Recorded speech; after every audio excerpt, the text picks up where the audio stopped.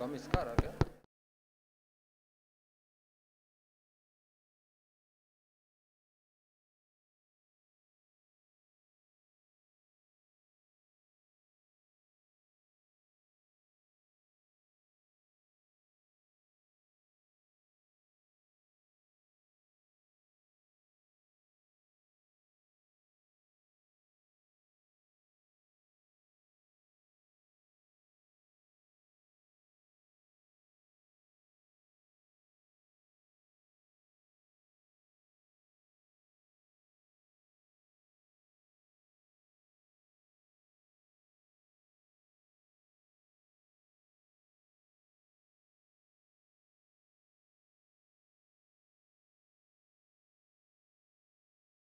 Adab, Sat Sri Akal.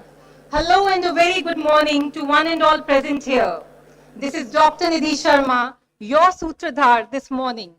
And on behalf of entire PMR fraternity, I'm truly delighted to welcome each one of you to the Picom 20th International Conference on Redefining Business Transformations, Human Machine Synergy in the Era of Industry 5.0. Please inaugurate this session with a big round of applause. Thank you. कहते हैं कि ज्ञान वो investment है जिस पे dividend यानी मुनाफा उम्र भर मिलता है. ज्ञान वो एसेट है जो कितनी भी कोशिश करे कभी चुरा नहीं सकता. ज्ञान वो पूंजी है जिसे जितनी भी खर्च करो कभी कम नहीं होती. So ladies and gentlemen, boys and girls, PIMR through this conference is offering you a golden opportunity to enrich yourself with the wealth of knowledge that will be flowing across these 2 days in different sessions. So let us begin our transformational journey of Chintan, Manan and Manthan with a big hand once again.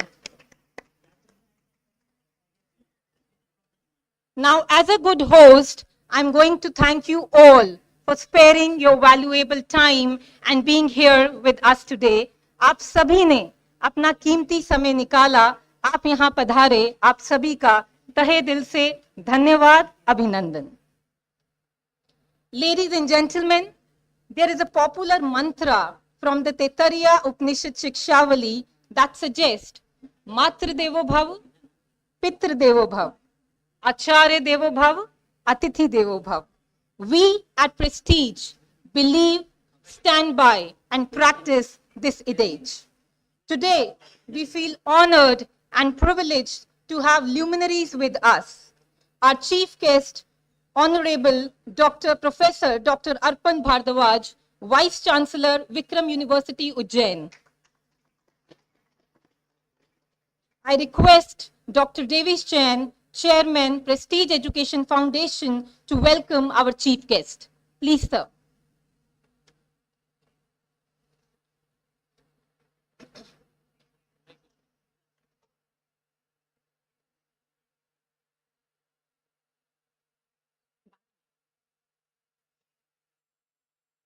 Please welcome our guest with a big hand.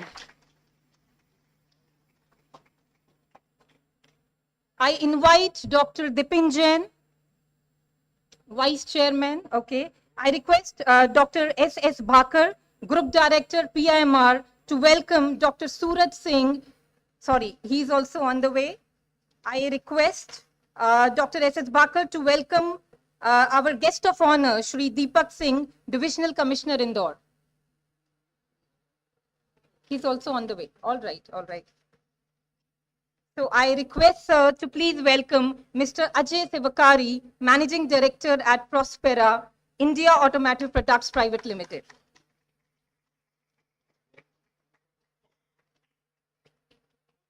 Thank you so much. I request Dr. S. Nayar, Director, PMR UG Campus, to welcome Dr. Justin Paul, Dean of the School of Business Management and Provost of Management Education at NMIMS University.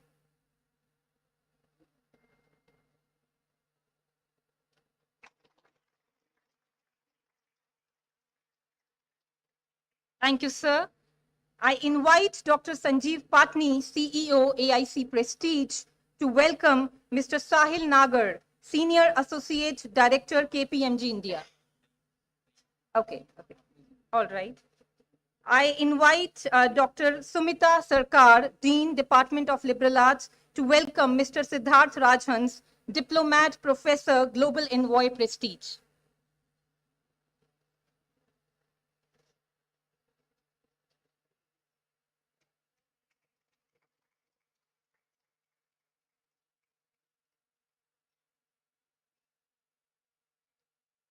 Thank you so much.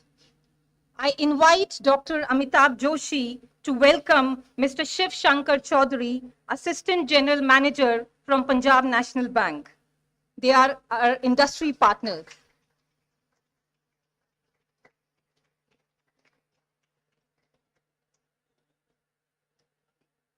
Thank you so much. I would also like to request Dr. Murlidhar Panga to welcome Mr. Anirudh Sharma, Head of Training, Arihant Capital Market.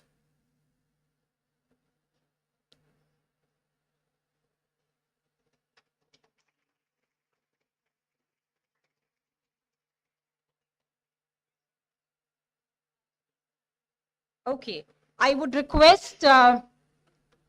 Anukul Haid sir to welcome Dr. Anil Bajpai sir.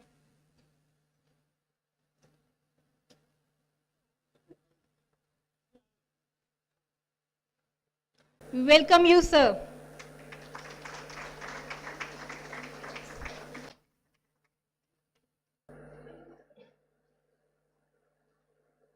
Thank you so much, sir. I request Dr. Deepak Jarolia to welcome Dr. R.K. Jain, sir, Director, PIMR Devas.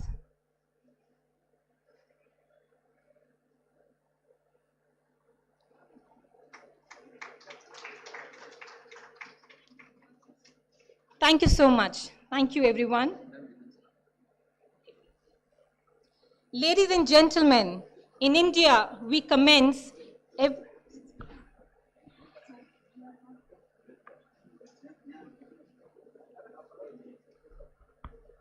So, ladies and gentlemen, we have with us Mr. Dipin Jain, sir, Vice Chairman, Prestige Education Foundation. Please give a big hand for him as well. Thank you. So, in India, we begin every auspicious occasion with the lighting of ceremonial lamp and invoking the blessings of Ma Saraswati. Here, I request and invite all the dignitaries to kindly light the holy lamp and mark the intellectual journey.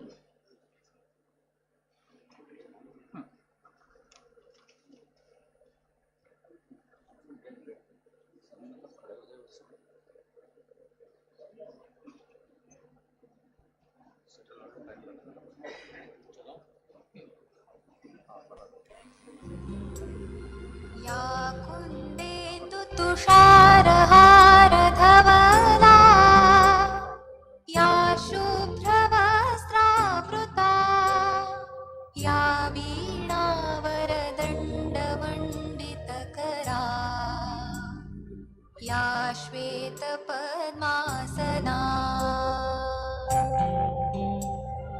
या ब्रह्माच्युतशङ्करप्रभृतिभिः देवैः सदा वन्दिता सा मां पातु सरस्वती भगवती निःशेषजाड्यापहा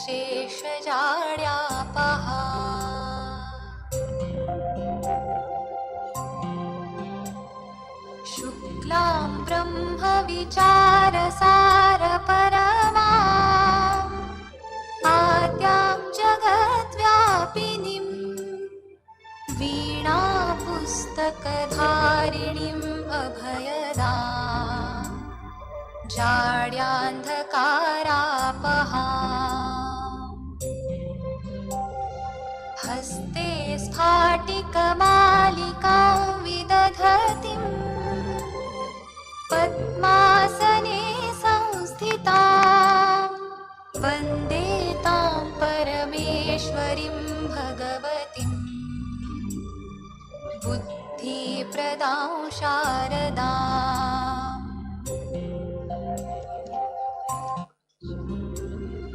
या कुन्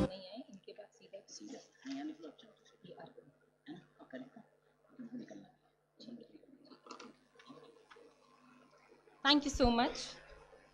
I would like to mention that Picom is powered by Arihant Capital Market Limited as our main sponsor and Punjab National Bank as our strategic partner. So we are extremely thankful to our partners.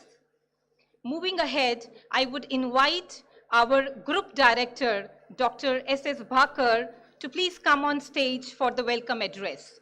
Please, sir.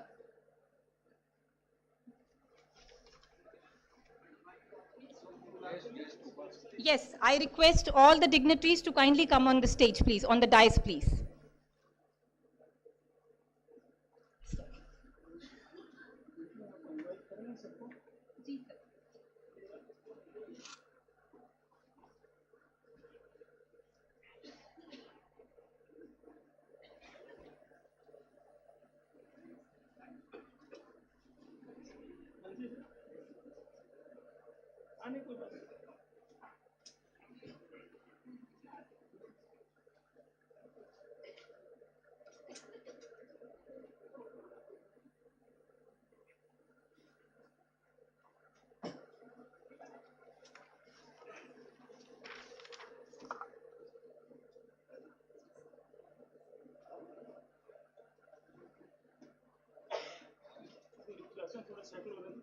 Ji sir.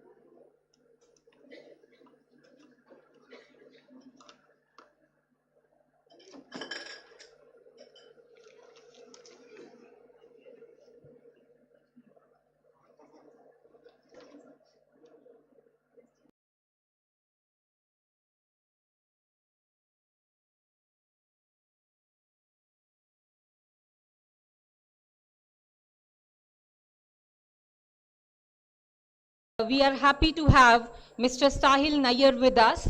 I request Dr. Ajit sir to kindly extend welcome to him. Dr. Ajit Upadhyay to kindly extend welcome to Mr. Sahil Nayar.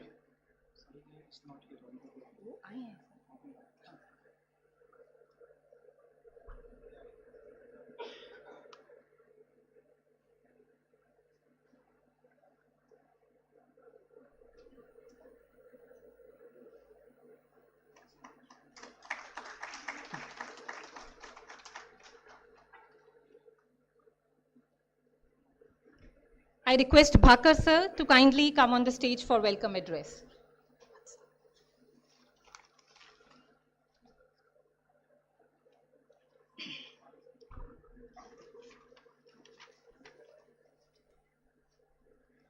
Good morning, everyone. Honorable Chief Guest, Dr. Arpan Bharadwaj, Vice Chancellor, Vikram University, Ujjain. Honorable Guest of Honor, Sri Deepak Singh Ji, Divisional Commissioner, Indore Division. Honorable Guest of Honor, Dr. Surat Singh Ji, renowned commercial lawyer, Supreme Court of India. He is likely to join us in a few minutes. Respected Dr. Davish Jain Ji, Chairman PEF. Respected Sri Dipin Jain Ji, Vice Chairman PEF. Distinguished Professor Dr. Justin Paul, Dean and Provost, Dean School of Business Management and Provost, NMIMS University, and keynote speaker representing academia in this conference. Eminent industry leader, Mr. Ajay Sikari Ji, Managing Director, Prospera, popularly known as Bridgestone, keynote speaker representing industry in the conference. Scholarly, Mr. Sahil Nayar Ji, TEDx speaker and HR influencer. Esteemed colleagues, Professor Anil Bajpayee Ji, Group Director, PIMR Bhopal, Professor Dr. Manoj Deshpande Ji, Senior Director, PIMR, Colonel Dr. Subramaniam Iyer Ji, Director, PIMR UC, Campus, Dr. R.K. Jain Ji, Director, PIMR Devas, Dr. Sanjeev Patni Ji, CEO AIC PIMR, Brijesh Gupta Ji, Vice President, Prestige PEF, Shri Jitin Ratan Parki ji, CS, Siddharth Rajan ji, Professor Sumit Narula ji, Director, Amity University Gurgaon, Deepak Jarolia ji, Director IQSC, Abhilash Thakur ji, Dean Admin, and our partners, Shiv Shankar Chaudhary ji from PNB and Anirudh Sarma ji from Arihant. All the HODs, professors, and other faculty members and dear students. It's a great occasion when we are organizing our 20th International Conference on the theme redefining business transformation, human-machine synergy in the era of Industry 5. Now, today when we stand at the cusp of revolutionary era where the boundaries between human ingenuity and advanced machines is blurring, this occasion is presenting us with unprecedented opportunities to reshape industries and redefine what it means to do business. European Council has been defining new industrial revolution eras from Industry 1.0 to we've reached 5.0, though these industrial eras overlap each other. There's no clear distinction that one era is over and the other starts. There's always an overlap. Currently, if you look at Industry 3, 4, and 5, 3 eras are overlapping. There are some industries that are still in Revolution 3, some moved to 4, and some have moved to 5 now, are moving to 5 now, Industry 5.0 now. Now, every industry revolution has had its own definition, and these definitions are given by European Council. All revolutions, in fact, all industry revolutions have been defined by European Council, and those definitions have been accepted world over. For Industry 5.0, they have defined that Industry 5.0 will be based on 3 pillars, and those 3 pillars are human-centric approach, business resilience, and environmental sustainability. So these are the 3 pillars on which Industry 5.0 will rest. Shifting the overall objective of the industry from generating economic value, that has been the major objective, from generating economic value to generating societal value. That's a major shift from the other industrial revolutions. Major objectives of all the revolutions has been to generate profits for the organizations. The Industry 5 has been defined to generate societal value along with the economic value and not in place of economic value. Industry 5 marks a shift from complete autonomous automation to a balanced collaborative approach. Industry 4 actually emphasized on complete automation. Industry 5 thus marks a shift from there, emphasizing a symbiotic relationship between humans and machines and recognizing the essential role of human workforce and creativity in manufacturing and services. Sustainability pillar of Industry 5.0 advocates a more sustainable approach to overall operations by reducing waste, limiting environmental impact. The ultimate objective is to transition towards a circular economy characterized by enhanced resource effectiveness and efficiency. Business resilience encompasses incorporating greater levels of robustness into industrial production processes to effectively address unforeseen challenges and ensure the provision of business, especially in times of crisis. Organizations that can adapt to changes swiftly and proactively foresee new challenges will be able to mitigate risk while maintaining business sustainability. As the industry is currently experiencing the coexistence of the three industrial revolutions, I3O, I4O, and I5O, managing the full transition to new 5O paradigm requires understanding the connections, transitions, and potential synergies between the three revolutions. I am sure the research papers being presented in the conference will clearly clarify the similarities and distinctiveness of the three revolutions, indicating a clear path for transitioning to I5. The understanding how the twin task of using advanced technology and empowering workers is going to take place, and that the workers' environment is more inclusive.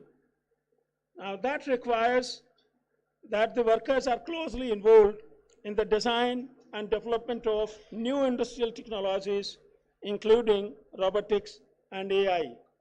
That requires highly skilled workforce. That means from Industry 4 to Industry 5, the major change will be that now the workforce requirement will be highly skilled. This means implementing and extending operators' capabilities with augmented reality, virtual reality, wearable devices, intelligent personal assistants, collaborative robots called cobots, big data analytics, or even exoskeletons. All these will support the manpower in taking operating decisions. With this approach, humans remain at the center of the production process, and technology maximizes the benefits for both the company and the worker. When we are discussing Industry 5 in this conference, we need to keep in mind that Industry 6 looms on the horizon, envisioning a future where industries are hyper-connected, data flows seamlessly across borders, and mass customization takes place.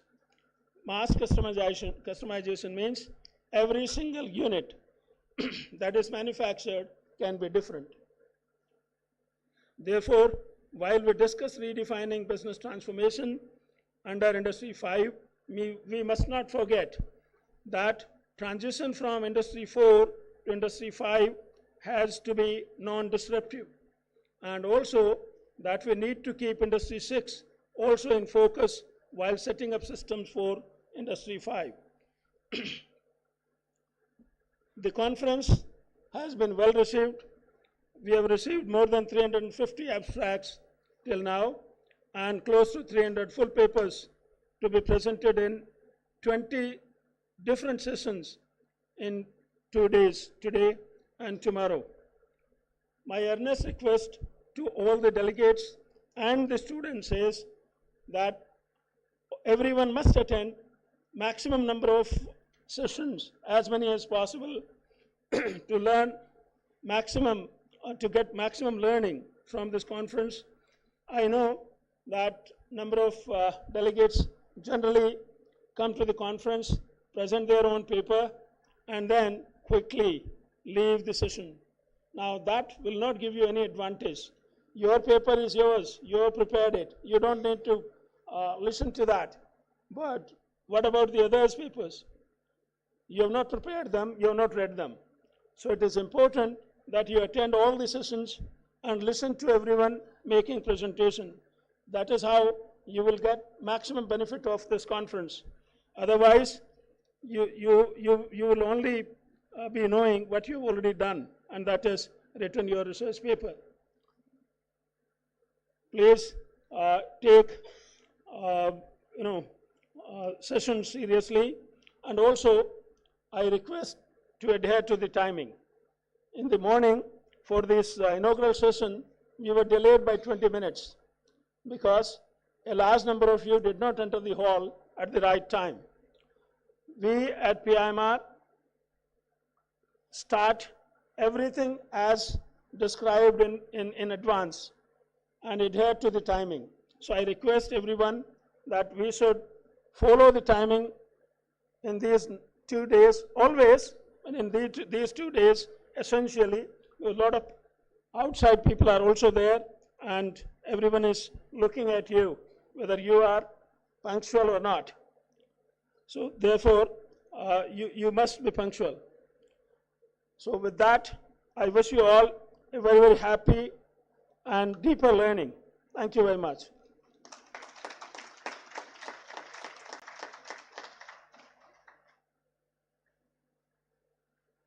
Thank you so much, sir, for your words of wisdom.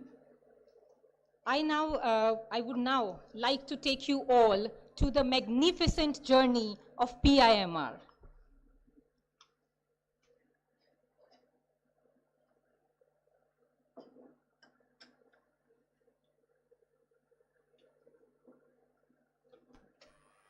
Educating someone is the noblest effort anyone can do in his lifetime.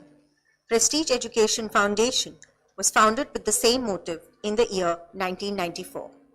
In its journey, this foundation is nurturing students from LKG till PhD, with the vision of developing students of society as front runners and to contribute towards national development. Prestige Education Foundation runs institutions offering courses in management, engineering, law, media studies, commerce, IT, to name a few.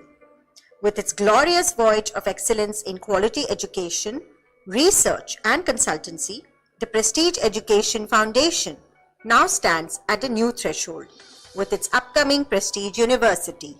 The man behind this vision is Padma Shri Dr. N.N. Jain, an entrepreneur, industrialist and philanthropist. Carrying the vision of Dr. N.N. Jain to new heights, Dr. Davish Jain, Chairman, Prestige Education Foundation and Chancellor, Prestige University, and Mr. Dipin Jain, Vice Chairman, Prestige Education Foundation and Pro-Chancellor, Prestige University, are spearheading this intellectual entity by following the footprints and vision of their father. Maintaining high standards as per the norms and directives of higher education and education bodies of state and central government, the institute was successful to get permanent affiliation from the prestigious Devi Ahilya Vishwavidyalaya Indore in the year 2000. It enjoys autonomous status thrice consecutively by UGC in 2006, 2012 and again in 2018. It is recognized by University Grants Commission under 2F and 12B.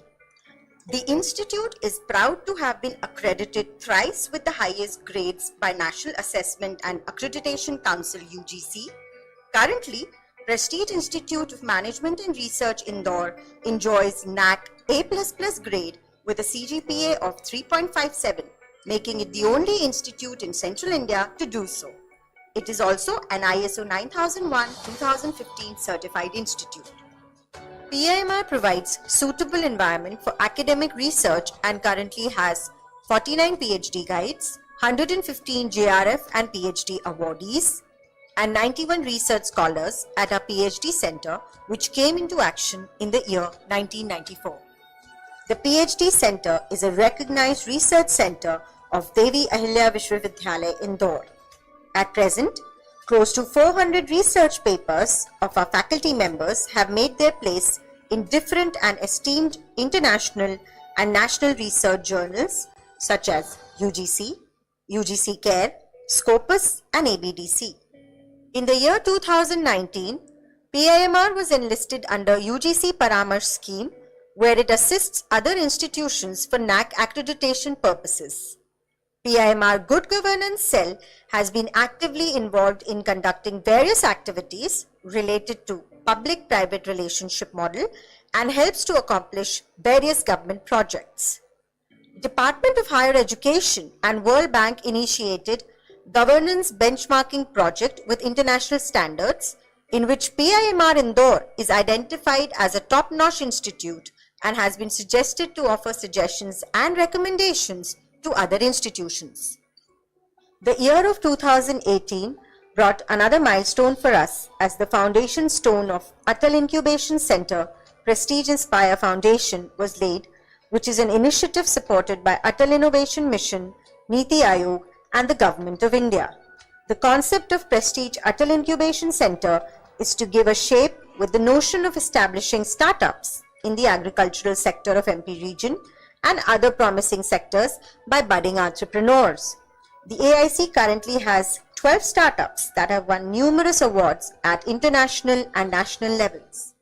Beginning with 400 in 1994, the student strength now stands at over 5,000 and continues to rise in postgraduate courses, MBA full-time, MBA Financial Administration, MBA Marketing Management, MBA International Business, MBA Personnel Administration, MBA Advertising and Public Relations, Master of Mass Communication. The institute also offers BVOC, Bachelor of Vocational Studies, in Banking and Financial Services and E-Commerce and Digital Marketing.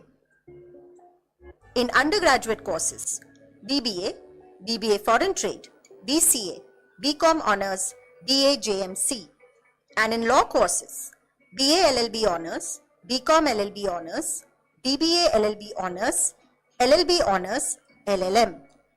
The institute also offers a range of certification programs. Complacency leads to stagnancy. The institute continuously evaluates itself through participation in various external rankings conducted by external agencies. The institute has been consistently ranked in top business schools of India on a variety of parameters.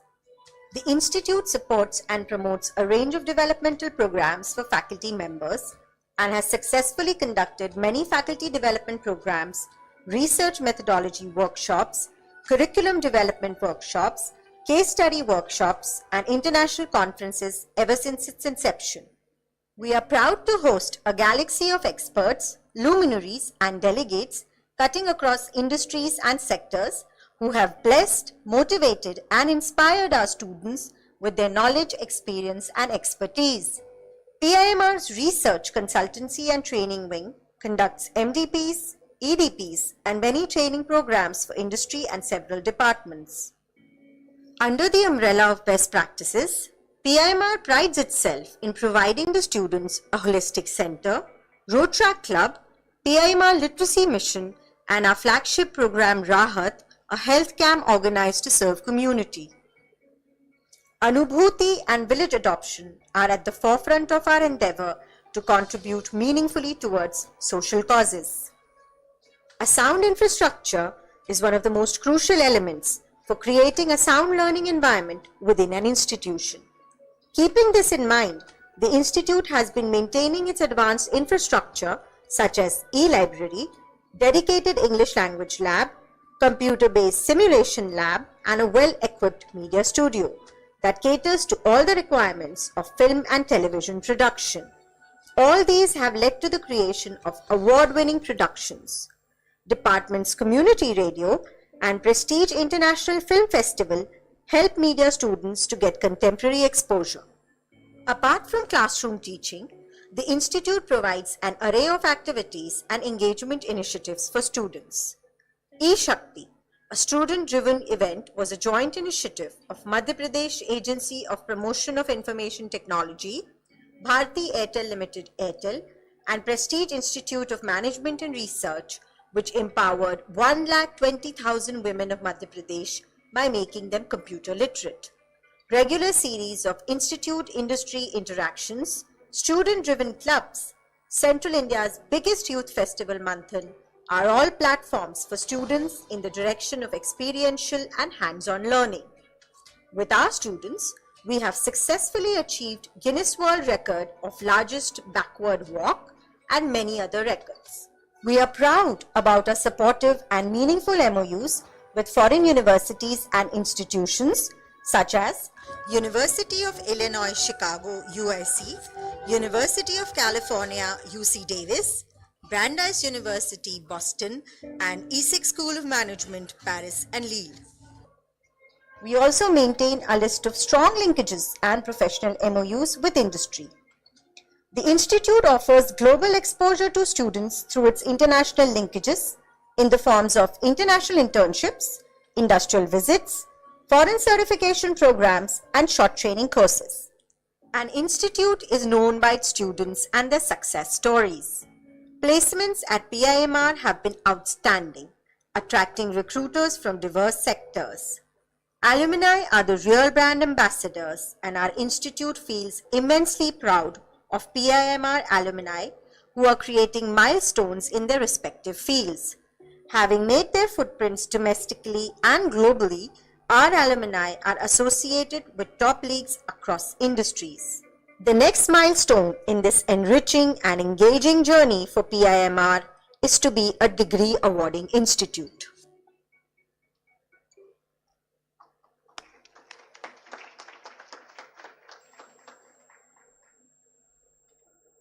Thank you so much. अर्ज किया है, बेहतर से बेहतर की तलाश करो, मिल जाए नदी तो समंदर की तलाश करो। बेहतर से बेहतर की तलाश करो, मिल जाए नदी तो समंदर की तलाश करो। टूट जाता है शीशा पत्थर की चोट पर, टूट जाता है शीशा पत्थर की चोट पर, टूट जाए पत्थर ऐसे शीशे की तलाश करो। तालियां बंद। All right, so such motivation is given to us by one and only visionary leader, the prestigious chairman of the Prestige Education Foundation, Dr. Davish Jain. So I would now like to take this opportunity, sir, to introduce you to the August gathering first. So can I have the AV, please?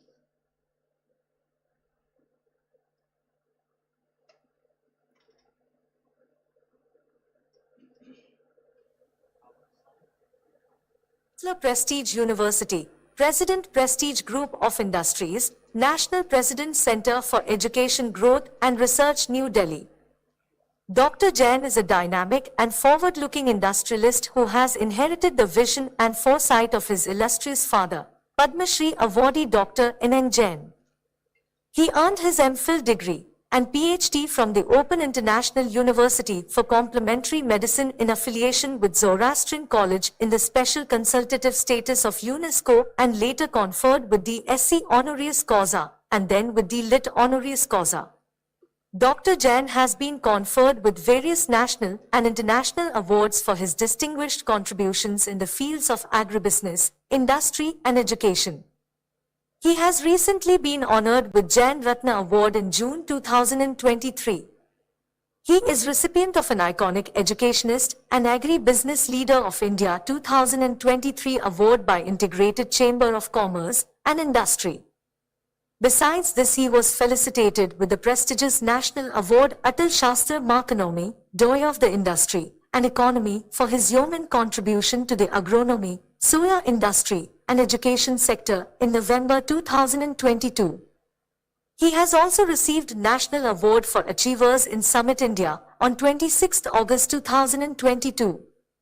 On 25 April 2022, he was conferred with the coveted Madhya Pradesh Ratna Pratibha Alankaran Award by His Excellency Mangubhai Patel, Governor of MP. He has been conferred with Outstanding Educationist Award and a Special Speaker Award for the year 2021, 2022 and 2023 at CSW 65, CSW 66 and CSW 67 event at UN by the Russian Center for Science and Culture in Mumbai.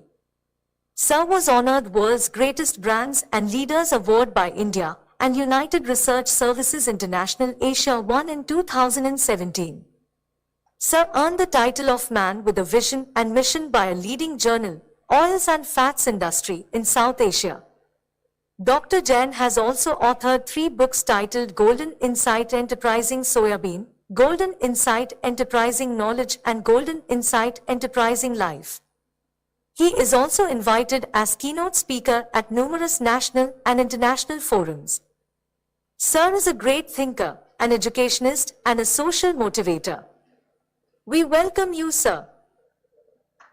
So we request you to kindly address us.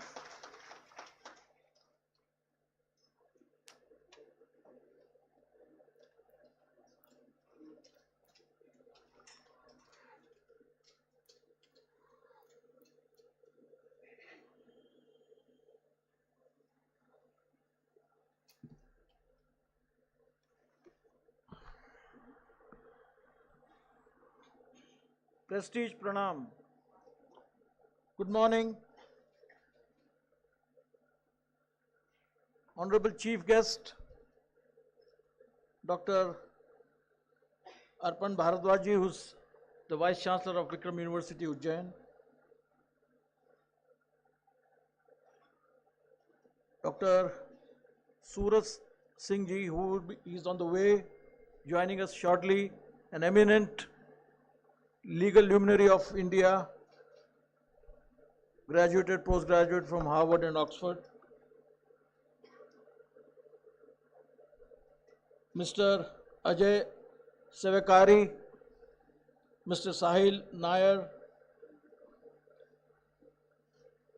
Professor Sumit Narula, Mr. Siddharth Rajan, Dr. Justin Paul,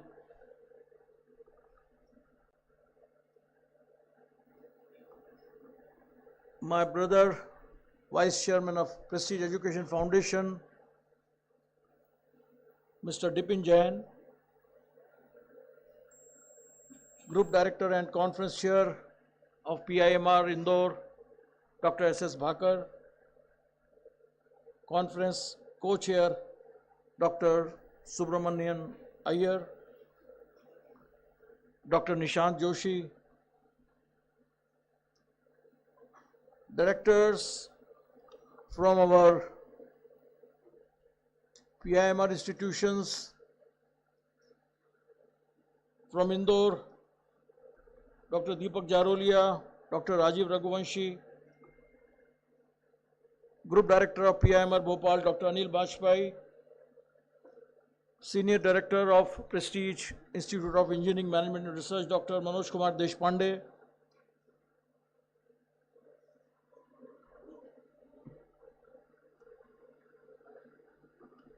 Dean of Pimr Bhopal, Dr. Abhilash Thakur, Deputy Director Pimr Devas, Dr. Ashima Joshi, my colleague on the board of Prestige Education Foundation, C.H. Jitendra Ratnaparki, our Vice President of Finance, Mr. Brajesh Gupta ji,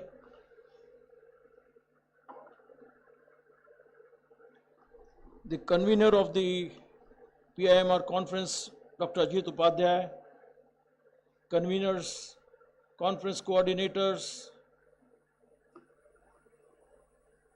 delegates, researchers, and dear participants. On behalf of Prestige Education Foundation and the founder of Prestige Group, my revered father, Padma Shri Dr. N.N. Jain, I warmly welcome you all to the 20th International Conference on Redefining Business Transformation, Human-Machine Synergy in the Era of Industry 5.0. At Prestige Education Foundation, we believe in fostering intellectual growth, pioneering research, and academia-industry collaboration. Picom 2025 is more than just an academic gathering. The age of intelligent machines, driven by technologies like artificial intelligence, the Internet of Things, cloud computing, biotechnology, nanotechnology, and quantum computing and so on. I'm sure you have heard the phrase man behind the machine. Well, the topic says human machine synergy. Let me now, before I get into the matter of the topic, let me define the word synergy. Synergy is the ability to making 1 plus 1 equal to 11. In plain words, one man plus one machine together is more than the sum of two. What I mean to say is Industry 5.0 is not just about automation. It is about synergy between humans and intelligent systems. Imagine a world where AI predicts business challenge before they arise. Automation enhances creativity rather than replacing it. Industries operate with unparalleled efficiency and adaptability. Recently, while setting up this very event, I interacted with a voice assistant.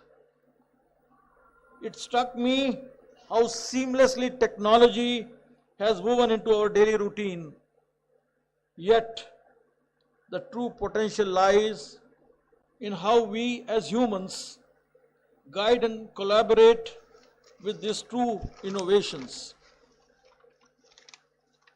Our industrial journey has been marked by significant transformations. The first industrial revolution introduced mechanization. The second harnessed electricity for mass production. The third brought automation, and the fourth, Industry 4.0, integrated digital technologies and the Internet of Things.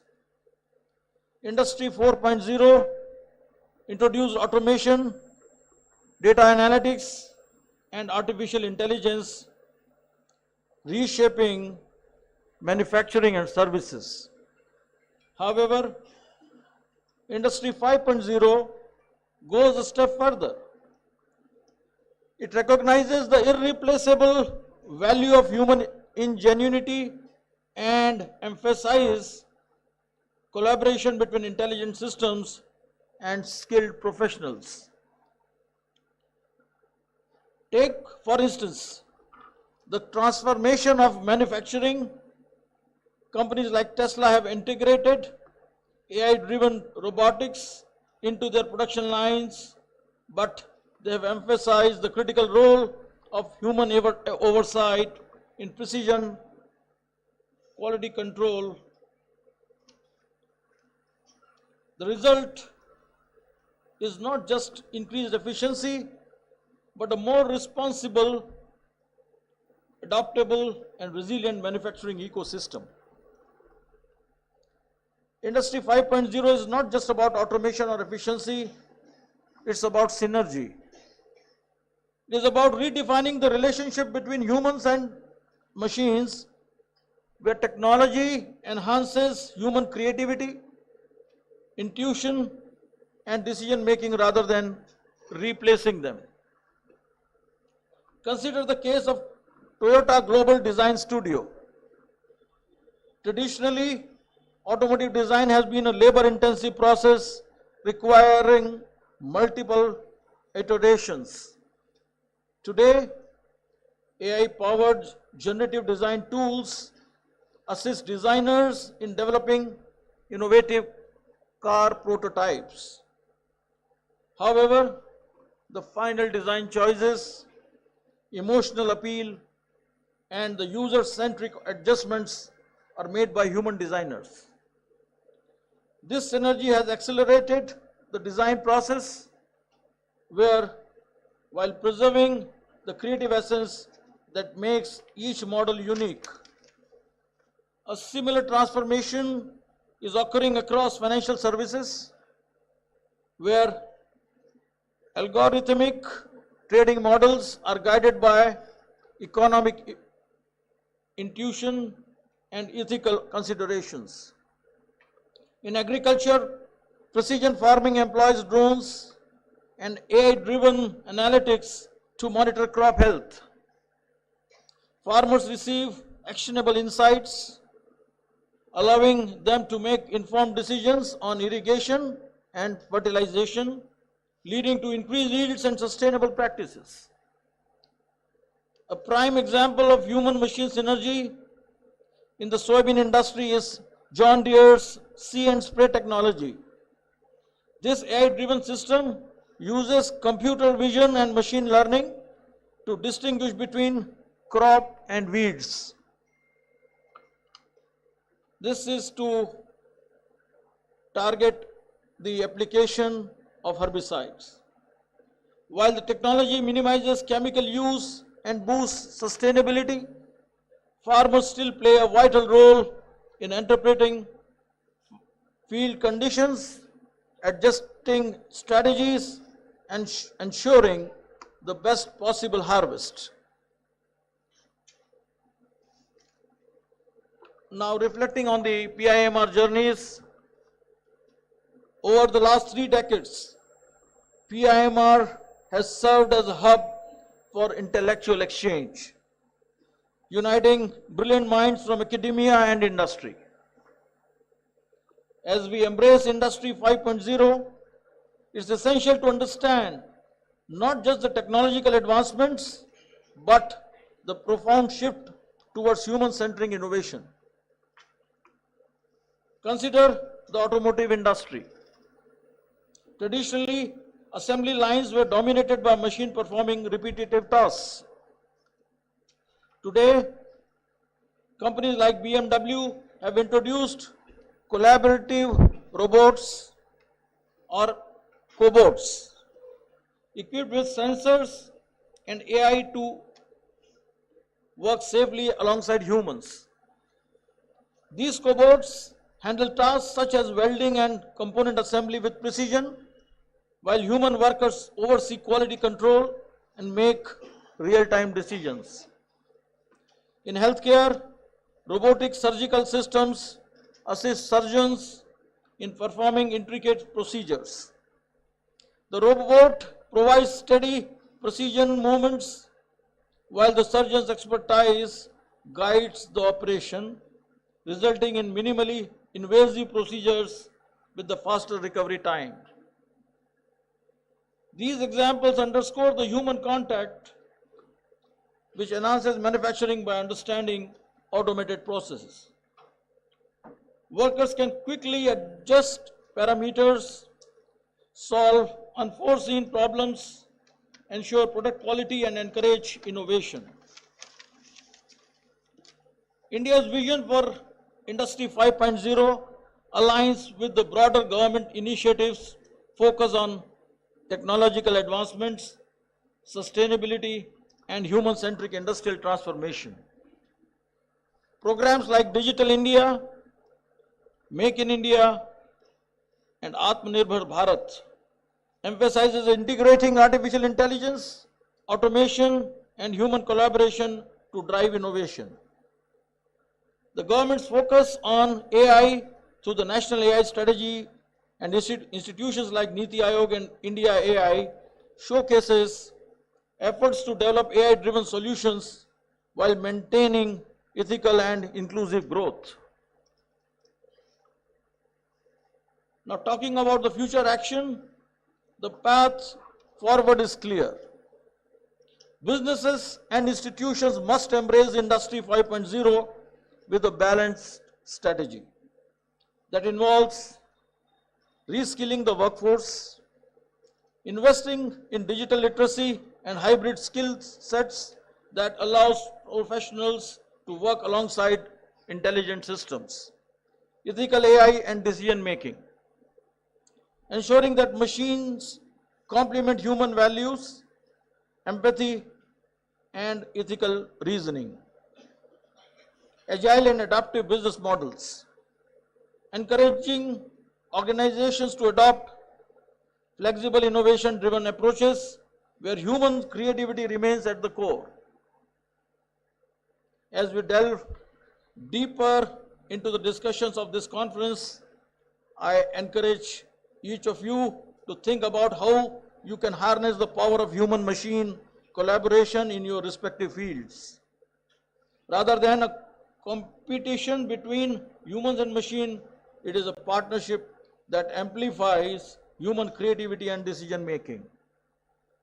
I urge you all to consider how you can apply these insights in your work to shape a world where technology enhances human potential, leading into a prosperous and sustainable future. Thank you, friends.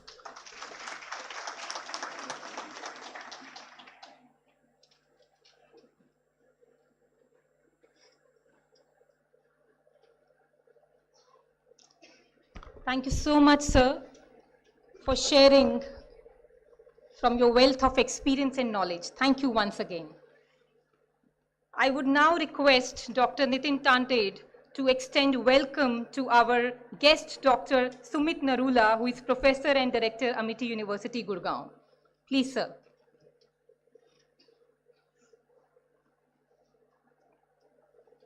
Please give a big hand, everyone.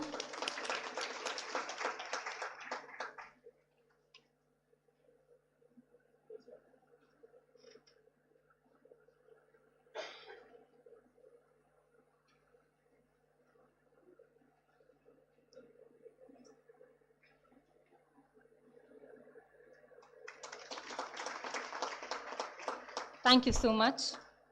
I request Dr. Alok Bansal to welcome Dr. Brijesh Gupta, Vice President, International Business Prestige Group.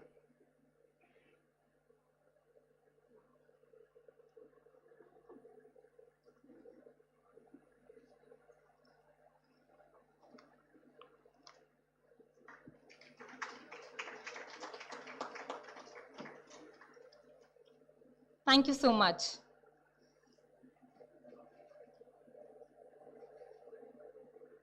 I request Dr. Prayatna Jain to welcome Dr. Manoj Deshpande, Director, PIEMR.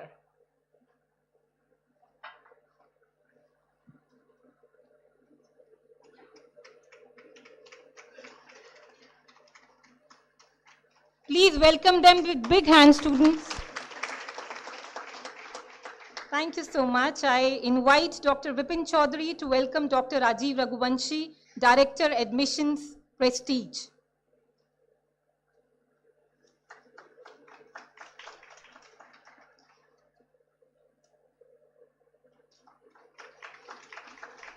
Thank you so much. I invite Dr. Rupal Chaudhary to welcome Dr. Ashima Joshi Ma'am, Deputy Director, Chairman Office and PIMR, Devas. Please, ma'am.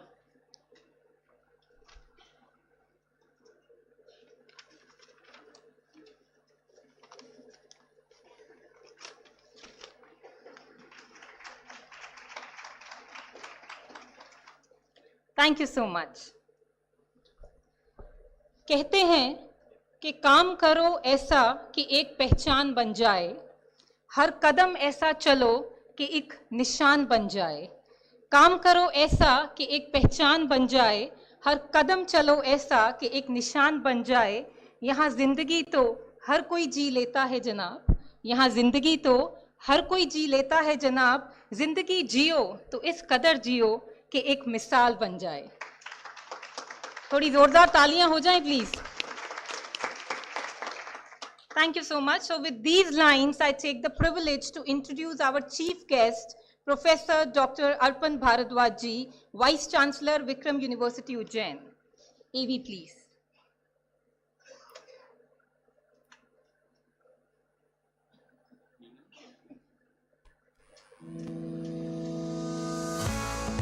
Dr. Arpan Bharadwaj is a distinguished academician and leader, currently serving as the Vice Chancellor of Vikram University in Ujjain.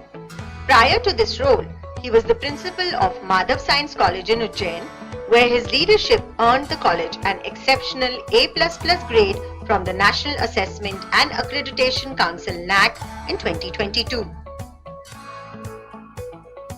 A seasoned professional with extensive experience in the field of chemistry, he previously headed the chemistry department at Picom University and served as the additional director of higher education for the Ujjain division for a year. His academic expertise spans across organic reaction mechanisms, the synthesis of metal complexes, and spectroscopic techniques.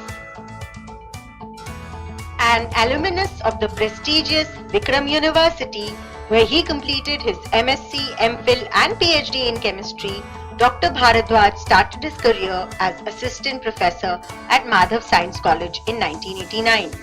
His relentless dedication to improving education has contributed significantly to the progress of the institution and its recognition in the field. Dr. Arpan Bharadwaj's impactful career and sustained contributions to higher education have made him a highly respected figure in the academic community.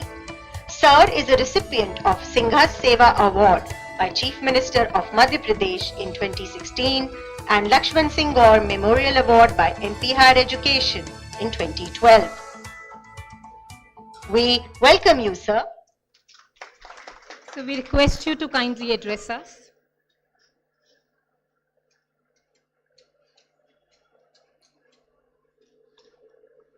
सभी को मेरा नमस्ते. Good morning, respected dignitaries on dais and equally respected people in this hall. मैं बात यहाँ से शुरू करूँगा कि अभी 12 घंटे भी नहीं हुए भारत में, और अगर विश्व में कहें तो अभी जारी है अंतर्राष्ट्रीय मातृभाषा दिवस. और इस मौके पर जबकि विश्व के किसी भाग में अंतर्राष्ट्रीय मातृभाषा दिवस मनाया जा रहा है, मैं अपनी बात हिंदी में भी कहना चाहूँगा, क्योंकि दिन केवल एक दिन के लिए ना हो जाए, वह हकीकत में बदल जाए, ऐसा हम सभी लोग चाहते हैं. यह जो आज का विषय है बहुत ही मेरे लिए नवीन है. आपने मेरा अभी बहुत छोटा सा एक जीवन वृत्त देखा, एक मेरे बारे में आपने सुना कि I am a man of chemistry and I am technologically, ये जो एक बहुत ही गूढ़ विषय है, बहुत ही डिफिकल्ट विषय है. बच्चे यहाँ जो बैठे हैं वो इससे बहुत आजकल इसके अभ्यस्त हैं. लेकिन ये जो विषय है यह मशीन एंड ह्यूमन सिनर्जी की जो बात करता है, यह जब ह्यूमन मशीन सिनर्जी की बात करता है तो मुझे लगता है कि यह जो बात है एआई की बात है, रोबोटिक्स की बात है, बात होती है तो साइबर सिक्योरिटी की होती है, बात होती है तो क्लाउड कंप्यूटिंग की होती है, बात होती है तो एज कंप्यूटिंग की होती है, बात होती है तो रोबोटिक्स की होती है. परंतु जब यह बात होती है तो क्या हमारे जहन में यह आता है कि यह हम किसके लिए कर रहे हैं? क्या यह बात उन सब के लिए है जो सब भारत को बनाते हैं? जब हम बात करते हैं एआई की, जब हम बात करते हैं रोबोटिक्स की, तब जैसा कि आदरणीय दाविश सर ने कहा कि हेल्थ केयर में यह बहुत उपयोगी है. रोबोट्स आजकल सर्जरी कर रहे हैं, रोबोट्स आजकल हेल्थ केयर कर रहे हैं, एआई हेल्थ केयर में काम कर रहा है. लेकिन तब जबकि भारत में प्रजनन के दौरान होने वाली मृत्यु दर और शिशु मृत्यु दर बहुत धीरे धीरे घट रही है, तब जब भारत में कुपोषण मिटने का नाम नहीं ले रहा, तब जब भारत में या भारत का कहिए हंगर इंडेक्स में स्थान बहुत धीरे धीरे ऊपर चढ़ रहा है, तब यह जो सारी सिनर्जी है, यह जो सारे एडवांसमेंट है, टेक्नोलॉजिकल एडवांसमेंट है, यह हमें इस बात के लिए मजबूर क्यों नहीं करते कि हमें, यह एक अंतर्राष्ट्रीय विषय है, चिंतन का अंतर्राष्ट्रीय विषय है, इसमें कोई संदेह नहीं. और जैसा कि सर ने बताया, यूरोपियन काउंसिल जो है वो तय करती है इंडस्ट्रियल रिवॉल्यूशंस को, और जब स्टीम से इंजन जोड़ा, जब पानी से बिजली बनी और फिर उद्योगों की शुरुआत हुई, वहाँ से इंडस्ट्री 1.0 से इंडस्ट्री 5.0 में आने में जितनी यात्रा इस उद्योग ने करी है, इस क्रांति ने की है, मुझे लगता है वह मानव जीवन में कितना परिवर्तन लाई है, विशेषकर भारत के संदर्भ में इसको हमें जरूर देखना चाहिए.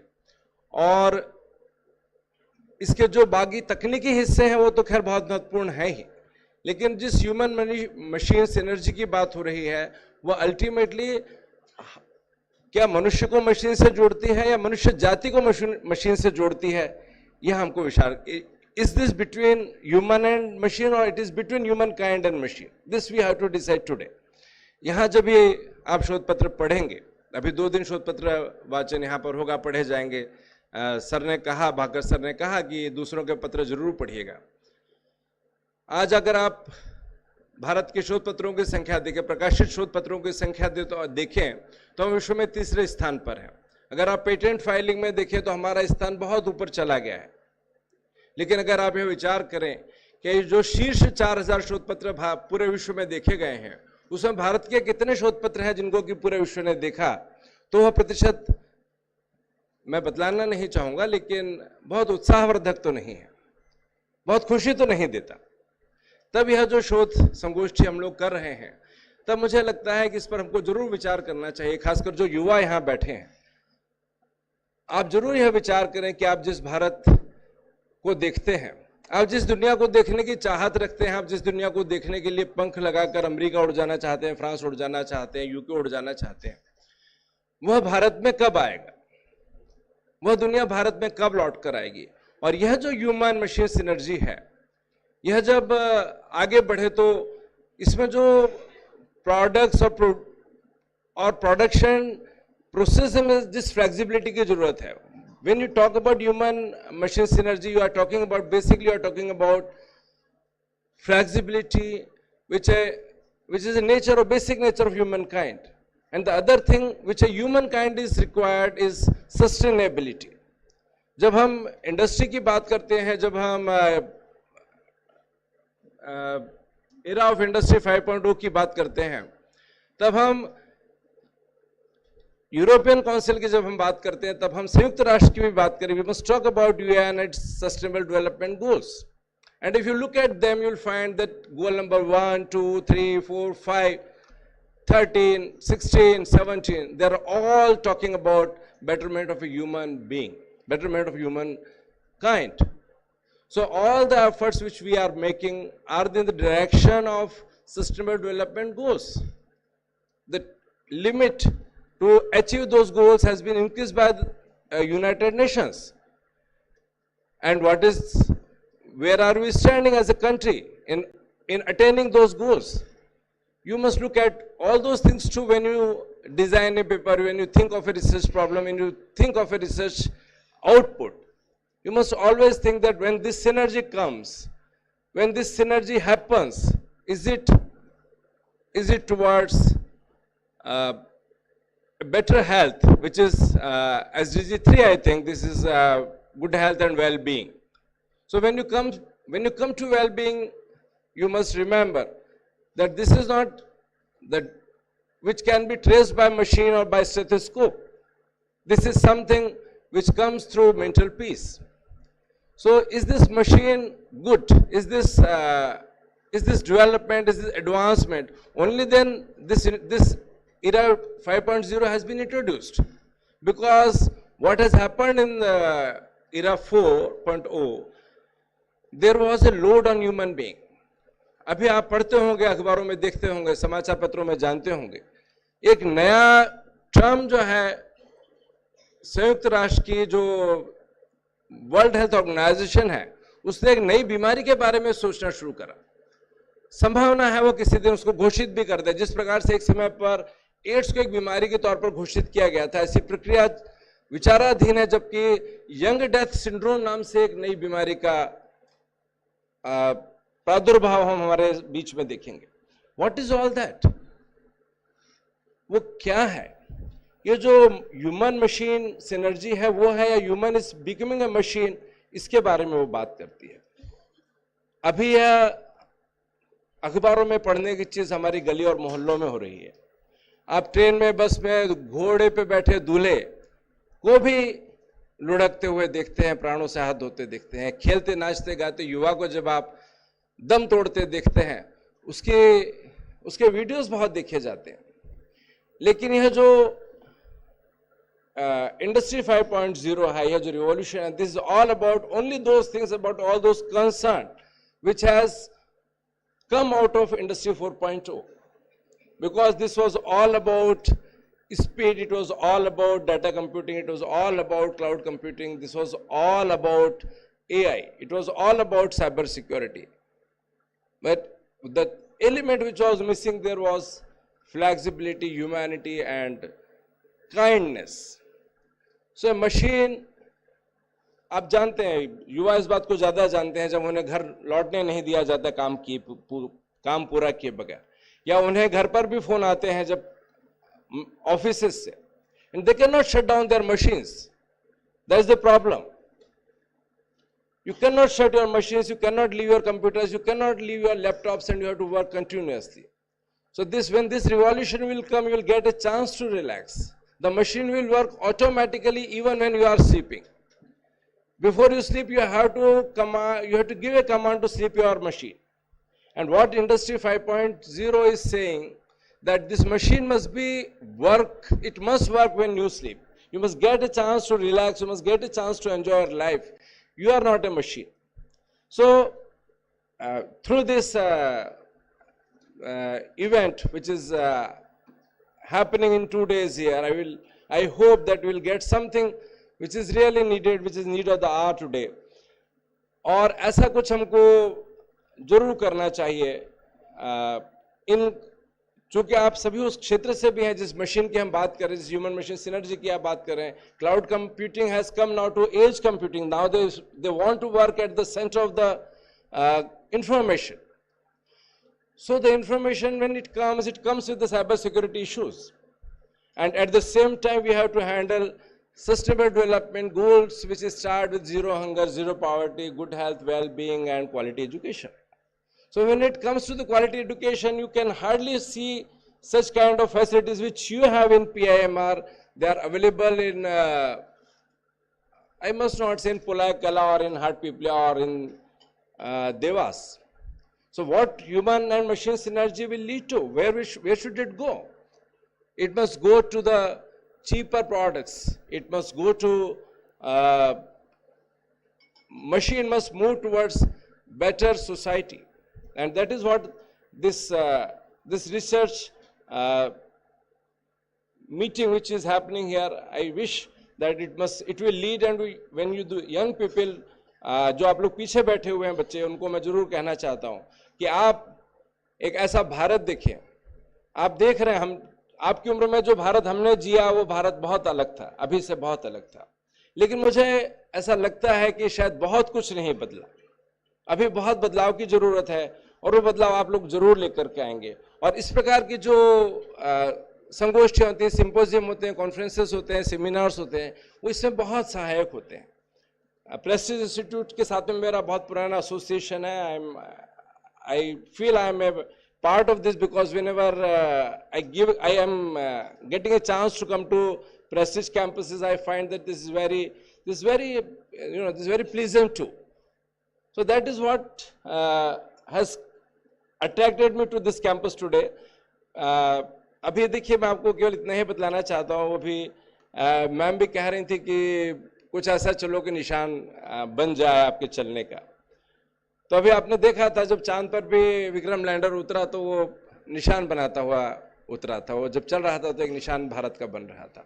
तो आपकी भी जिंदगी कुछ ऐसी हो जो आप किसी भी एरिया में काम कर रहे हो, चाहे आप एआई में काम करें, चाहे आप रोबोटिक्स में काम करें, चाहे आप एज कंप्यूटिंग में काम करें, चाहे आप जिस क्षेत्र में काम करें, आप ये जरूर विचार करें कि आपके द्वारा किया जा रहा कार्य किस प्रकार से मनुष्य की बेहतरी के लिए काम आएगा, और किस प्रकार से वह जो सस्टेनेबल डेवलपमेंट गोल्स है जिसके बारे में मैंने कहा कि वहाँ पर इनोवेशंस के लिए भी जगह है, वहाँ पर सस्टेनेबल सिटीज के लिए भी जगह है. But that is goal number 16, that is goal number 15. Life on land is goal number 16.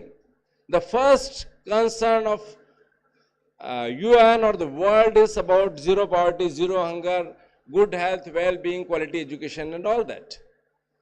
So this is a part of SDG 4. This event is part of SDG 4. I am happy to be a part of this event, and I thank organizers. I thank you all for patiently listening. Thank you so much. Namaskar.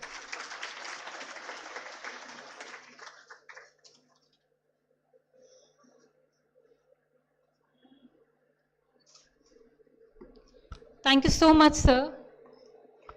हम आपको और सुनना चाहते थे. We actually lost the track of time. Thank you so much for being here. एक बार तालियां से फिर से thank you करें sir का for being here.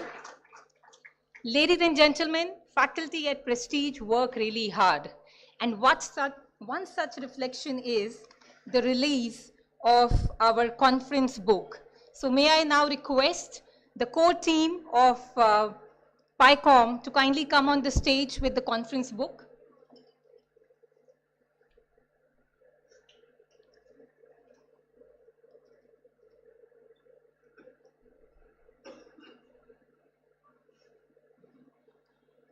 Yes.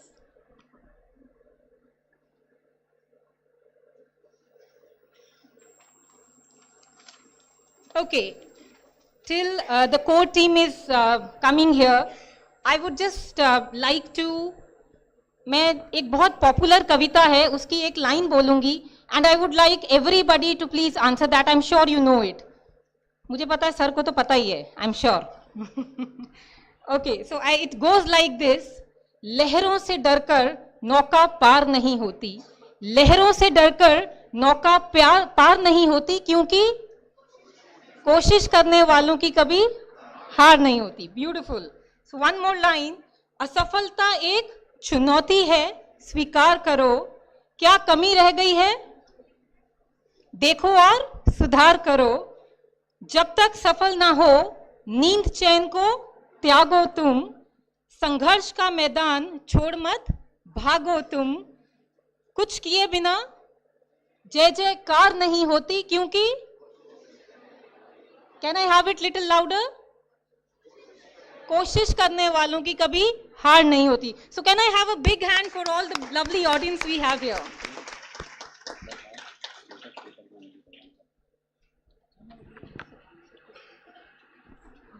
Thank you so much. So till we are waiting for the conference book, I would now like to move on to another guest. We have our keynote speaker, and I'm very proud to introduce him to all of you. Siddharth Rajan, diplomat, professor, global envoy, Prestige. So here it goes.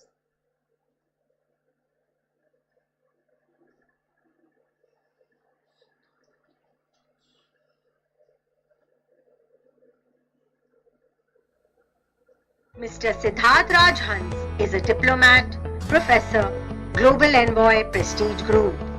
A global diplomat, a world-renowned multilateral diplomacy, international relations and public policy expert, a Harvard-educated technology educator and investor, management thought leader, adjunct professor, and a distinguished TED speaker.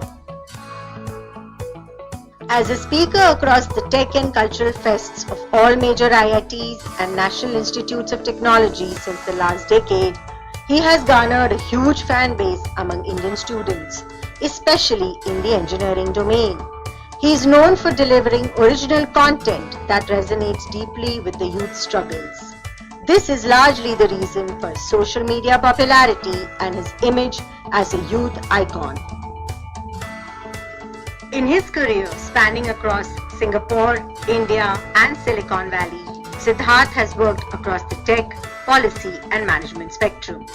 His work life has evolved from humble beginnings in the tech industry, including Apple Inc., to a startup experience as a mentor and serial investor, to finally moving towards a career in foreign services, international diplomacy and public administration with the UN and government. As a former technocrat, he heralded the entry of Apple into India with CEO Tim Cook at Apple's Arcade in Delhi in April 2023. This was the first time an Indian was called to inaugurate an Apple vertical globally. His work in diplomacy has been regarded as an industry standard in economic diplomacy, trade diplomacy, and multilateralism across bodies like the MEA, Government of India, United Nations, and World Economic Forum.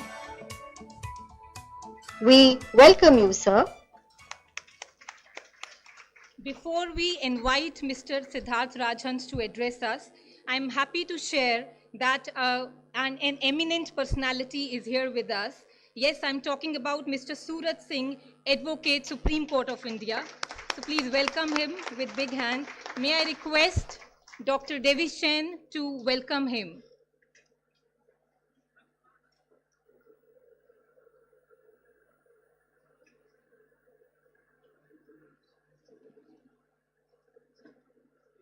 Sir, just 1 second, sir. Please, please, please. I request Arpan, sir, to kindly wait for just 2 minutes, sir.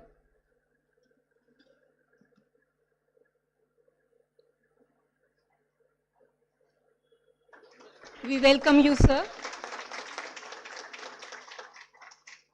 Thank you so much. Since Honorable Dr. Arpan Bharadwaj, sir, has to leave, so I request Dr. Dipin Jain to kindly extend memento to sir as a gesture of our respect.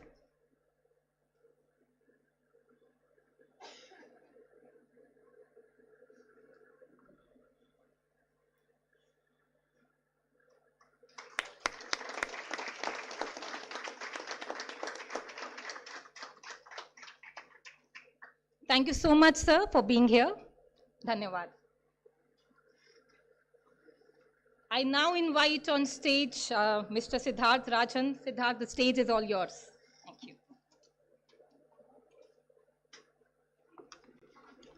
So, a very good morning, everyone, and thank you so much, Nidhi ma'am and the PIMR family for that warm introduction. I'm very happy to address you all once again at Picom.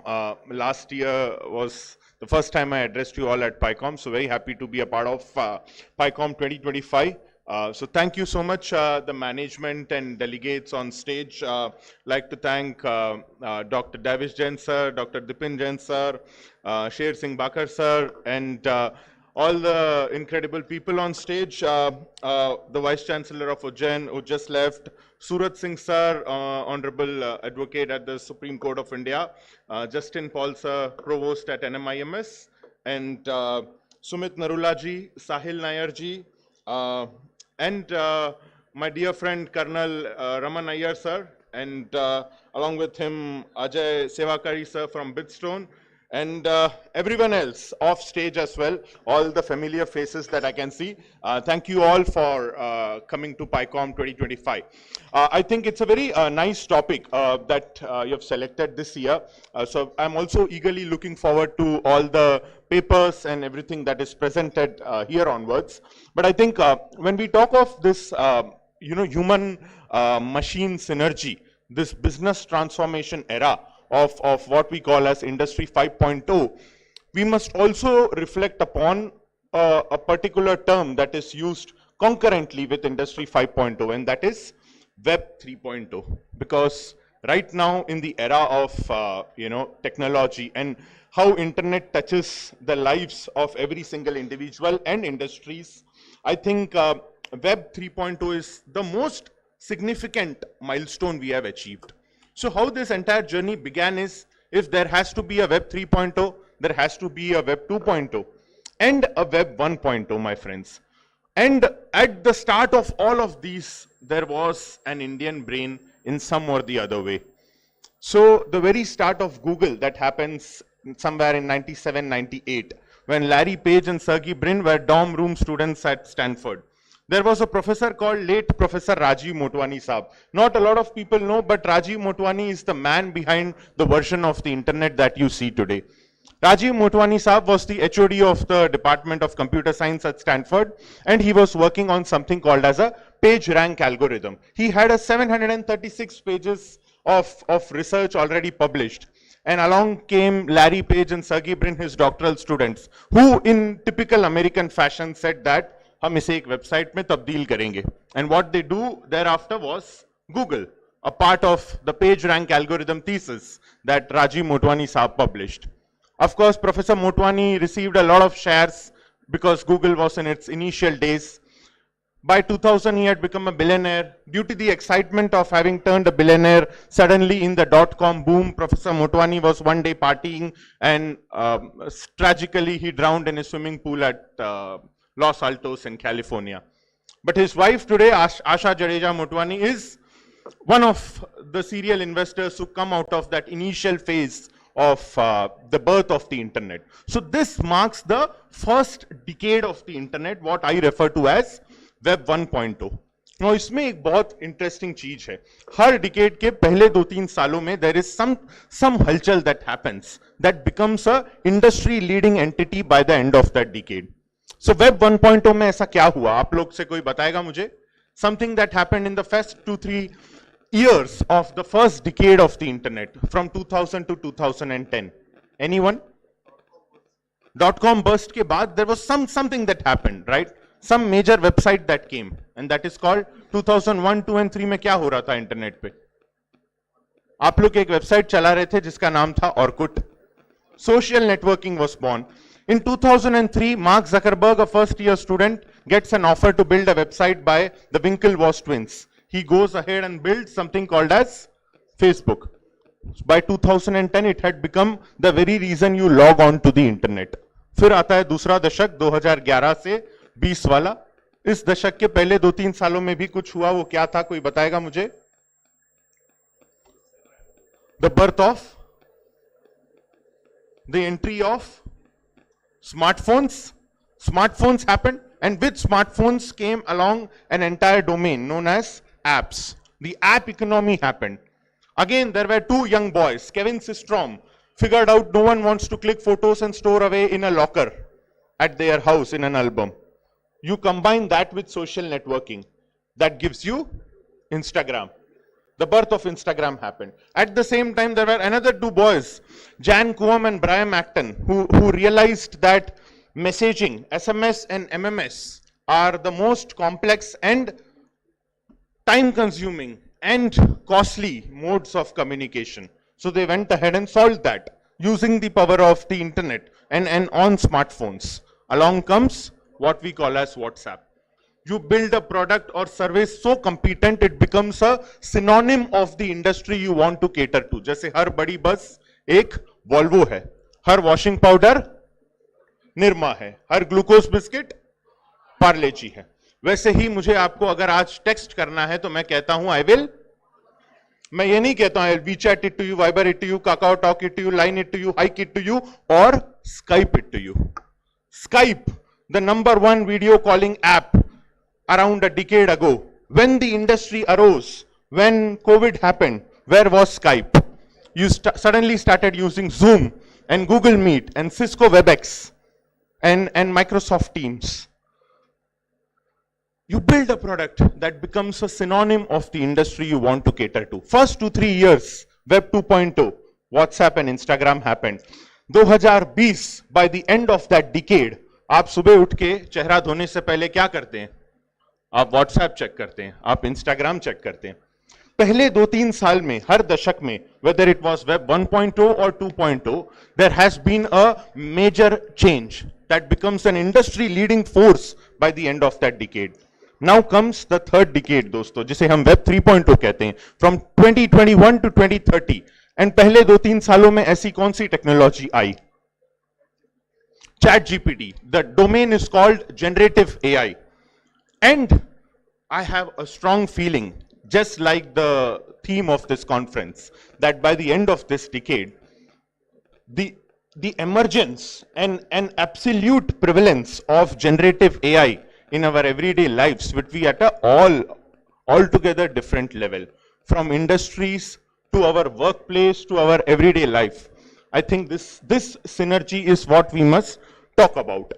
But my essential ingredient to this conference is that you must not miss out on the human element in this human machine synergy. Google Gemini, जो कि Google का AI chatbot है, उसका एक tagline है. The tagline is supercharge your productivity, and that is where I feel AI is needed. It is here to supercharge your productivity, to aid your human effort, not to replace human effort. And I don't think AI is here to replace human effort. The entire AI doomsday theory is nothing but a PR strategy rolled by Sam Altman and Elon Musk. Sam Altman, I knew him in the early part of the last decade. He was a young boy working at a founding and leading an accelerator for startups called as Y Combinator. While in stealth mode, as they call it in Silicon Valley, he was building what we know as ChatGPT or OpenAI. So this entire process of AIs replacing human jobs is nothing but a PR strategy. That won't happen unless you don't let it happen. It is because of our over-dependence. Do not miss the human element. And it is this human element that makes us human, right? The prevalence of emotions and our value system and our ability to emote and empathize and feel for other humans. And that is something that is degrading day by day. That is why the entire conversation of machines and AI taking over human jobs and human beings is here to stay. And it is because this is degrading that the entire controversy around Ranveer Allahabadiya and India's Got Latent happened. You all saw what I mean by degradation of human values, of human intellect, of human ability to emote and empathize with other individuals. I think that is the essence of the human-machine synergy that we are seeking. We do not miss out on the human element, and the machine transformation is here to stay. So I think that is where you must focus on. Look upon the right set of leaders as you tread this path around this human-machine synergy. The entire AI conversation has largely been around people taking sides from Elon Musk and his entire bandwagon of wanting to emerge on top as a singular power, and his entire thoughts on being a free speech absolutist, as he calls it. And the entire department called the Department of Government Efficiency that they have set up under President Trump. And all the reforms and rather in bad taste, all the rapid changes that they have done. There's a very internal stat that I don't know if I must quote or not, but the entire restructuring of a department called USAID, which is a federal agency called United States Agency for International Development. It was a big front runner in helping all of these countries in what we call as the global south to survive. Pakistan, as you know, last year took a loan from what we call as the International Monetary Fund. The loan was at $3 billion. It's a loan. So us loan ki kisht bharni hai, which would come to around 450K US dollars a month. How was Pakistan able to pay that monthly installment? It was from USAID. US aid to Pakistan was around $2 million a month, of which they would pay the EMI of 450K to IMF and keep the rest for themselves. That is how a large number of countries in this part of the world, in what we call as Southeast Asia or South Asia, have been able to survive. In times like these, and like excellent people like Bibek Debroy often, and I was very happy to see him having visited PIMR, he commented once that the US aid to India must stop, as it will lead to some transitional policy reforms. And our policy dependence, our policy independence comes from that. Because right now, because of that aid, a lot of it was being dominated by the US. So I think these are the areas that you must ponder upon. The human-machine synergy that we seek must not forget the human element, because I think that is where, all the transformation around Industry 5.0, around Web 3.0, all of these fancy buzzwords aside will emerge from.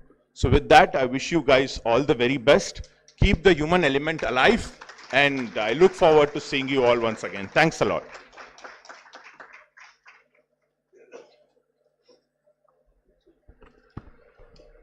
Thank you so much, Siddharth, for such an energetic and interactive session. Thank you so much. Thank you.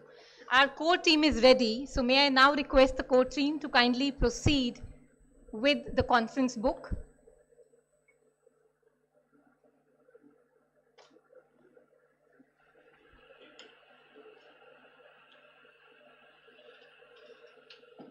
I request all the dignitaries to kindly help us unveil the conference book.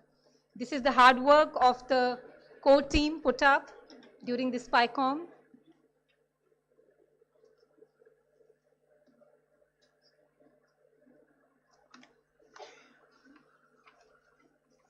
Yes.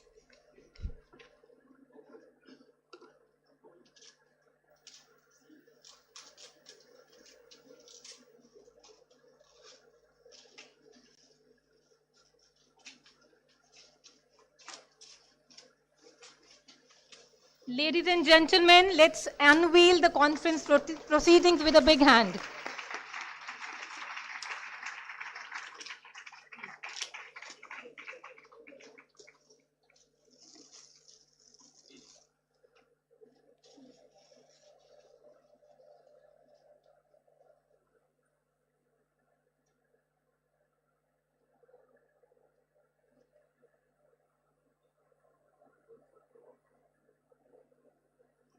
Thank you so much. Thank you. Congratulations, core team.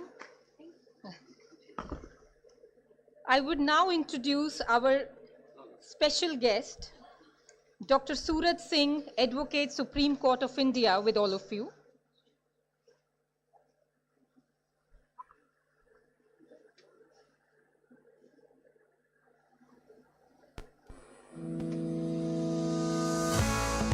Dr. Surat Singh is a Harvard and Oxford educated top lawyer of India. He practices at the Supreme Court of India and Delhi High Court. An international lawyer educated with 3 master's degrees in law from Delhi, India, Oxford, England and Harvard, America, and Doctor of Laws from Harvard, he is arguably the most educated lawyer of India. A contemporary of American President Barack Obama at Harvard Law School during 1980s, he attended both the first and the second inauguration ceremonies of Barack Obama's presidency.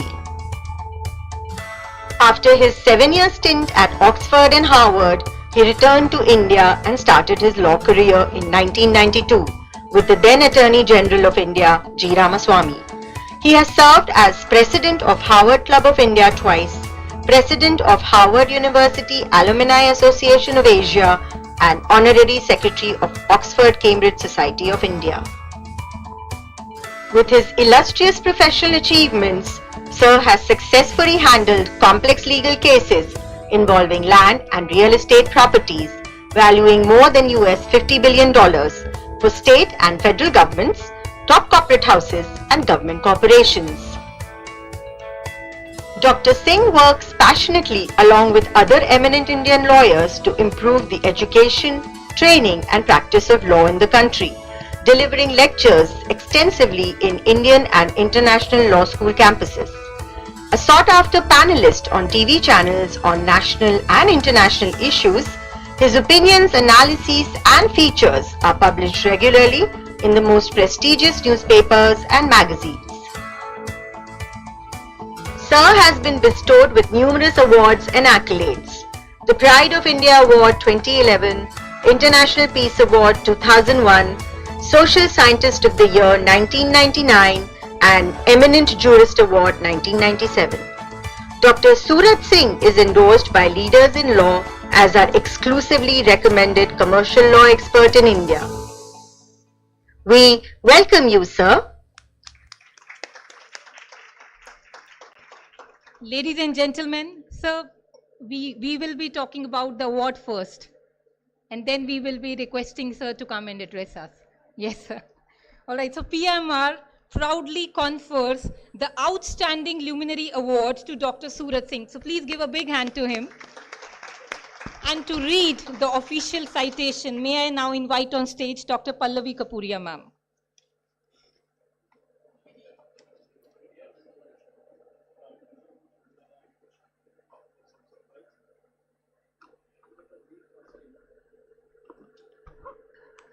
Good morning, everyone. So it's indeed a pleasure and a privilege to read the official citation of this award. So here it goes. Outstanding Legal Luminary Award, hereby conferred upon Dr. Surat Singh, Advocate, Supreme Court of India in recognition of his remarkable contribution to the legal field, specializing in commercial law, with an extensive practice in Supreme Court of India and the Delhi High Court. Harvard and Oxford educated legal expert, holding 3 master's degrees and Doctor of Law, SJD from Harvard University. Successful representation in complex legal cases involving land and real estate transactions, showcasing his expertise in commercial disputes and negotiations. Distinguished careers as an educator, regularly publishing articles in prestigious newspapers and magazines, further contributing to the development of legal knowledge. Serving as a contemporary of US President Barack Obama at the Harvard Law School, reinforcing the prominence in the legal community. Signed by Dr. Davish Jain, Chairman, Prestige Education Foundation, and Chancellor, Prestige University, Indore. Dated February 22 and 23, 2025 at the 20th International Conference organized by Prestige Institute of Management and Research. I would now like to request the dignitaries on the dais to kindly do the honors and felicitate Dr. Surat Singh for this commendable achievement. Ladies and gentlemen, please a huge round of applause for this remarkable achievement, everyone.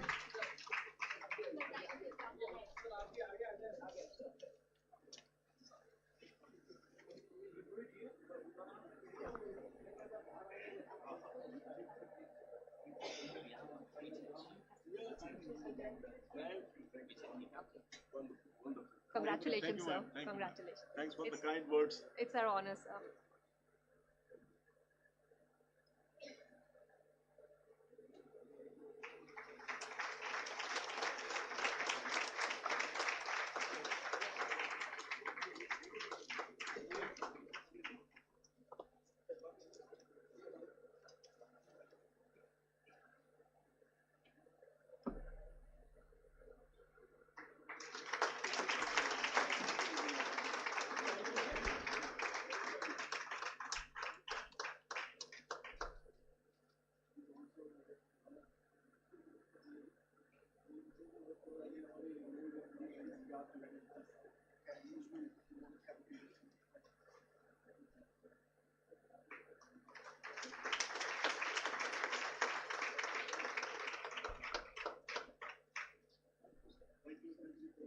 Many, many congratulations, sir, on behalf of Prestige family.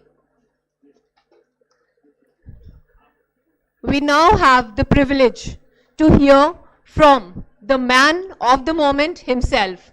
I would request Dr. Surat Singh to address the gathering. Over to you, sir. उधर से थोड़ा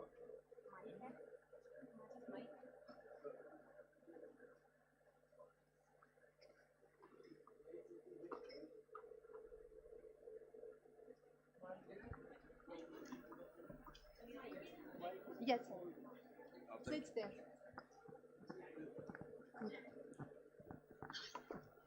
Honorable Chairman Dr. Davish Jain, Honorable Vice Chancellor who has gone out, Gumnani ji, Bhaskar ji, other distinguished persons, Dr. Pimr Jain, distinguished guests, friends, students. ये मेरा परम सौभाग्य है कि मुझे यहाँ आने का मौका मिला। पिछले बार जब मैं आया तो उस समय विजय वर्गीस जी, कैलाश विजय वर्गीस जी शायद इंडस्ट्री मिनिस्टर थे, तो वो कोई मैनेजमेंट का फंक्शन था जिसमें हम आए थे, तो उन्होंने कहा, मैंने सारा भाषण हिंदी में दिया तो उन्होंने कहा कि आप अंग्रेजी जरूर बोल के दिखाएं कि ये लगे कि हार्वर्ड गए हो, हरिद्वार नहीं। तो इसलिए जरूरी था कि थोड़ा बहुत अंग्रेजी वो करें। देखिए, बात करने को यहां बहुत है, लेकिन जो सब्जेक्ट आपने चुना है, ह्यूमन एंड मशीन कोलैबोरेशन, मानव एवं मशीन में समन्वय, ये आज की सेंचुरी का सबसे बड़ा सवाल है। एक हिस्टोरियन है हरारे, उन्होंने होमो सेपियंस लिखी, ऑक्सफोर्ड में पढ़े वो हमारी तरह, और उन्होंने एक लेटेस्ट किताब लिखी है नेक्सस, उससे पहले भी लिखे 21 क्वेश्चंस फॉर 21st सेंचुरी। एक चीज जो उन्होंने मानव इतिहास को लगभग हम तो मानते हैं सदियों से चला आ रहा है, लेकिन अगर 5-6 हजार साल पुराना भी माने तो उनका कहना यह है कि मानवीय सभ्यता के साथ आज जो सबसे बड़ा चैलेंज है वो ये है कि क्या आर्टिफिशियल इंटेलिजेंस ह्यूमन इंटेलिजेंस को तो हैक नहीं कर जाएगी, क्योंकि अभी तक जो मशीन आई थी वो हमारे कंट्रोल में थी। हम बताते थे मर्सिडीज आपके पास है, मर्सिडीज अपने आप नहीं चलेगी, आप चलाएंगे तो चलेगी। लेकिन सपोज करो लर्निंग मशीन में मशीन अपने आप अपना दिमाग लगाने लगे, तो उस समय सबसे बड़ा चैलेंज यह है कि जिस मानव को हम ईश्वर की सबसे बढ़िया, सबसे श्रेष्ठ कृति कहते हैं, the greatest creation of the God, उसी के द्वारा रचित ये मशीन कहीं उसको ओवर पावर ना कर ले। सुदर्शन जी ने बड़ा अच्छा याद दिलाया कि वेब 3, वेब 4 भी आएगा, वेब 5 भी आएगा, लेकिन मनुष्य के सामने सबसे बड़ा प्रश्न यही है, आदिकाल से ही। पहले हम उसको मोक्ष बोलते थे, किस तरह से मोक्ष का, किस तरह से सा विद्या या विमुक्त है, विद्या वो है जो आपको विमुक्त करती है। मैं इसको थोड़ा सा डॉक्टर जैन कहता हूं कि सा विद्या या आनंदमय, विद्या वो है जो आपको आनंद दे, क्योंकि अंततो गत्वा अगर जीवन में आनंद नहीं है तो आप करोड़ों कमा लें, अरबों कमा लें। अंबानी 2009 में जब बराक ओबामा से मिलना चाहता था, काफी कोशिश की, एक अभी वीडियो भी है, 4 लाख से ज्यादा, मीडिया तो थोड़ा ज्यादा बढ़ा चढ़ा के कहता है। कौन ऐसा व्यक्ति है जिसने अंबानी को अमेरिका के राष्ट्रपति से इंट्रोड्यूस किया, जिससे अमेरिकन राष्ट्रपति के दरवाजे खुल गए। आज मोदी को जिसने नहीं बुलाया, ट्रंप, उसके यहां अंबानी कैसे बैठा है, और वो सारी कहानी वो हमारी 2009 की कहानी दिखा रहे। इतना मैंने कोई अंबानी को एक रास्ता जरूर बताया था मैंने कि कैसे ओबामा से अगर मिलना चाहे तो मिल जाए। और देखो आप सब बिजनेस के, मैनेजमेंट के हो, इनफैक्ट हमारे स्कूल का पीजीआई का नाम जो है ना, वो मैनेजमेंट के अलावा स्कूल ऑफ वेल्थ भी होना चाहिए, क्योंकि मैनेजर तो मैनेजर होते हैं, सबसे इंपॉर्टेंट चीज है वेल्थ क्रिएशन। जीवन के 4 लक्ष्य हैं, और चाहे वो हार्वर्ड हो, चाहे वो ऑक्सफोर्ड हो, चाहे कोई और यूनिवर्सिटी हो, उनसे बेहतर अभी तक नहीं जा पाए, और वो है धर्म, अर्थ, काम, मोक्ष। लेकिन इनका अर्थ समझे, क्योंकि यह पोंगा पंडित बहुत है, और बहुत बड़ा डिस्टिंक्शन है ब्राह्मण ज्ञान में और ब्रह्म ज्ञान में। ब्राह्मण ज्ञान है वकीलों जैसा, जैसे वकील अपने स्वार्थ के लिए केस को मरोड़ते रहते हैं, और ब्रह्म ज्ञान है यथार्थ में क्या है। ब्रह्म ज्ञान much more like a judgement, अगर सही जज होगा तो निष्पक्ष देखेगा। तो हमें जो इस सेंचुरी में जो सबसे 3-4 क्वालिटीज जो डेवलप करनी है, जो बिलियनर्स प्रोड्यूस करती है, जिसने अमेरिका के 8 प्रेसिडेंट पैदा किए हार्वर्ड ने, ऑक्सफोर्ड ने 30 प्राइम मिनिस्टर किए। अगर एक शब्द में कहूं कि वो पढ़ाते क्या है हार्वर्ड या ऑक्सफोर्ड में, एक बहुत अच्छा आर्टिकल आया था ऑक्सफोर्ड के प्रोफेसर का, कि क्या कारण है कि जो वर्ल्ड की ओल्डेस्ट यूनिवर्सिटी है, ओल्डेस्ट, वो आज भी जब आता है कि कौन सी यूनिवर्सिटी की क्या रैंकिंग है, उन रैंकिंग में आज भी टॉप है। जैसे फॉर एग्जांपल इंग्लैंड की, इंग्लैंड की तो नहीं, इंग्लैंड की सबसे पुरानी यूनिवर्सिटी ऑक्सफोर्ड एंड कैम्ब्रिज है। मैं तो ऑक्सफोर्ड गया हूं, तो मैं ऑक्सफोर्ड को नेचुरली पहले करूंगा। ऑक्सफोर्ड ने प्राइम मिनिस्टर ज्यादा दिए, कैम्ब्रिज ने नोबेल प्राइज ज्यादा दिए, अलग ओरिएंटेशन। तो ऑक्सफोर्ड अभी भी टॉप पे, कैम्ब्रिज अभी भी टॉप पे। मैं जिस कॉलेज में गया था ऑक्सफोर्ड में, उसको बोलते थे न्यू कॉलेज, और आदमी सोचेगा न्यू कॉलेज का मतलब 100 साल पुरानी, 200 साल पुरानी। 300 साल पुरानी। You know new college Oxford की कितने साल पुरानी है? 600 साल पुरानी, 1379। इसी तरह अमेरिका की ओल्डेस्ट यूनिवर्सिटी है हार्वर्ड। कब की है? जब अपने यहां ताजमहल बन रहा था। ताजमहल बना 1632 में और हार्वर्ड बनी है 1636 में। तो क्या कारण है, वो प्रोफेसर पूछ रहा है और बहुत अच्छा सवाल पूछ रहा है, और सभी एजुकेशनिस्ट को वो सवाल पूछना चाहिए कि क्या कारण है कि वर्ल्ड की बेस्ट यूनिवर्सिटी जो है, ओल्डेस्ट यूनिवर्सिटी अभी तक है, क्या फार्मूला इनको ऐसा मिल गया जिसकी वजह से वो पिछले 600, 700, 300 सालों से लीड कर रहे हैं? और फार्मूला बड़ा सिंपल है, और वही फार्मूला मैं आपको आज बताने आया हूं। बचपन में मुझे गीता कंठस्थ थी।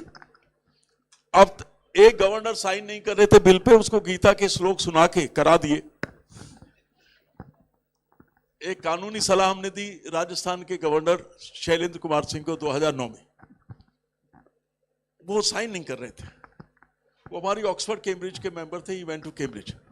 तो मैंने कहा एसके, ये साइन क्यों नहीं कर रहे आप बिल पे? तो उसने कहा कि मैं थोड़ा कंफ्यूज हूं, मेरा कर्तव्य क्या है ये समझ में नहीं आ रहा। मैंने कहा ये तो बड़ा आसान है, अर्जुन भी महाभारत में कंफ्यूज था और गीता में उसका सलेक्शन है।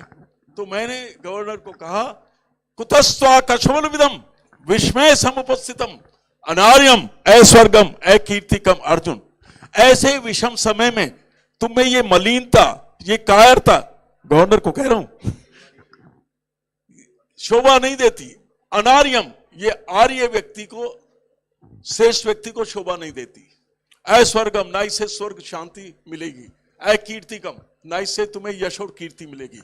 क्षुद्रम हृदय दौर्बल्यम नहीं तत्व वही उपद्धते, हृदय की क्षुद्रता और दुर्बलता तुम्हें शोभा नहीं देती। गवर्नर कहता है कहां साइन करूं? फिर राजस्थान में एक समस्या है कि वो कहने लगे अंग्रेजी तो ठीक है, हिंदी में कैसे? और 10 महीने हो गए। तो मैंने कहा देखो अंग्रेजी में लिखो डिले के लिए, that I was unable to sign this bill because there were certain doubts in my mind about the constitutional validity. Now I have consulted a constitutional expert and now I am satisfied, that's why I am signing. उसने कहा लेकिन यहाँ तो हर एक चीज हिंदी में चलती है। मैंने कहा मैं कौन सा लंदन और न्यूयॉर्क में पैदा हुआ हूँ, हिंदी में करो। ये विधेयक कतिपय विलंब हुआ क्योंकि मेरे मन में संदेह थे। अब मैंने विधि विशेषज्ञों से संपर्क कर लिया है और मेरे हृदय का डाउट, संदेह दूर हो गया, अतः मैं अपनी स्वीकृति देता हूं। हो गया, ठीक है। तो चाहे वो गीता हो, चाहे वो बाइबल हो, चाहे वो विवेक सार हो, समय सार हो, 4 लक्ष्य जिंदगी के और बहुत इंपॉर्टेंट है उनको समझना। क्योंकि धर्म के नाम पर महाकुंभ हो रहे हैं, वो बड़ी अच्छी बात है, but it's more an entertainment, it's not. ये धर्म नहीं है, ये एंटरटेनमेंट। और भारत जैसे गरीब कंट्री को एंटरटेनमेंट चाहिए भी, और इस लेवल का तो ठीक है। तो पहला धर्म, धर्म का मतलब, धर्म का बहुत अच्छा अर्थ दिया है एलन मस्क ने। एलन मस्क कौन है? आज की डेट में richest person on the earth. तो उसने कहा मैंने तो 2 सिद्धांत अपनाए, उसने सारे नहीं अपनाए, धर्म और अर्थ। धर्म का मतलब वो फंडामेंटल प्रिंसिपल्स, वो मूलभूत सिद्धांत जिसके अनुसार ब्रह्मांड चलता है। It means that the fundamental principles, और वेदों में भी क्या है? फंडामेंटल प्रिंसिपल्स हैं। एक बार हम दिल्ली डेवलपमेंट अथॉरिटी के अगेंस्ट केस आर्ग्यू कर रहे थे सुप्रीम कोर्ट में। तो मैंने कहा lordship my case is supported by Rigveda. तो जस्टिस दवे ने कहा डॉक्टर सूरत सिंह, ऋग्वेदा तो लैंड एक्विजिशन एक्ट से बहुत पहले नहीं कहते हैं, मतलब लैंड एक्विजिशन, लैंड अधिनियम तो बहुत 1894 का है, अब 2013 में नया आया। तो कैसे वेद जो हजारों साल कैसे रेलिवेंट हो सकते हैं? तो हमने कहा 2 तरह की नॉलेज होती है। एक होती है कॉन्टेम्परेरी, सामयिक, जो आज के लिए रेलिवेंट है, जैसे newspaper only valid for a day, और a magazine only valid for a week और फोर्टनाइटली। लेकिन एक और नॉलेज होती है जो शाश्वत है, जो इटर्नल है, जो 10,000 साल पहले भी सही थी, आज भी है और रहेगी। जैसे जियो और जीने दो. It was relevant when Mahavir ji said, it is relevant today. And sir, machine और ह्यूमन बींग्स का अगर इंटरैक्शन है तो उसका जवाब है जियो और जीने दो. मशीन हमें जीने दे और हम भी जिए, ये नहीं कि हमारी बनाई हुई मशीन हमें मार जाए. तो जियो और जीने दो का सिद्धांत मशीन और मानव के समन्वय पर भी लागू होता है. तो हमने कहा कि ऋग्वेद का पहला मंत्र कहता है अग्नि मीले प्रोहितम यज्ञस्य देवो मृत्युजम होतारम रत्न धात्मम. अर्थात जिस प्रकार एक पुरोहित अपने यज्ञ की अग्नि की रक्षा करता है कि वायु उसको बुझा ना दे, जिस प्रकार पंचतंत्र मृत्यु से हमारी रक्षा करते हैं, ठीक उसी प्रकार धन्य धान से भरी हुई इस धरा की हम दुष्टों से रक्षा करें. और मैंने कहा DDA, Delhi development authority, DDA से बड़ा कौन दुष्ट होगा? तो तुरंत स्टे और वो सब हो गया. तो पहला है धर्म. धर्म का मतलब वो फंडामेंटल सिद्धांत, वो मूलभूत सिद्धांत, वो लॉज ऑफ नेचर, वो ईश्वर का सही स्वरूप, वो ब्रह्म का ज्ञान जो ब्रह्मांड को चलाता है. दूसरा है अर्थ. अर्थ का मतलब धन होता है. अर्थ का मतलब संस्कृत में शक्ति भी होता है. आपके पास पावर होनी चाहिए. पावर के बिना धर्म बेकार है. पावर के बिना धर्म गरीबों का धर्म है. तो दूसरा है धर्म. तीसरा काम, बहुत इंपॉर्टेंट है. काम का मतलब इच्छाएं, डिजायर्स. मनुष्य इच्छाओं से बना है. इच्छाएं मर गई तो आप भी मर जाओगे. तो कोई अगर कहता है इच्छाओं को मारो, उसको कहे तू मर जा, तू जा. जीना है तो इच्छाएं होनी चाहिए. लेकिन इच्छाओं की पहले क्या आया? इच्छाओं से पहले धर्म और अर्थ. पहले कुछ कमाओ धमाओ, धर्म को समझो, है ना. वो एक बड़ी अच्छी मूवी आई थी, हरे कृष्णा हरे रामा. उसका एक गाना है, देखो ओ दीवानो तुम ये काम ना करो, राम का नाम बदनाम ना करो. तो उसकी एक लाइन है, राम को समझो, कृष्ण को जानो, नींद से जागो ओ दीवानो, जीत लो मन को पढ़कर गीता, मन ही हारा तो क्या जीता. लेकिन वो क्या मन को कैसे जीतते समझो जरा. कंट्रोल करने से नहीं है. और एक चीज मैं और बताऊं, गीता में 700 श्लोक हैं. ओरिजिनल श्लोक भगवान कृष्ण के 72 ही हैं. 72 ओनली, 10%. वो तो बाद में लिपा पोती करके इधर उधर के पहली सेंचुरी में जोड़े गए. जो हैं उनकी एनर्जी अलग है. जैसे गीता के तीसरे अध्याय का जो 33वां श्लोक है, वो कहता है भूतानी प्रकृति यान्ति भूतानी निग्रहम किम करियसति. कि सारा विश्व ब्रह्मांड प्रकृति के अनुसार चल रहा है, नेचर के अनुसार चल रहा है. निग्रहम किम करियसति, किस प्रकार का निग्रह, किस तरह का कंट्रोल करे बैठा है. तो जो आपको ये कंट्रोल और जो इस तरह की बातें करे, समझो वो लोग फंसे हुए लोग हैं. उनके चक्रों में नहीं पड़ना है. सबसे पहले तो आपको ये समझना है कि हम ईश्वर के रूप हैं. और अगर ईश्वर के रूप हैं तो हमें भी वो महानता है जो ईश्वर में है ना. सारी गीता को मैंने एक श्लोक में समराइज किया है. एक श्लोक गीता में जोड़ दिया, वो सुनिए जरा. सप्त शतम श्लोकेशु कृष्णस्य वाक्यम द्वम. 700 से भी ज्यादा श्लोकों में से भगवान कृष्ण के वाक्य दो ही हैं. कौन से? योग है कर्म शिव कौशलम प्रसन्न चेत से बुद्धि परिवशिष्टे. कि अपने कामों को कुशलता से करने का नाम ही योग है. और प्रसन्न चेत से बुद्धि परिवशिष्टे. और मनुष्य जब प्रसन्न होता है तो उसकी बुद्धि ब्रह्म में स्थापित हो जाती है. इसका मतलब उसकी वेवलेंथ ब्रह्म के बराबर हो जाती है. तो अगर आपको उस लेवल पे वेवलेंथ रखनी है अपनी, तो आपको प्रसन्न रहना पड़ेगा. कोई अगर इसके अपोजिट बोलता है, समझो वो जो है अभी ना समझे. तो वापस आइए मशीन और मानव के समन्वय पे, जहां आपके चांसलर डॉक्टर देवेश जैन किताब लिख रहे हैं, enterprising soybean, enterprising education, enterprising life, enterprising ideas and innovations. वहां नेक्स्ट किताब डॉक्टर साहब आप लिखिए, एंटरप्राइजिंग आनंदा, कि किस तरह से जीवन में आनंद आए. क्योंकि जीवन का टेस्ट एक ही रहेगा, वो ये कि either at the end of your game of life you are either fulfilled or frustrated. मुझे हाई कोर्ट जज के लिए ऑफर किया चीफ जस्टिस ने 1997 में। अब हाई कोर्ट जज की प्रेस्टीज होती है, और अगर 97 में जज होता तो चंद्रचूड़ से पहले रिटायर होता। लेकिन मुझे पता था कि मेरा स्वभाव जज जैसा नहीं है। जज को बड़े आराम से सुनना पड़ता है, घंटों सुनना पड़ता है। मैं बोलने में ज्यादा इंटरेस्टेड हूं, सुनने में नहीं।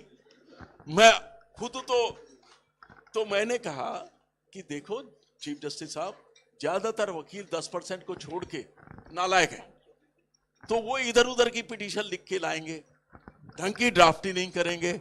मैं उनको कोर्ट में धमकाऊंगा हाई कोर्ट जज के रूप में, what kind of petition is this, what kind of drafting is this, और वो कहेंगे किस गधे ने इसको जज बना दिया, तो आपका नाम आएगा। तो चीफ जस्टिस पुच्चे ने कहा ना ठीक है, फिर वकील ही ठीक है। और मैं बहुत खुश हूं, क्योंकि बहुत पाबंदियां होती है। चीफ जस्टिस चंद्रचूड़ मेरे साथ क्लास फेल होते, मैं उनकी क्लास का प्रेसिडेंट था। चंद्रचूड़ जो अभी रिटायर हुए 1981 में, उनका लगन थी जज बनने की, तो बन गए। तो एक तो सबसे पहले आपको लाइफ में ये देखना है कि आप पर अगर कोई नियंत्रण ना हो, किसी तरह का कोई कंट्रोल ना हो, कोई परेशानी ना हो, तो दिमाग को थोड़ा सा खोलो, इमेजिनेशन को आगे बढ़ाओ, तो आप क्या करना चाहेंगे। क्योंकि कंस्ट्रेंट तो दुनिया भर की है। क्योंकि किसी भी चीज में कामयाब होने के लिए मेहनत बहुत करनी पड़ेगी। ऐसा कोई प्रोफेशन नहीं है, ऐसा कोई काम नहीं है जिसमें एक्सीलेंस बिना मेहनत किया जाए। क्यों जैन साहब? और मेहनत के लिए जरूरी है कि आप जो कर रहे हो उसको पसंद करते हो, उसको लाइक करते हो। क्योंकि अगर लाइक नहीं करते तो मेहनत बड़ी मुश्किल हो जाती है। जिस पार्टनर को आप पसंद करते हो उसकी गालियां भी सुन लेते हो, लेकिन अगर पसंद भी नहीं करते और गालियां भी सुननी पड़े तो फिर वो वकीलों के पास आते हैं।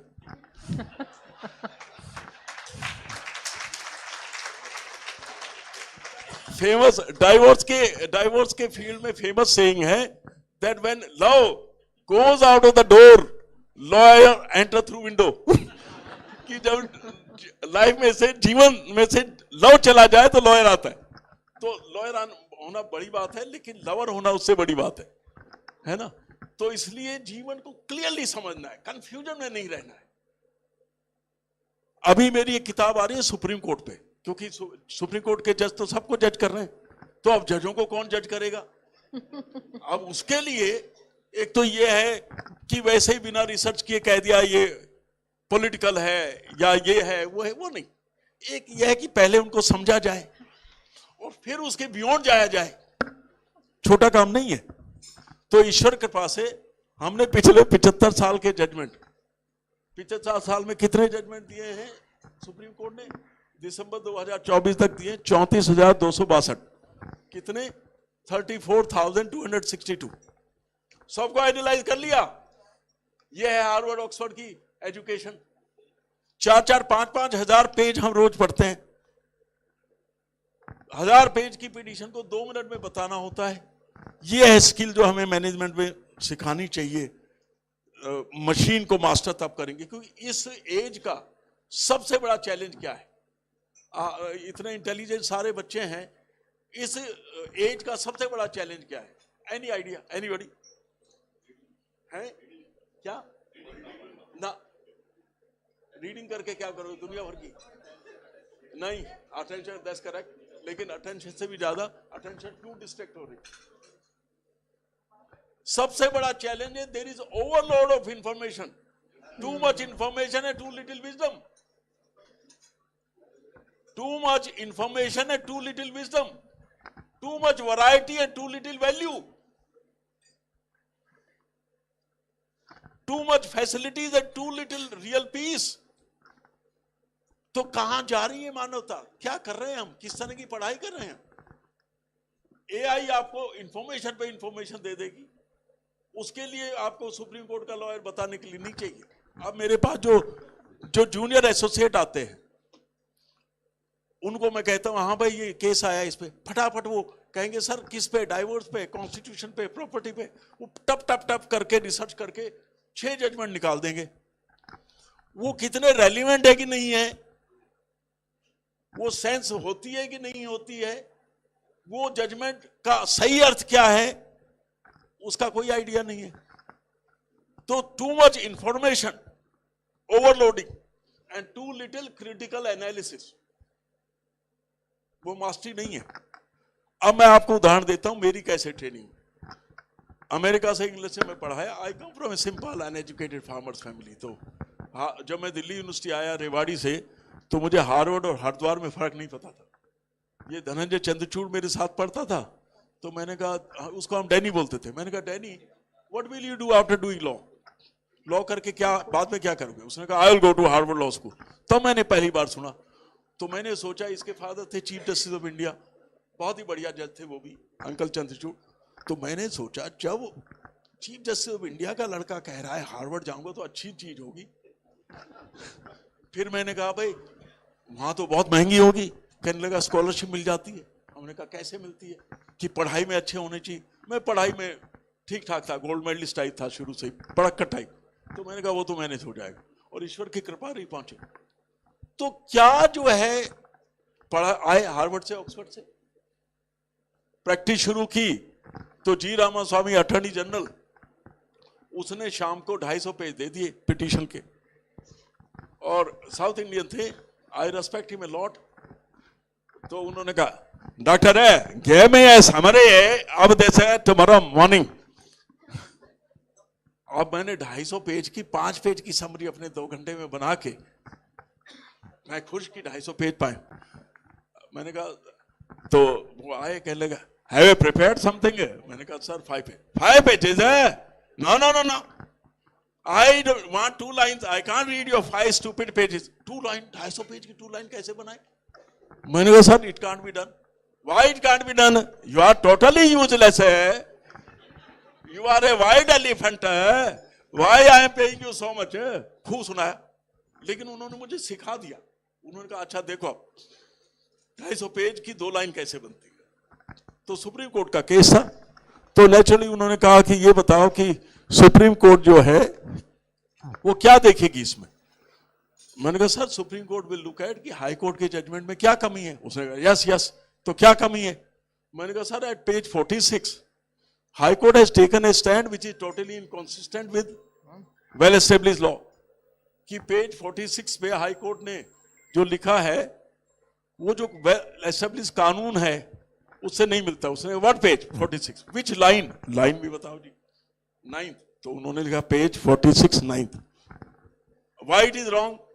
मैंने कहा सर अपनी स्पेशल पिटीशन में हमने 92 पेज पे 3 सुप्रीम कोर्ट के जजमेंट पुराने साइट किए हुए हैं। What page? 92। Where? At the top 92 top 3 page.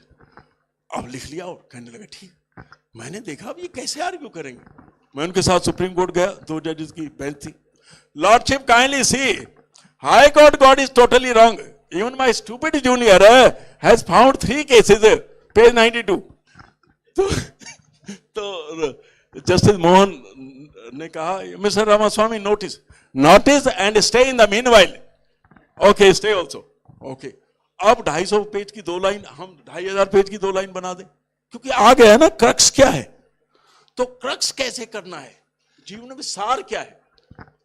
एक और उदाहरण, एक बार पंडित मोतीलाल नेहरू को कुछ पोंगा पंडितों ने घेर लिया और कहने लगे ये तो अंग्रेजों का चमचा है, ये अंग्रेजी बोलता है, शराब पीता है, ये पंडित है ही नहीं।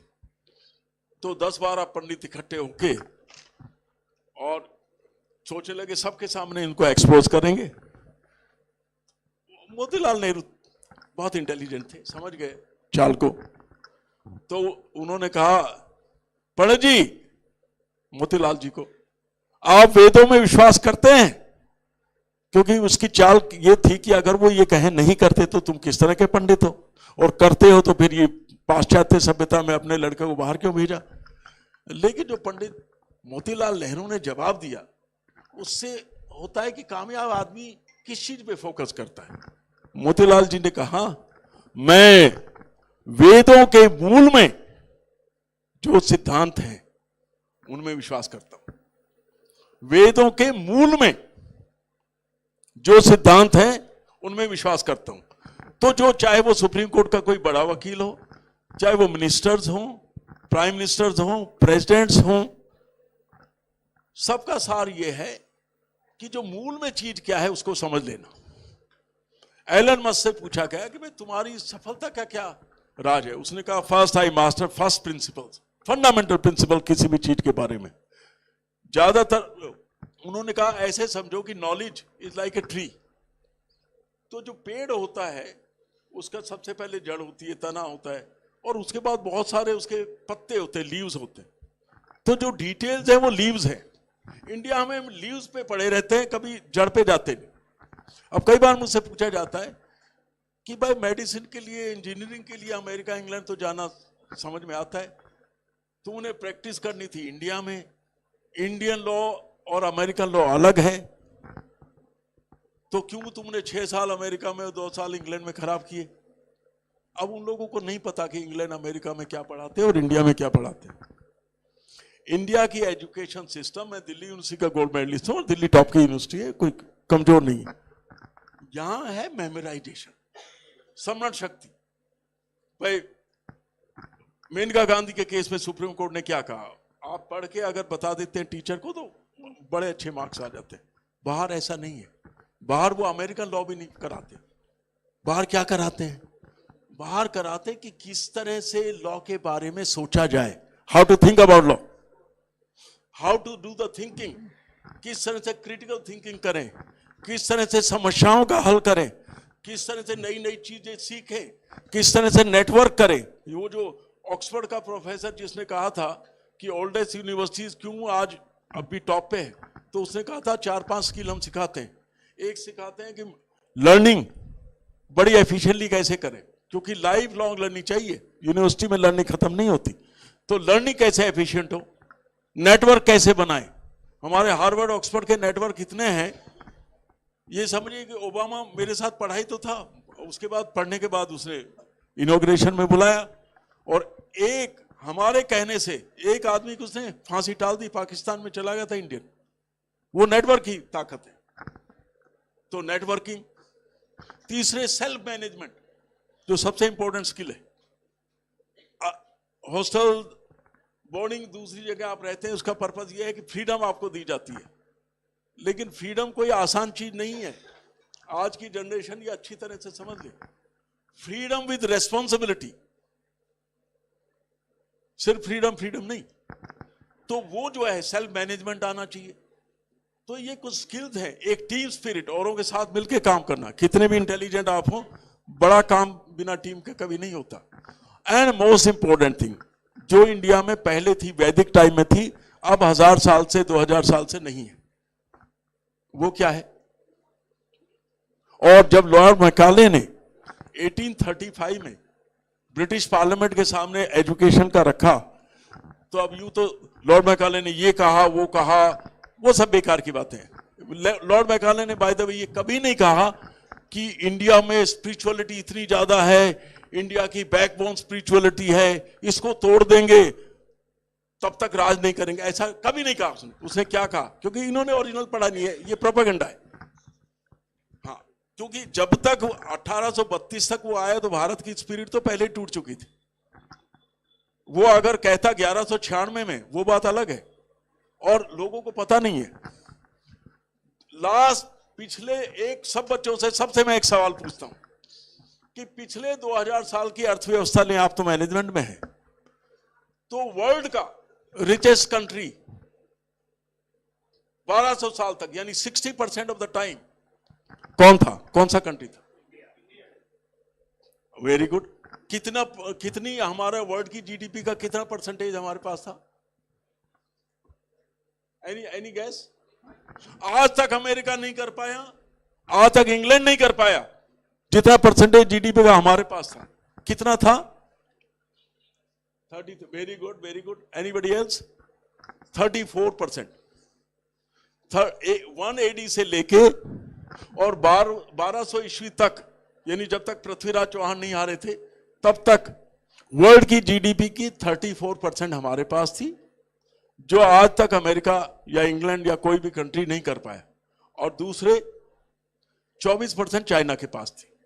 तो 34 + 24 58% से ये 2 कंट्री वो कर रहे थे। मुसलमानों के आने के बाद कम हुई, लेकिन बहुत ज्यादा कम नहीं हुई। 34 से वो 25% हो गई, बहुत ज्यादा नहीं हुई। लेकिन अंग्रेजों के बाद जो अपने आप को बहुत फन्ने का समझते हैं और समझते हैं हमने भारत को ज्ञान दे दिया, एजुकेशन दे दी, और वो सब अंग्रेजों के आने के बाद 1800 से लेके 1950 तक 150 सालों में वो 25% घट के 2.5% आ गया। तो इसको रूल कहेंगे अब? ये तो क्लियर मिस रूल है। उस एजुकेशन को हम ढोए जा रहे हैं। लॉर्ड मैकाले ने क्या कहा, मैं जरा आपको एग्जैक्ट सुनाता हूं। Now the question comes, what kind of education we should provide to natives. British parliament के सामने कह रहा है। Now the question comes, what kind of education we should provide to natives? They can't be taught in their own language because Sanskrit has produced only beggars. Tyagi ji ध्यान रखें, Sanskrit has produced only beggars and Persians has produced only fakirs. ये Lord Macaulay कह रहा है, जो historian अपने आप को कहता था, प्रथम कोटि का महामूर्ख, वो कह रहा है, जिसने हमें लॉ और एजुकेशन दिया। भारत के बारे में महामूर्ख था। So it's settled that it's the Western education and preferably the English education which we should provide to these natives. Let's create a class of people who will be working as interpreter between we, the ruler, and millions whom we rule. Let's create a class of people कि इस तरह की एक जमात पैदा करते हैं, class पैदा करते हैं, जो हम जो रूलर हैं और जो रूल्ड है मिलियंस, उनके बीच अनुवादक का काम करेंगे। यानी हमारी गाथा गाएगी कि इंग्लैंड कितना महान है। फिर वो कहता है, but the question comes, we can't teach English to everybody. तो उसका वो खुद ही जवाब देता है, well you don't have to teach everybody, let's create a class of people, जो फेमस उनकी लाइन है या इनफेमस लाइन है, let's create a class of people who in values, intellect and ethics would be British but in color and blood Indian. तो वो दोगली संतान जो न खुदाई मिला न वसाले सनम, न इधर के रहे न उधर के रहे। इंग्लैंड इंटेलिजेंट लोग हैं, मैं पढ़ा हूं ऑक्सफोर्ड में, मैकाले खुद कैम्ब्रिज का पढ़ा हुआ था, ट्रिनिटी कॉलेज कैम्ब्रिज का। लेकिन ऑक्सफोर्ड कैम्ब्रिज में क्या सिखाते हैं? क्या वो सिखाते हैं कि तुम अनुवादक बन के जाना इंग्लैंड की तरफ से इंडिया के लिए? ना, वो सिखाते हैं कि स्वतंत्र चिंतन का विकास कैसे हो। क्या सिखाते हैं? Independent thinking, innovation, leadership, networking, ruling the world, दुनिया को राज कैसे करें, वहां तो वो सिखाते हैं। और यहां के अंग्रेज हमें क्या सिखा रहे हैं? तो ये चैलेंजेस है। बाहर जाने का फायदा ये होता है कि आपको वहां जाके पता चलता है कि भाई ये अंदर क्या सिखा रहे हैं। हार्वर्ड और ऑक्सफोर्ड ने इंडियन लॉ के बारे में सही अर्थ में क्या व्याख्या होनी चाहिए वो सिखाया। ये हार्वर्ड और ऑक्सफोर्ड की ट्रेनिंग थी कि 1998 में मैं Narasimha Rao bribery case argue कर रहा था। मुझे तो 3 साल 93 से प्रैक्टिस शुरू की तो 5 साल ही हुए थे, और मुकाबले में सारे 5 जजों के सामने ये महारथी जिनके आपने नाम सुने, कपिल सिब्बल भजनलाल की तरफ से हार गए, सोली सोराबजी वीरप्पा मोइली की तरफ से हार गए, नरसिम्हा राव की तरफ से पीपी राव हार गए, सरकार की तरफ से अटॉर्नी जनरल अशोक देसाई हार गए, और ईश्वर की कृपा रही सिर्फ हम जीते। हमने क्या कहा? मेरे पास 5 मेंबर ऑफ पार्लियामेंट थे, प्रतापगढ़ के राजा और दूसरे, कहने लगे सर 45 लाख और पेट्रोल, एक पेट्रोल पंप लेके हमने अपनी वोट नरसिम्हा राव को बेच दी। रिश्वत तो हमने ले ली, बचाना आपका काम। बचाया, सारा कानून ही बदलवा दिया। वो थिंकिंग कहां से आई? वो इंग्लैंड से, हार्वर्ड से। मैंने जजों को कहा, 5 जज थे सुप्रीम कोर्ट के, that assuming for the sake of argument without conceding, supposing we sold our votes for money, now that is bad, but the question is which is the right forum to take action against us. We are member of parliament. If we do anything wrong, it's a breach of privilege of parliament. Only parliament can take action against us, not the courts. With great respect, you have no jurisdiction, you have no power. Article 105 of the Constitution says, no member of parliament can be prosecuted for anything said or vote given in parliament by any court of law. Any court of law means any, including Supreme Court. So with great respect, you have no jurisdiction. अब supreme court के जज इतनी आसानी से थोड़े मानने वाले। 5 जजों में से एक जस्टिस एस आनंद जो बाद में चीफ जस्टिस बने, उन्होंने कहा, doctor what are you talking? Are you saying there is a fundamental right to take bribery in this country? अब सवाल तो उनका जायज है कि क्या आप कह रहे हैं कि आपके क्लाइंट रिश्वत ले ले, 45 लाख पेट्रोल पंप घर में रख लें और हम उन पर कोई भी एक्शन लेने का अधिकार नहीं रखते? तो is there is a fundamental right to take bribery in this country? अब बड़े वकील का पता तब चलता है जब वो जजेस सवाल करते हैं, और क्या आप उनको रेस्पॉन्ड करते हो? बड़े वकील जजों को दबा देते हैं, छोटे वकील दब जाते हैं। हमने कहा, जब उन्होंने कहा is there a fundamental right to take bribery this in country, मैंने कहा yes for member of parliament, no for जजेस, you remain honest and poor, let member of parliament take bribery, you remain honest, you remain poor and be happy in your poverty. फिर हमने धीरे धीरे उनको बताया कि ये जो पार्लियामेंट्री प्रिविलेज का लॉ है वो इंग्लैंड में 1689 में बना था, और क्योंकि हमने सारा स्ट्रक्चर वहां से लिया है तो इसलिए हमारे यहां भी ये लागू होता है। 5 में से 3 जज ने कहा ये इंटरप्रिटेशन सही है। इस सारी गाथा सुनाने का मतलब मेरा ये नहीं है कि मैंने ये कर दिया, मैंने वो नहीं, वो छोटी सी चीज है। उसका तात्पर्य ये है कि नंबर 1 कि इंडिया की टैलेंट वर्ल्ड में किसी से कम नहीं है। मेरी और ओबामा की क्या दोस्ती थी? सिंपल, वो जितने भी अमेरिकन थे उनका टॉपर था। ओबामा क्या था? जितने भी अमेरिकन से उनका टॉपर था। पहला ब्लैक प्रेसिडेंट था हार्वर्ड लॉ रिव्यू का, हार्वर्ड की हिस्ट्री में।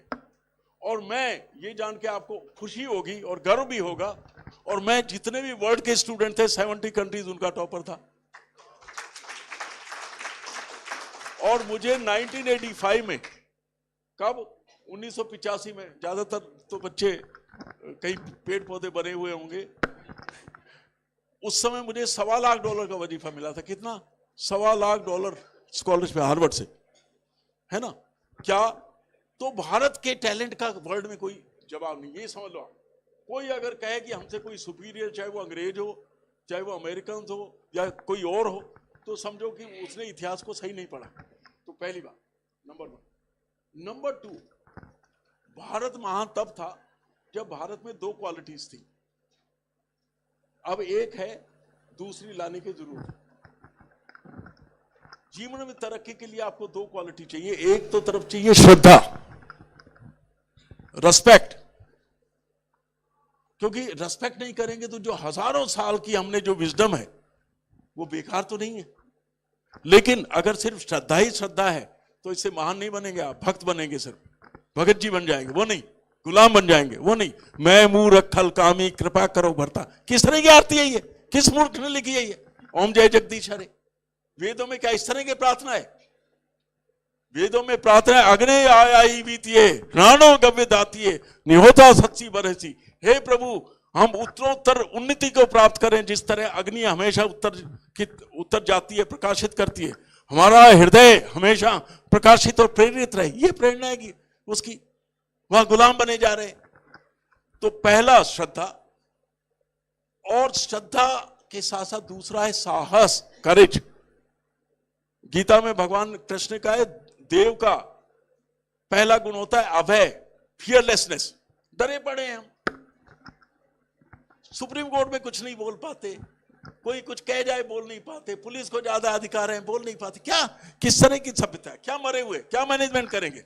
Managing fear. तो इसलिए श्रद्धा, रिस्पेक्ट एंड साहस, क्वेश्चनिंग। तो हार्वर्ड ऑक्सफोर्ड एक ही चीज सिखाता है, रेस्पेक्टफुल क्वेश्चनिंग। और वही हमें फिर से, मैं हार्वर्ड ऑक्सफोर्ड का एग्जांपल इसलिए ले रहा हूं कि आज की डेट में वो हमसे कई गुना ज्यादा है। कोई कहे कि हम हार्वर्ड यहां खोल देंगे, किसी को आइडिया है कि हार्वर्ड का बजट, इंडिया का जो सारा नेशनल एजुकेशन बजट है, सारा पहली से लेके पीएचडी तक, उससे 10 गुना ज्यादा है। कितना है? 10 times of the entire national budget of India, education budget of India। 17,000 students होते हैं वहां, $40 बिलियन की एंडाउमेंट है। तो रफली स्पीकिंग एक बच्चे पे वो $2 मिलियन, यानी 8 का अगर आंकड़ा ले तो 16 करोड़ एक बच्चे पे खर्च करते हैं वो। हम फीस कितनी देते हैं? 50 लाख, 1 करोड़। तो चीजों को समझो दुनिया में क्या हो रहा है। मैं भी देशभक्त हूं, मैं भी कहना चाहता हूं सारे जहां से अच्छा हिंदुस्तान हमारा, लेकिन है नहीं ना। मतलब वो जो है, एक बार सुप्रीम कोर्ट के जज ने जस्टिस रामास्वामी को कह दिया, mister Ramaswamy are we fools, supreme court का जज कह रहा है। तो रामास्वामी ने कहा, जी मुझसे क्यों झूठ बुलवाते हो, अगर मैं कह दूं नहीं हो तो मैं झूठ बोलूंगा, और अगर मैंने कहा कि हो तो मेरी कॉन्टेम्प्ट ऑफ कोर्ट हो जाएगी, तो इसलिए नाम आएगा तुम्हारा, ये कहानी फिर सही। तो लेट्स कंक्लूड, और कंक्लूजन में ये है कि it's a great privilege to come here. I am specially grateful to my friend Tyagi ji, क्योंकि इन्होंने डॉक्टर देवेश जैन से परिचय कराया, उसके माध्यम से मुझे PIMR इतनी बड़ी इंस्टीट्यूशन है, इतना काम कर रही है, इसका पता चला। और ये तो प्रारंभ है, लेकिन मेरा दिल दुखता है जब मैं भारत की स्थिति देखता हूं। मैं अमेरिका में रह सकता था, छोड़ छाड़ के तो इसलिए आया कि यहाँ कुछ चीजें करेंगे, लेकिन यहाँ करने में जो है, तो एक जो सबसे बड़ी देन आप दे सकते हैं बिजनेस को, और एक जो संविधान का, क्योंकि मैं संबंधित हूं संविधान से, तो एक जो सबसे बड़ी देन आप दे सकते हैं सबको, उसको मैं बोलता हूं राइट टू शेयर्ड प्रॉस्पेरिटी, समृद्धता। और शेयर्ड ये नहीं बाहर के पैसे वालों में, इंडिया के पैसे वालों में माफ करना, आप तो अपवाद हैं, वरना क्या है कि वो कमा लेंगे अपने अंबानी जैसे अरबों, और कोई बड़ी इंस्टीट्यूशन या वो बनाने की बजाय, टाटा एक्सेप्शन है, अपने बच्चों के नाम छोड़ेंगे, ये नहीं। शेयर प्रॉस्पेरिटी, खुद धनवान बनो और दूसरों को धनवान बनाओ, जैसे जियो और जीने दो, तो आपका नारा होना चाहिए धनवान बनो और बनाओ, है जी। इसी के साथ, और आप शुरुआत मुझसे कर सकते हो। धन्यवाद, thank you very much. Thank you so much, sir, for your inspiring words. धर्म, अर्थ, ज्ञान और मोक्ष के ब्राह्मण ज्ञान और ब्रह्म ज्ञान के बीच का फर्क हमको इतनी सरलता और सहजता से साझा करने के लिए हम सब आपका आभार प्रकट करते हैं। Your wisdom on entrepreneuring, Ananda, will surely be a ever valued asset for each one of us, sir. Thank you for sharing your wisdom with us. So formally taking forward the proceedings from here, I, Dr. Pallavi Joshi Kapuria, I have an absolute privilege to be your host for the next segment of this grand opening ceremony of Picom 2025, proudly presented by Punjab National Bank and powered by Arihant Capital Market as our strategic partners. So we have exciting lineups ahead, filled with some inspiring insights, deliberations, and some more unforgettable moments to cherish. So let's keep the momentum going and dive right into the next segment of yet another special moment. The moment of announcing the prestigious PIMR Management Excellence Award. This award recognizes the outstanding contributions to the field of management, education, research, and thought leadership. This year, we are privileged to confer upon this honor to remarkable leader, visionary academician, and a globally renowned scholar, Dr. Justin Paul.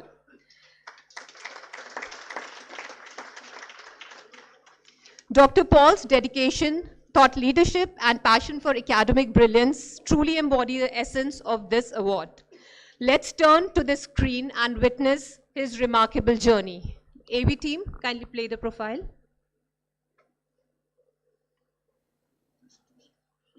Dr. Justin Paul.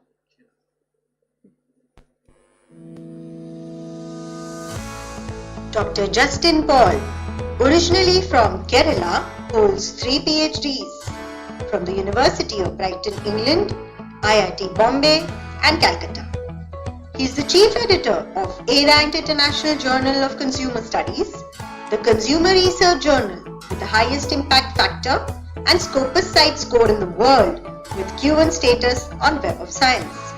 With 37,000 citations, ranked among the top 70 highly cited professors in business and economics in the world, and with citations increasing at a record rate of 1,000 per month, with an H index of 92, Dr. Paul has also published 4 case studies with Ivy and Harvard. Currently, the most cited author in business and social sciences subjects based in India, Dr. Paul is an author of over 200 articles in SSCI Web of Science journals and has over 75 papers in A or A-star journals on the ABDC list. He has visited over 90 countries and 500 universities for speeches. He has transformed IJCS as a journal with 2,600 submissions in 2023 from 575 in 2019. Dr. Justin Paul is a former faculty member with the University of Washington, serves as Provost and Dean, NMIMS University, and has been a professor of MBA and Director Research at the University of Puerto Rico, USA, with a 3-year professorship at the University of Reading, England. He has also served as MBA Director at Nagoya University, Japan, and as Department Chair at IIM Indore. Dr. Paul introduced the Mastige model and measure for branding, the CPP model for internationalization, the SCOP framework for small firms, the 7P framework for international marketing, ADO, TCCM frameworks, and SPAR4 SLR protocols for literature reviews. Dr. Paul holds Honorary Distinguished Professor, Professor of Eminence titles from University of Budapest, Hungary, Korean University, Seoul, Lebanese American University, IIM Kozhikode, MS University, and the University of Warsaw, Poland. We welcome you, sir. So to announce the official citation, I would request Dr. Nidhi to do the honors. Thanks, Dr. Pallavi. So I here take this privilege to read the official citation. So PIMR Management Excellence Award hereby conferred upon Dr. Justin Paul, Provost and Dean, NMIMS University, in recognition of his extraordinary contributions to academic research, publishing over 200 articles in SSCI Web of Science journals and more than 75 papers in A or A-star journals on the ABDC list, visionary leadership in the field of international business, management and consumer studies, groundbreaking work in international marketing, services marketing, export-import management, and the management of banking and financial services. Inspirational impact on global education, having taught in over 90 countries, delivered keynote speeches in 200 plus conferences, and held distinguished academic positions at top global institutions. Unmatched contribution to the development of global branding, international marketing, and entrepreneurship frameworks. Signed by Shri Sher Singh Bhakar, Group Director and Conference Chair. Signed by Dr. Davish Jain, Chairman, Prestige Education Foundation and Chancellor, Prestige University, Indore. Signed on 22nd, 23rd February 2025. So may I request now the dignitaries to kindly confer this special award on Mr. Justin Paul.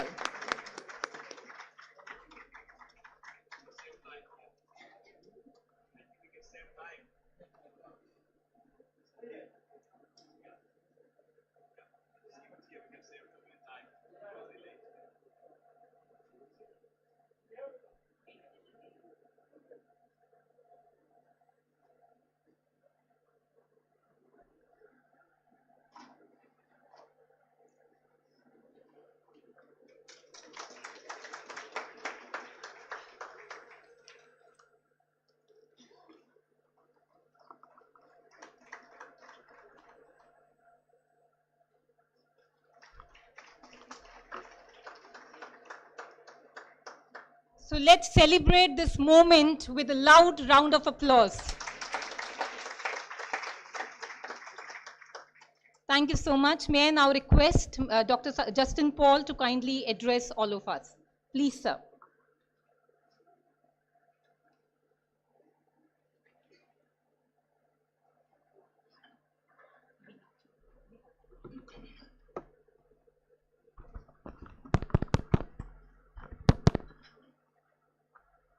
Distinguished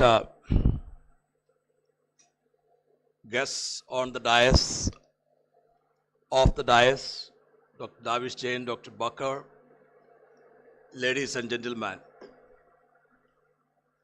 Let me take this opportunity to thank PIMR and Prestige Group for conferring this award on me.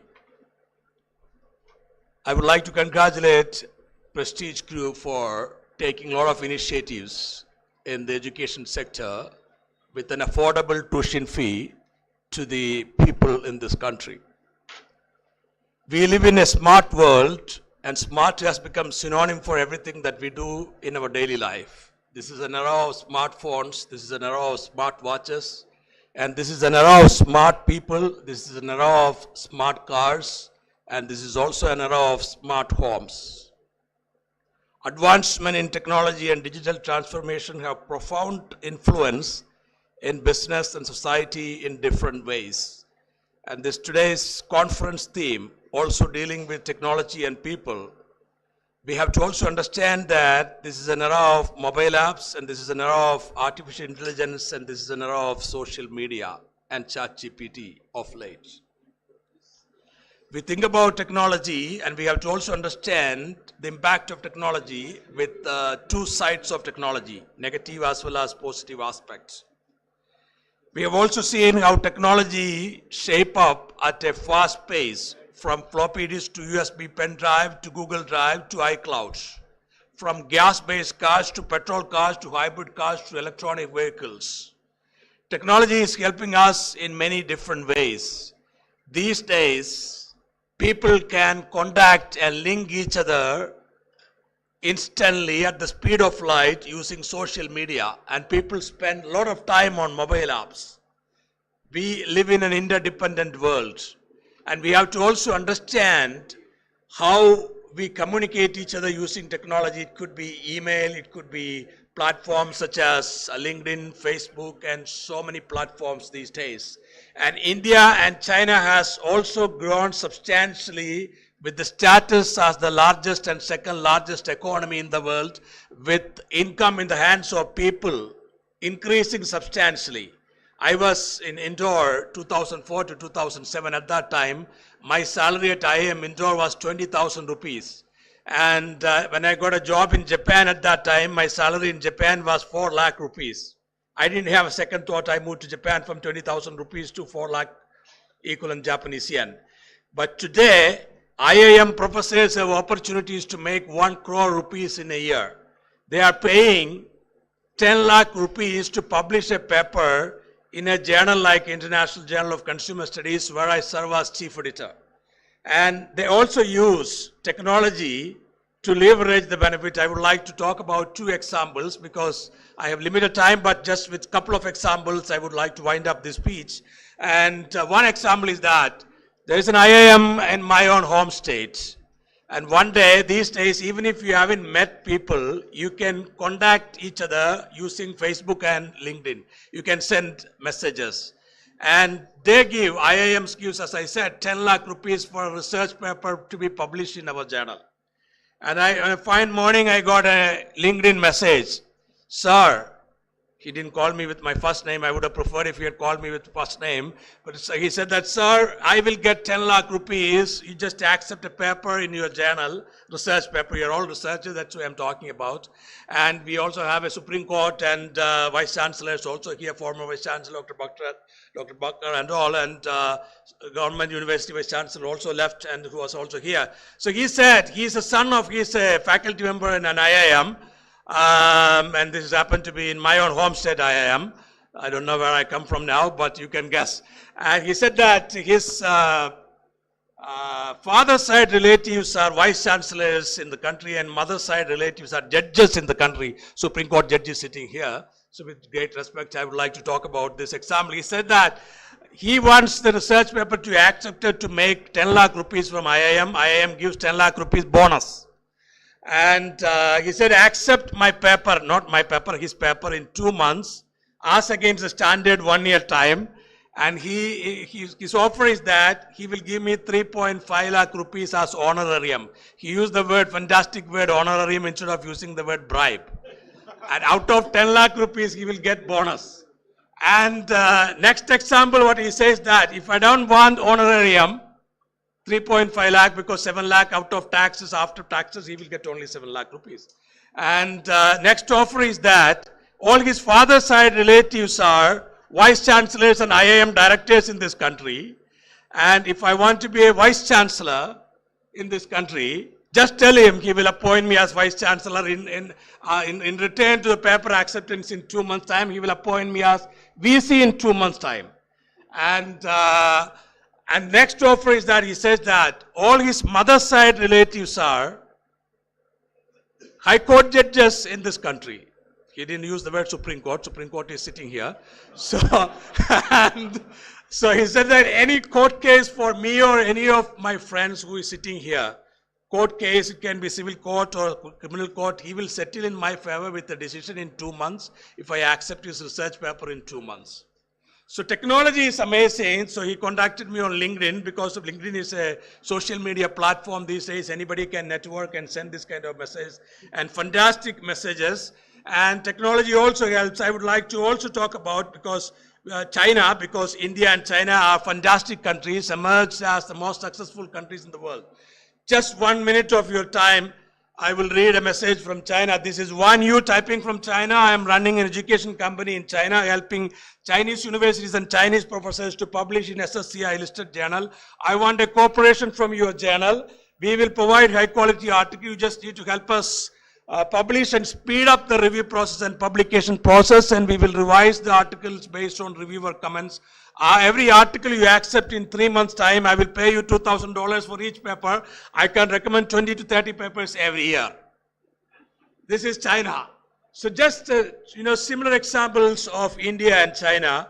So we need, technology, but we also need the human side. Human side. We need a little bit ethics in our life. And we know that, countries like corruption is more in emerging countries like India or China, but we need to try lowering the corruption when we transform our country with technology examples.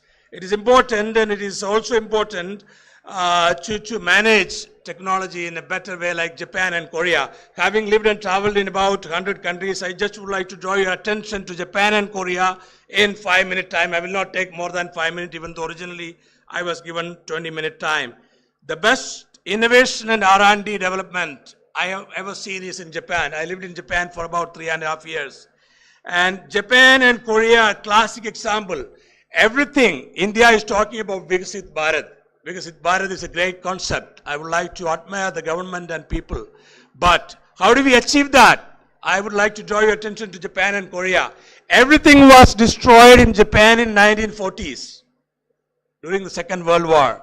But Japan emerged as a successful and second largest economy in the world, overtaking Germany by 1970s. And how did they achieve? Technology, the topic of today's conference. Every 1 out of 2 technologies and innovation in the world is emerging, is born out of Japan. Japan and Japanese had toilets, not ordinary toilet, automatic toilets in every apartment, in every household. In 2008, when I went to 2008, March, when I moved to Japan, I had seen everywhere automatic toilet, everywhere automatic sliding doors. And last 8 months, I've been living in America for 16, 17 years, and I just returned to Bombay when they gave me a provost. Provost is equal to vice chancellor in America. America has no terminology called vice chancellor. They call vice chancellor as provost. When a deemed university gave me that terminology, that designation to me, I decided to move to India and to try that. But I have retained my American job. I don't know whether I will go back or live in India. So because I've taken up US citizenship with OCI status, I don't know whether it is good for this country, but I'm a patriot in this country as well. So I would like to talk about Japan and Korea to motivate you to think about how we can achieve Viksit Bharat with technology. Every new technology, as I said, is born in Japan. They spend less amount for defense and maximum amount for research and development and innovation. They believe in high technology and consumerism based on technology. And they have 5 principles for managing their technology. They implement technology based on continuous improvement mechanism. My former Japanese dean Kobayashi sensei told me once, we go everywhere in the world. We go to the West to learn the best technology from the West and implement back in Japan. We also try to unlearn the worst from the West and we unpack the worst from the West in Japan. Learn the best from the West and unlearn the worst from the West. That is what is Japan. And that is the reason, with dedication, determination and government support, with the involvement of Japanese companies, Japan achieved the status as the second largest economy in the world. And Korea is another example. I used to frequently visit Korea. I visited Korea 3 times and my brother lived in Korea for 5 years. And Korea was an underdeveloped country. Believe me, it was a developing country. Today, Korea is officially classified as an advanced economy. Everything in Korea is technology oriented. Last year I went to Korea. I was a keynote speaker in a conference organized by Yonsei University and Korea University jointly. And Korea has AI parks like ATM kiosks in this country. We have ATM kiosks everywhere. Korea has AI solution prescribing, booths and kiosks in every kilometer in Seoul city these days. Their Seoul Incheon airport is the most advanced airport in the world. No policeman comes and asks you unnecessary question. Everything is machine-based, including passport scanning and entry to the country. A lot of things technology-based. We need such technology. There are certain auspicious aspects in this country too. We have amazing technology called Digi Yatra these days. If you are flying, download Digi Yatra and you will save time at the airport. Digi Yatra is something that India has implemented as a role model classic development in this country. Another development in this country is the UPI. UPI. You don't need to carry your wallet these days. Even 75-year-old auto rickshaw wala is asking you GPay. So you don't need to carry. If you have only 500 rupees note, don't worry. Use GPay. So even when I went to Allahabad, I went to IIITM Allahabad, and auto rickshaw fellow even in Allahabad is using GPay. I mean, we can understand if people use in Bombay, Bangalore, New Delhi, but even in every place in this country, people are using, even illiterate people are using GPay. This is something that is adorable in this country. But there are more things to achieve in this country with technology and human interaction. I would think in such a direction that Indians learn insight from Japan and Korea and try to implement the best practices from Japan and Korea in this country so that we can achieve a lot of things. In Bombay, I've been given 3-bedroom apartment, car and driver, but I don't have automatic toilet. In 2007, 2008 onwards, I've been using automatic toilets in Japan. So what I'm trying to say is that we just have automatic toilets in this country only at the airports. I'm not sure whether Dr. Jain has automatic toilet, but Japan, every poor man and woman has automatic toilets, and that is also part of their cleanliness, so this is very important. And I just would like to reiterate 5 principles of Japan before I wind up my speech. Japanese believe in 5 philosophy: Seiri, Seiton, Seiso, Seiketsu, and Shutsuke. Seiri means sort it out, Seicho means set in order, Seiso means clean and shine, Seiketsu means standardize, and Shutsuke means sustain. They believe in sustainability. They also try to implement the human aspect. Every now and then they use 2 words, Konnichiwa, Arigato gozaimasu. Whenever they meet you, they would wish you with Konnichiwa. Whenever they part you, even if, you know, you are not their friend, they would say automatically, it comes from their tongue. Arigato gozaimasu simply means thank you very much. They never stop at arigato. Arigato means thank you. They always add gozaimasu. That means thank you plus very much. And that is the human part of Japanese life. Technology with human part of Japanese life. The synergy between technology, the Industry 5 with the human part of Japanese life. Every now and then, arigato gozaimasu. If you can practice that arigato gozaimasu in our life, we will not fight each other.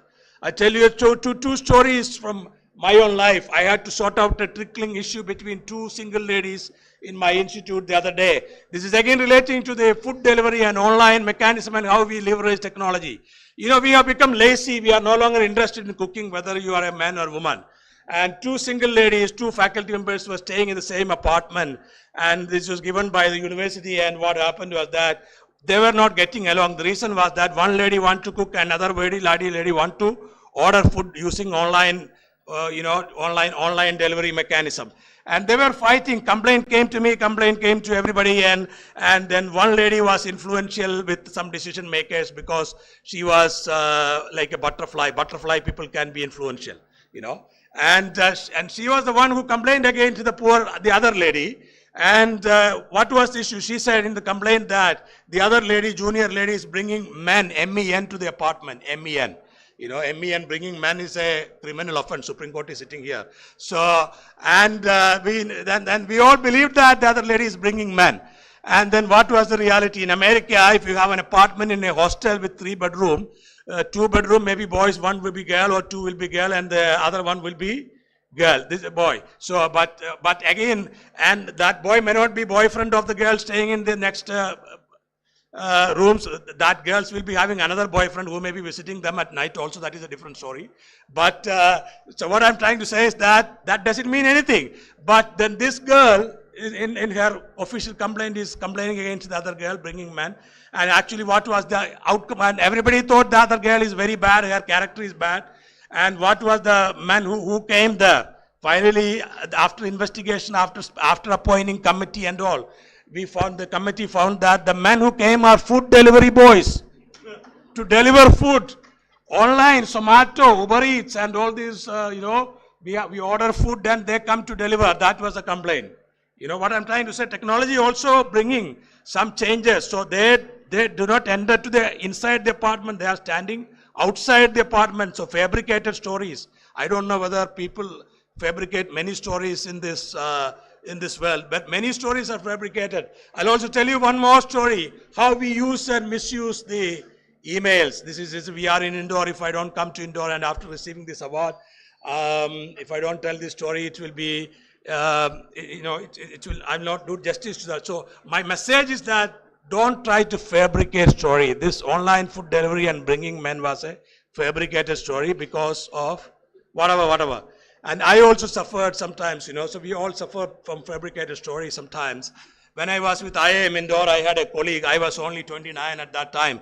I had a colleague who was 37-year-old. And I wrote a book on business environment, and my book was sold like a hot cake within 1 year. Hindustan Times published a news that IIM Indore professor's book is bestseller, like with the title. And at that time, my senior colleague from Orissa, who was the chairman of research committee at that time, and now he is nowhere because of his character, and he was so jealous because somebody who is 29, 30-year-old, how can he write a best-selling book? And he tried to misuse the email, You can use and misuse email. At least when you misuse email, check use with Grammarly. You will be better off. Or, use ChatGPT these days. You can do a better job. He sent an email to the director and he was so close and he sent a copy. Email can be copied and BCC'd to many people. He copied to some 6-7 senior guys stating that he cannot write a book, 30-year-old man cannot write a book because unless and until he has copied this. And it has to be investigated by a committee with 3 members. Chairman of research committee says just because of jealousy. Jealousy has no medicine. Please don't try to be, jealous with others. Okay. Jealousy, of course, I feel jealous when you achieve something if you are my junior. But don't try to be jealous. Jealousy will not take you anywhere. Try to gel with maximum people in a better way. That is what we need. And try to build a culture with konnichiwa and arigato gozaimasu. I'm proud to say that with that book, I still earn substantial amount of royalty. Thank you very much.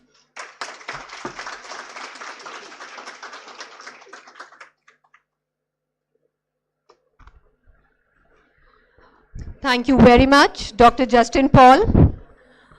In Japanese, as you said, arigato gozaimasu. और भारतीय परंपरा के हिसाब से आपका बहुत बहुत धन्यवाद. You talked about the ethical fiasco, and I think that is a very genuine concern which needs an immediate attention, and the balance of human and technology is a key to cater to that. Thank you so much for sharing your wisdom with us, sir.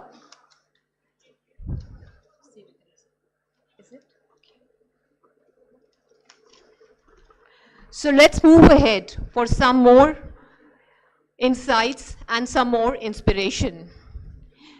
Every industry has its pioneers who don't just adapt, but they drive the change forward.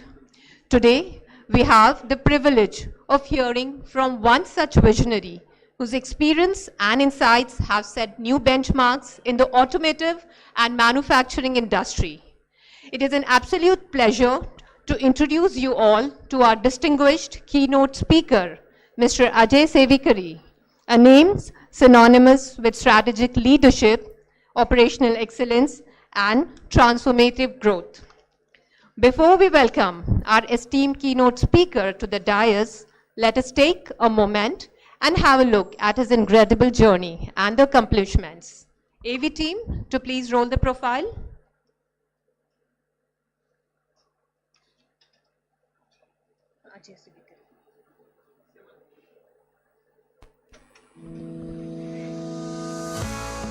Mr. Ajay Sikari is the Managing Director of Prospera, formerly Bridgestone India Automotive Products. He has been working with the Bridgestone Group since 1997 and has handled various responsibilities during his long tenure before taking over the current role in February 2020.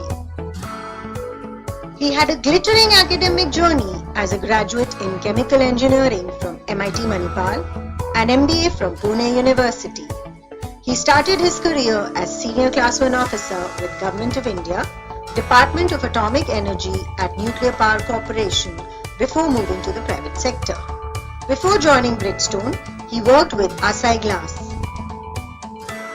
His tenure with Bridgestone led to the company's phenomenal growth in the Indian tire industry, claiming leadership position in passenger car tire segment.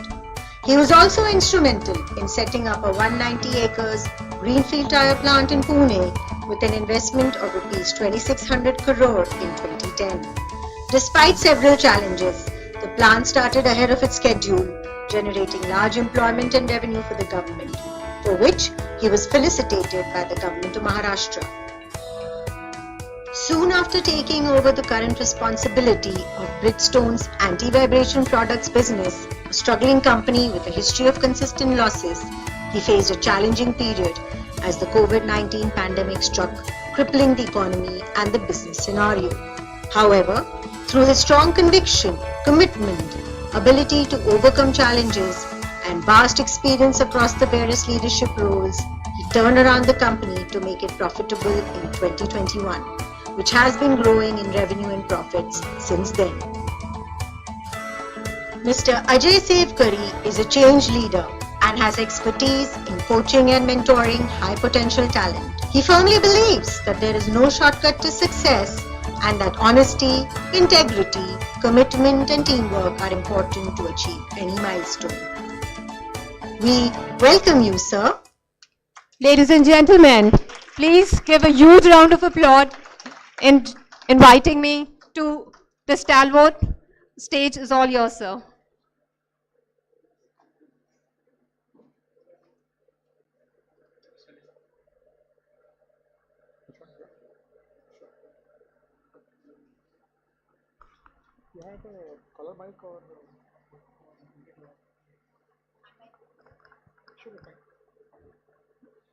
Yeah. Good afternoon. Can you hear me at the back? Okay.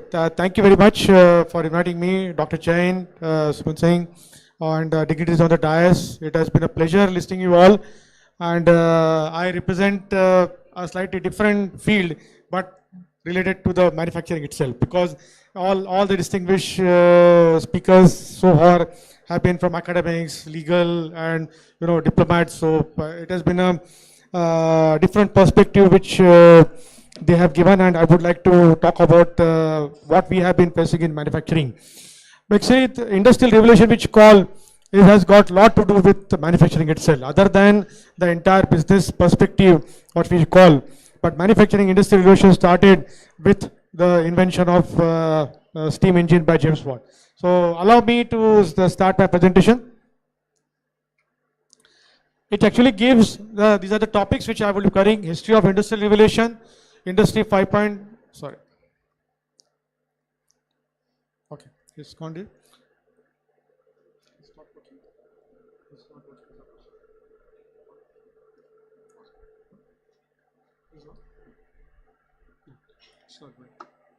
Okay, so then industry 5.0, what's the next step? Then objectives, how this synergy is transforming the process. Yeah. Okay. Then what are the benefits? Of course, we all know what are the benefits. Our speakers have also highlighted them. And most importantly, what are the risks and challenges?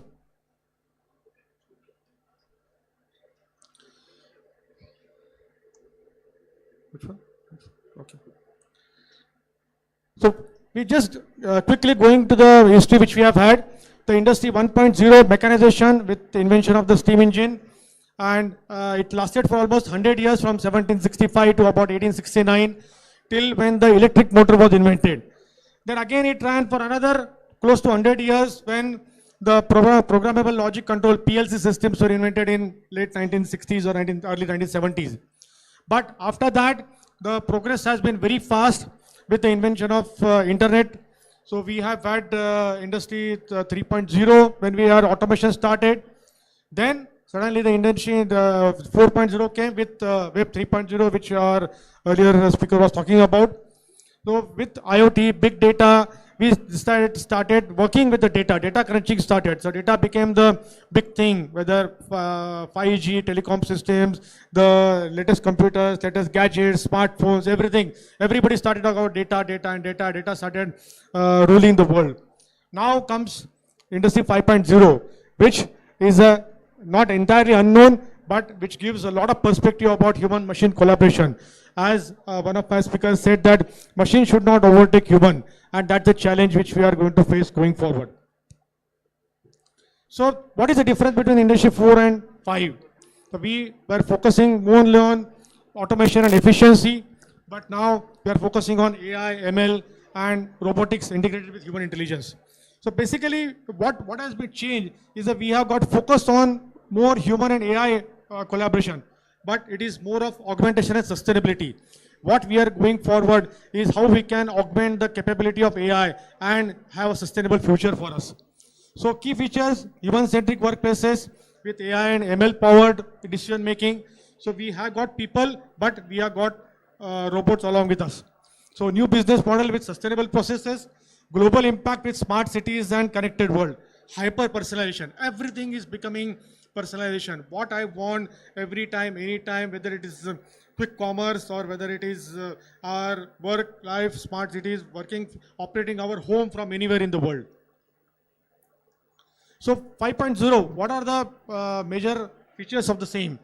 Artificial intelligence and machine learning, Internet of Things with edge computing. Then we have got 5G connectivity. Yes, now we are going towards 6G now. Blockchain and transparent supply chains. We have got digital twins and augmented reality. This is the augmented of the day. And sustainable energy solutions. So these are the major features for energy industry 5.0. What are the applications which we can talk about? We have already heard a lot of application. Manufacturing, we have got cobots, collaborative robots, which we call, with universal robots create cobots at the workplaces for, again, alongside factory workers. So they work alongside the human. But how do they augment? Cobots handle the repetitive and physically demanding tasks. For example, lifting heavy parts or operating mundane routine tasks, fitting the machine parts into it. But humans are focusing morely on the thinking ability of precision task and quality control. In customer service, AI chatbots and human agents which are there. So AI chatbots like ChatGPT, IBM Watson have handled the routine customer queries. But the complex issues are again dealt with by the humans. So AI filters out a simple task, allowing the humans again to focus on personalized and emotional interactions. This is actually augmentation how the AI helps. Then we have got healthcare. One of our early speakers already mentioned about how healthcare is making changes. So doctors are no more required to go through the detailed process of analyzing. The AI is helping them out with all the data crunching, giving them the information which is available for them. But at the same time, doctors are taking the decision what is required to be done at what time.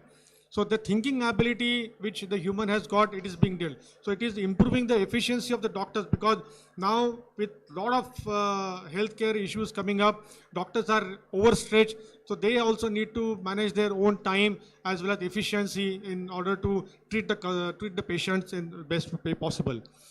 We have got in retail sector, we have got examples of Amazon Go stores, AI to track purchases and manage inventory, but human handle the customer service and store operations. Even many of the store operations are automated, but what is required to be done, how much is required to be kept in inventory, that human has to understand. So how do they do is that they optimize the stock levels, but while humans handle the customer engagement and store maintenance of the same. Going forward to education, we have got AI-powered learning assistants. We are into Prestige Institute, where we have got a lot of education systems available for us. So platforms like Duolingo or Coursera use AI to provide personalized learning paths, while teachers focus on creative engagement and mentoring. So at one point, entire information, the teachers don't have to remember any information. The entire information is laid out by these available tools. But teachers have to see that the students remain engaged. If students have got certain questions, probably teachers can support them in order to answer those queries. Going forward, finance, we've got fraud detection and risk analysis being helped by AI, Industry 5.0. So what happens is that AI-driven systems in banks like JP Morgan and Coin, they scan financial transactions to detect the fraud patterns.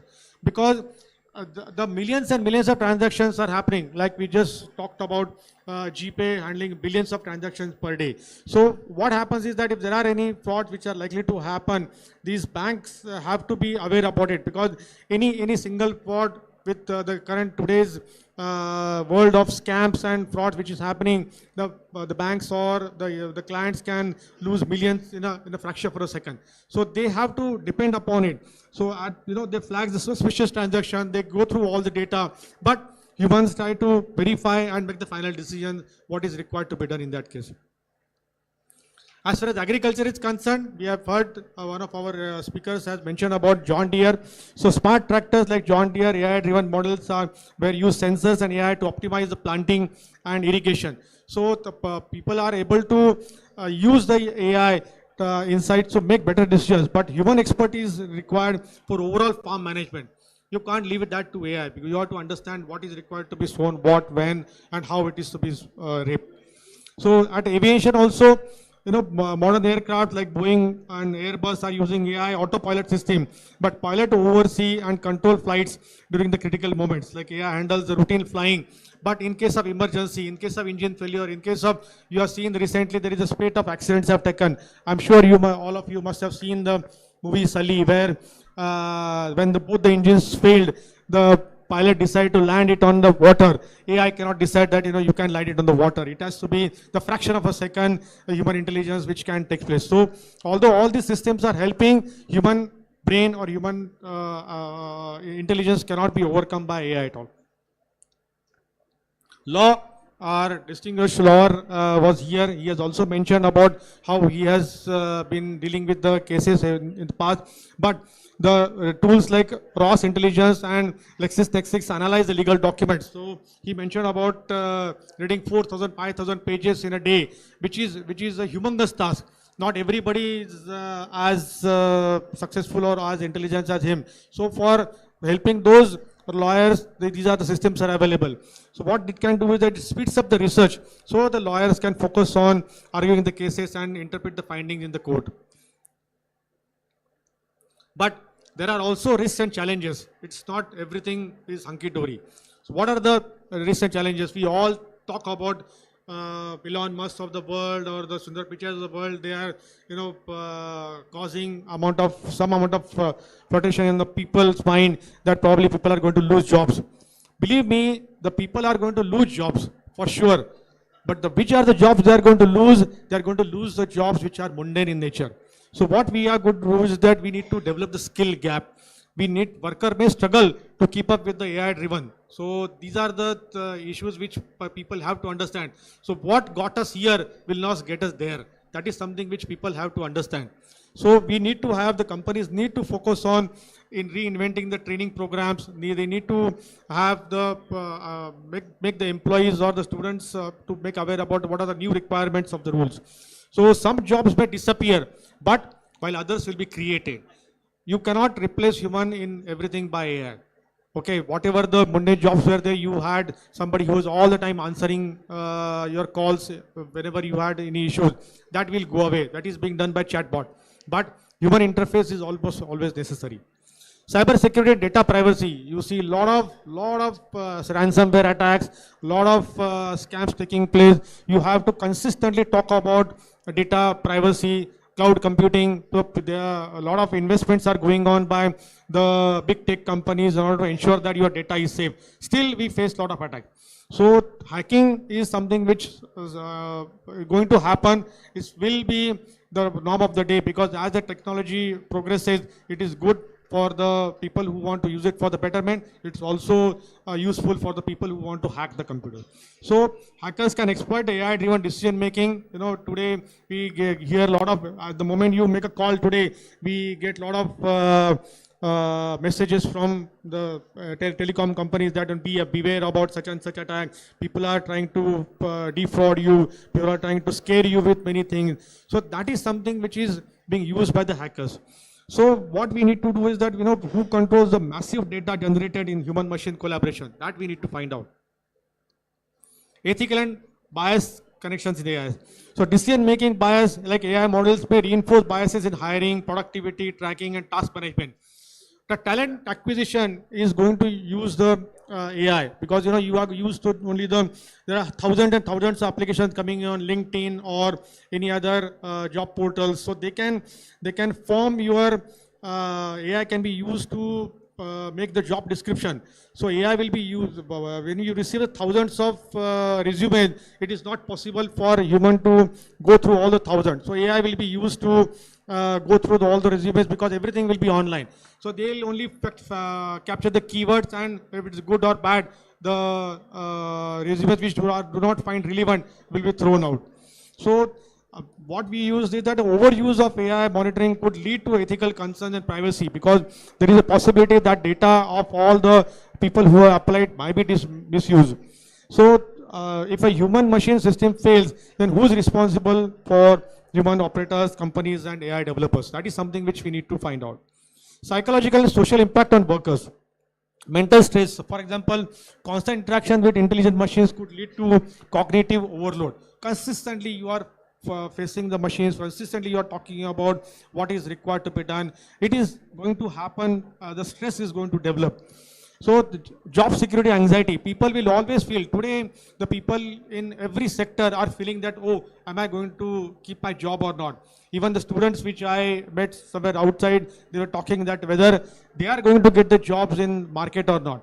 But believe me, unless and until you reskill yourself, the current jobs probably may not be there. So jobs will be there, but will change the form. So over-reliance on AI, if humans are overly dependent upon AI decision-making, they reduce the critical thinking skill. So everything like, today you prepare, if you want anything, you want to have a project, you just put it in your chat GPT, your project report comes out. That will help you to secure marks, but that will not help you when you are outside in the world and trying to do that. That's not going to help you, because there you will probably require to use your mental skills. technological dependence and system failures. So AI malfunctions. So we have got unexpected failures in AI-driven systems and disruption of operations. Over automation risk, excessive reliance on machines without human oversight may lead to catastrophic failures. Resilience challenge. Companies need to contingency plans in case of AI breaks down. Like, yesterday I was coming in an electric vehicle, the new Mahindra electric car. I asked him, he gave me a lot of features about the car, which was a BEV 96, which they have just launched, and it will be start delivering very soon. When I was driving, he gave me a lot of information about the vehicle. He said that this is AI pod, that is AI pod is very highly useful. But I asked him, give me one pitfall, one negative factor. He just said one thing, that if the software fails, the vehicle will lock out. So what happens if you have that situation where you are driving along with your family on the road and suddenly software failure takes place? You are not able to do it unless and until the vehicle cannot move also. So this is something which is the biggest challenge. So there has to be system or support system which should be developed in order to ensure that these AI breakdowns can be taken care of. AI itself cannot take care of its own breakdown. So they have to have the predictive analysis for the same. Of course, then ethical use of robots and AI systems, human dignity concerns, machines replacing tasks traditionally requiring human creativity and empathy. For example, caregiving. AI if it does that, then may raise ethical solutions questions, because we need to understand whether it is appropriate for your child or your parents or your old ones to be taken care through the AI system itself. AI decision power, how much autonomy we should have AI in crucial industries like healthcare and manufacturing. Whether we can completely depend upon them or we have to use humans somewhere in order to ensure that we are taking proper care of the same. Fair work environment, ensuring robots and AI enhance human jobs rather than exploit workers. So we need to use AI for employee engagement, satisfaction surveys, their job performance evaluation, but at the same time decision making should be left with the human itself. So sustainability and environmental impact. Energy consumption, AI-driven system use huge amount of energy and requires computational powers, increasing energy demand for, as you know, the amount of energy which is consumed and as far as the cloud company is concerned and AI-driven systems are concerned. E-waste and resource depletion, so rapid adoption of AI and robotics could lead to increased electronic waste and demand for rare materials. Consistently you need to keep mining because it is going to evaporate at some point of time. So what is the strategic roadmap? How we can face this challenge? How we are going to achieve the synergy? How we are going to the business transformation? So what is our roadmap for the same? So assess AI and automation integration. Invest in workforce reskilling. So as I mentioned, the existing jobs may lose, but with the new jobs will be created. So we need people with the revised skills. Implement ethical AI policies. People have to be aware about it. Develop sustainable practices in order to ensure that we save on energy, we live for the future. And foster human-machine collaboration. That is very important. Unless and until both go together, Gio or Ginodo, our friend just some time back said, that has to be there. So you have to have that collaborative work environment with AI as well. So conclusion, Industry 5.0 has huge potential, but must be implemented responsibly to balance technological progress with human well-being. If it emphasizes on human AI collaboration, sustainability and resilience over pure work automation. Business must adopt reskilling, ethical AI and cybersecurity. And future success lies in balancing technology and human creativity and empathy. So AI is good, AI is necessary, AI will go forward. Grok 3 is here, it has started thinking. Earlier we were saying that AI cannot think, only human can think, or AI is not able to. So now the new AI development taking place. So logical thinking, creative thinking, generative thinking, and cognitive abilities are also being developed by AI. So here we have to make sure that AI is for us, we are not for AI. We have to ensure that we survive and progress going forward. Thank you so much.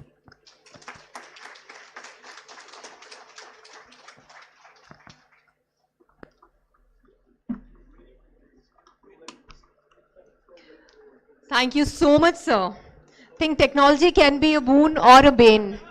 It depends whether we do the humanization of machine or mechanization of humans.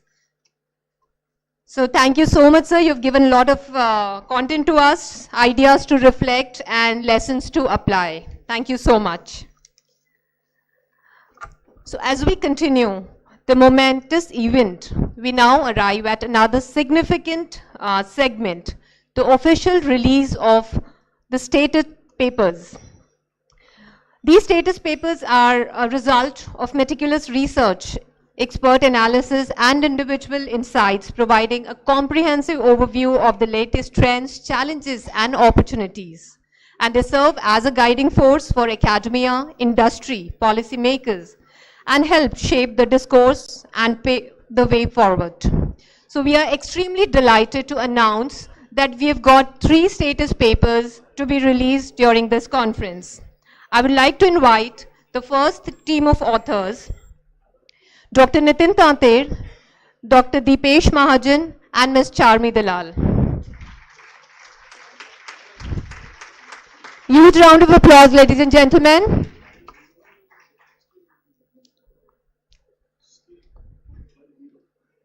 We request the dignitaries on the dais to kindly honor the authors.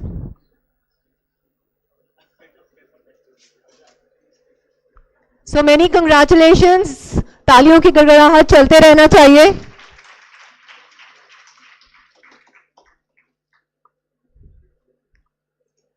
It's indeed a momentous occasion.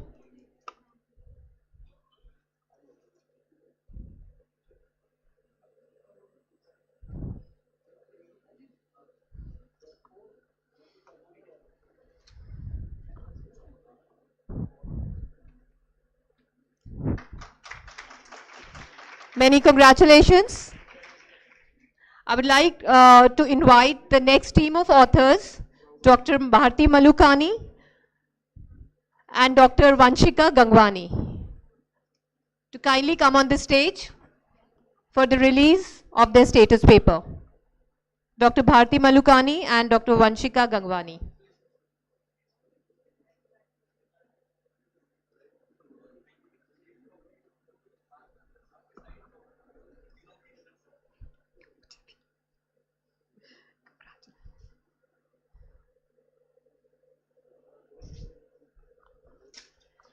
I would request the next team of authors to kindly come on the stage.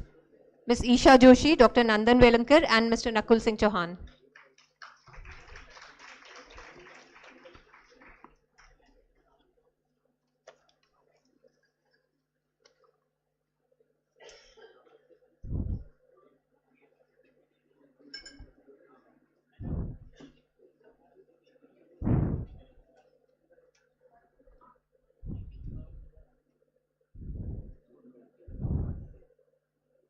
So show your energy and a huge round of applause for this team as well. Congratulations.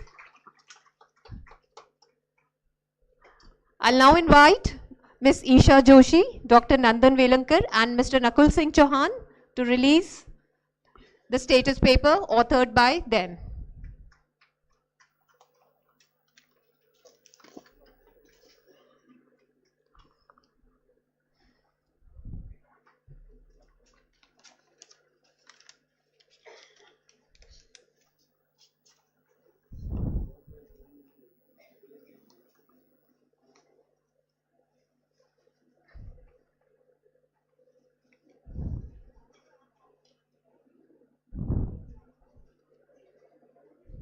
The PhD awardees to be ready for the next felicitation, please.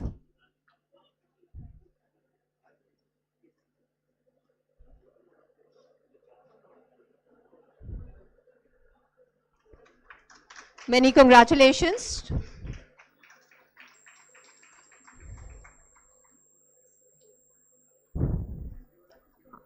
Thank you. Thank you to all the dignitaries on the dais. All right.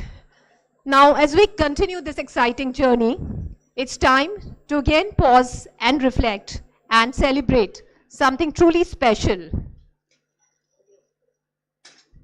This segment is all about appreciation and acknowledgement. So get ready to applaud, appreciate, and celebrate some incredible moments.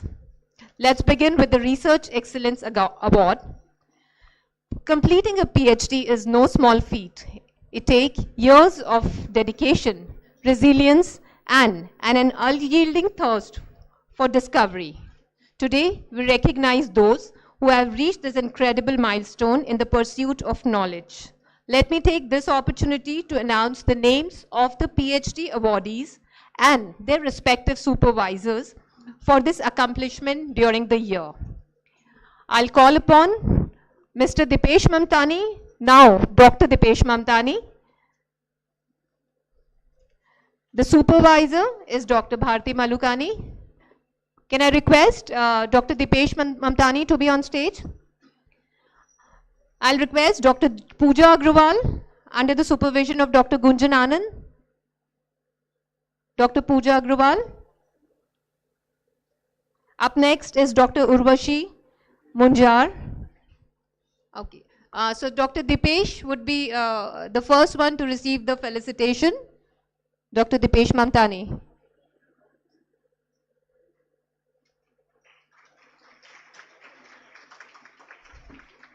It's indeed a proud moment for the recipient to receive the award from such a galaxy of distinguished luminaries. A huge round of applause, ladies and gentlemen. Dr. Pooja Agrawal.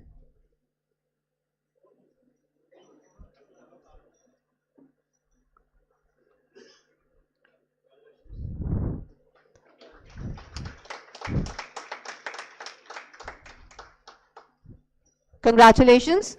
Dr. Urvashi Munjar. Next would be Dr. Ashish Mahajan.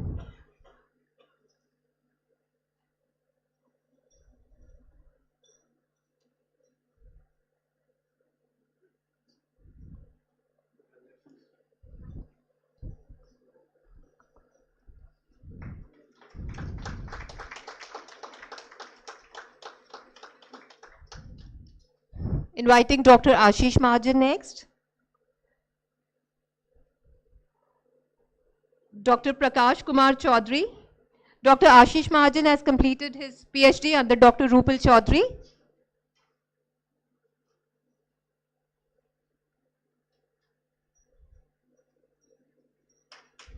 Congratulations. Dr. Prakash Kumar Chaudhary has completed his PhD under Dr. Rakshita Puranik and Dr. Nitin Tanter. Dr. Sunil Garg, under the supervision of Dr. Anukul Manish Hai. Dr. Sunil Garg. Dr. Shobhanjali Raghuvanshi, under the supervision of Dr. Sapnamai Acharya. And Dr. Kavita Jamini, under the supervision of Dr. Sangeeta Jain.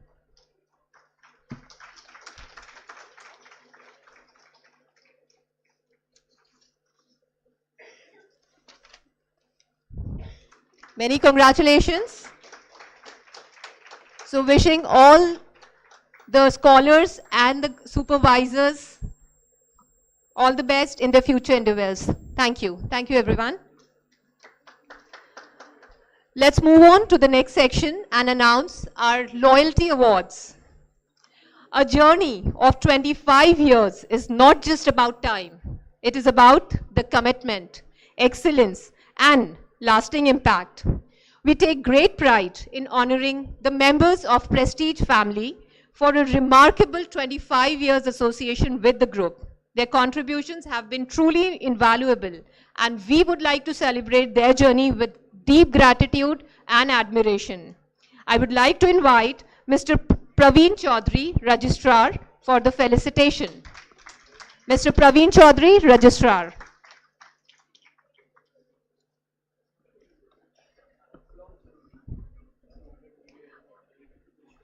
Up next would be Mr. B.S. Gadekar, Deputy Registrar.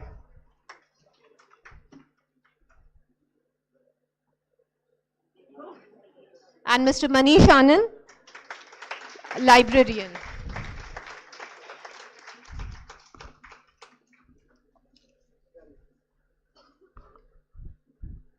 Would like to invite Mr. B.S. Gadekar, Deputy Registrar.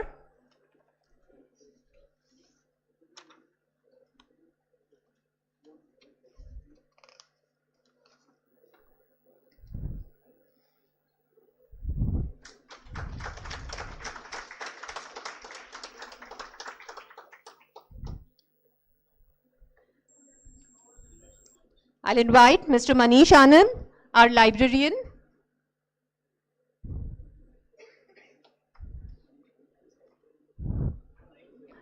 तालियों की गड़गड़ाहट कम नहीं होनी चाहिए. 25 years is a very big accomplishment. Many congratulations.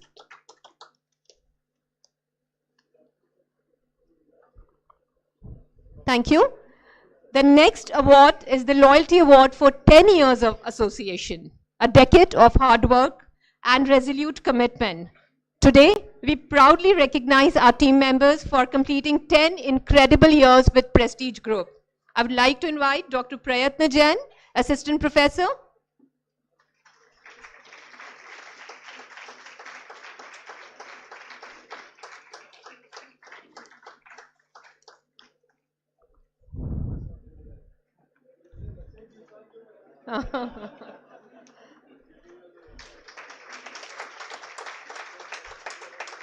Dr. Bharti Malukani, Assistant Professor. Congratulations. Dr. Bharti Malukani. Up next would be Dr. Sachidanand Pachori.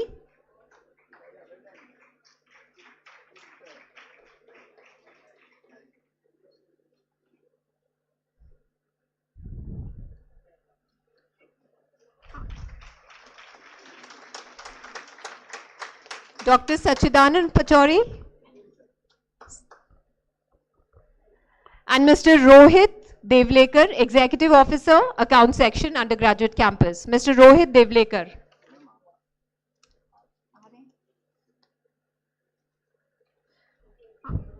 Yeah, let's move ahead. The next set of award would be something very special. किसी भी संस्थान की सफलता में समर्पण और अनुशासन की महत्वपूर्ण भूमिका होती है. यह पुरस्कार उन व्यक्तियों को सम्मानित करता है जिन्होंने पूरे वर्ष अपनी निरंतर उपस्थिति और प्रतिबद्धता का परिचय दिया है. We are proud to announce the Least Leave Award for our team members. Mr. Rakesh Dubey, System Administrator.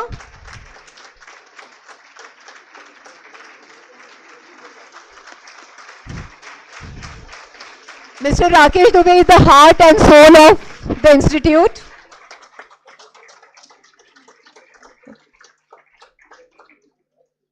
Up next would be Subeda Major Rakesh Kumar Jarwal, Group Security Manager. Mr. Rakesh Kumar Jarwal. Dr. Sachidanand Pachori is here for his 10 years association.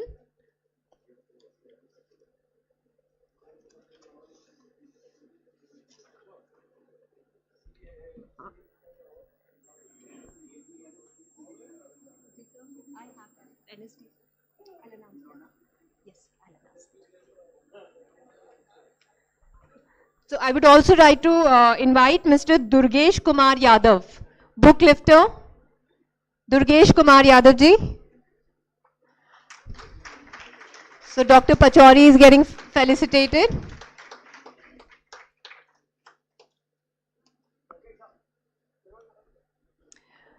तो राकेश जी यहाँ पे हैं और दुर्गेश जी भी आए हैं. जोरदार तालियों के साथ इनका स्वागत करें.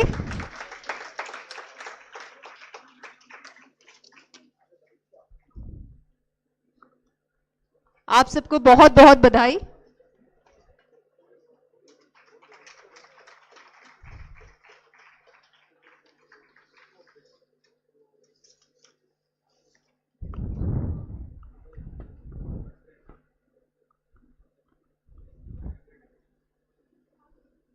आप सबकी निष्ठा और समर्पण हम सभी के लिए प्रेरणा का एक स्रोत है. बहुत बहुत बधाई.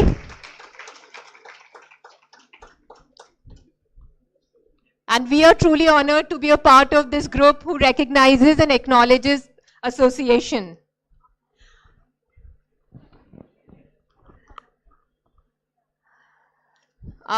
The dignitaries are requested to kindly be seated.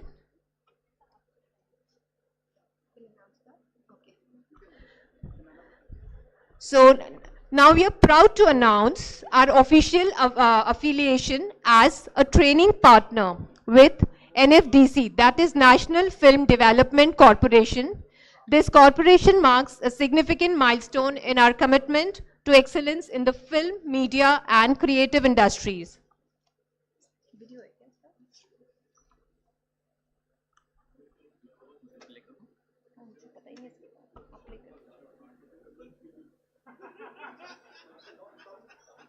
Sound नहीं है?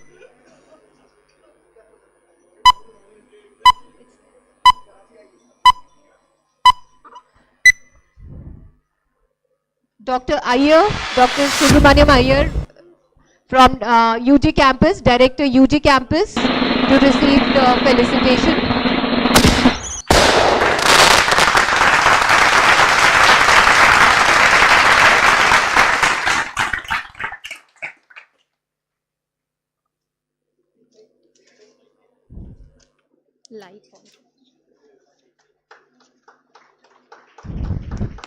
A huge round of applause. Many congratulations to the entire team, to the Prestige Group as well.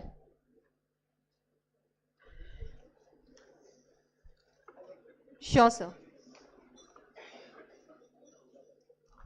This National Film Division Corporation affiliation is the first of its kind in Madhya Pradesh, Rajasthan and Chhattisgarh put together. We are the only institution in these three regions to have this recognition. Please give a big hand for yourself.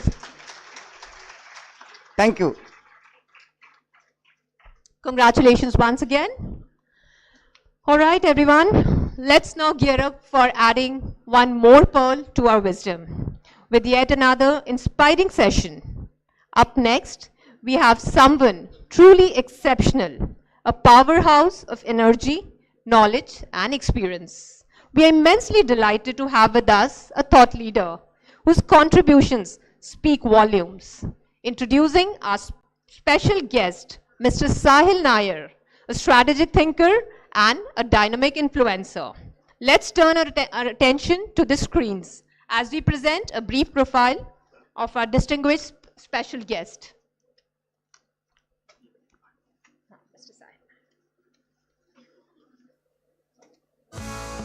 Mr. Sahil Nayar is an astute professional in the human capital domain. He is extremely passionate about creating possibilities by working his way through relationships and human psychology. Sahil is a strategic partner to the business, promoter of talent and technology, behavioral scientist, design thinker and human storyteller and writer. Employee branding, culture and capability are his forte. A certified MBTI and NLP practitioner, a regular columnist and visiting faculty at IIMs and IITs, specializing in the broad domains of HR, marketing, branding and Marcom. Being a certified design thinker, he loves flirting with the ideas as he designs prototypes to redefine human experiences. He's a social media influencer and has been bestowed with many accolades as the Social Media Influencer of the Year by SHRM and Zubin for the last 3 years. As an HR influencer, he was awarded the coveted Top HR Voice Award on LinkedIn, a strong testimony to his commitment to HR and L&D fraternity across the country. He runs a show called #JustLikeThat on his YouTube channel and has his own radio show on Spotify. An avid reader, teaching is his passion. Sahil is a music aficionado, dabbling in various genres of music during his leisure time. We welcome you. So without further ado, Let's invite the versatile Mr. Sahil Nayar for his address. Over to you, Sahil.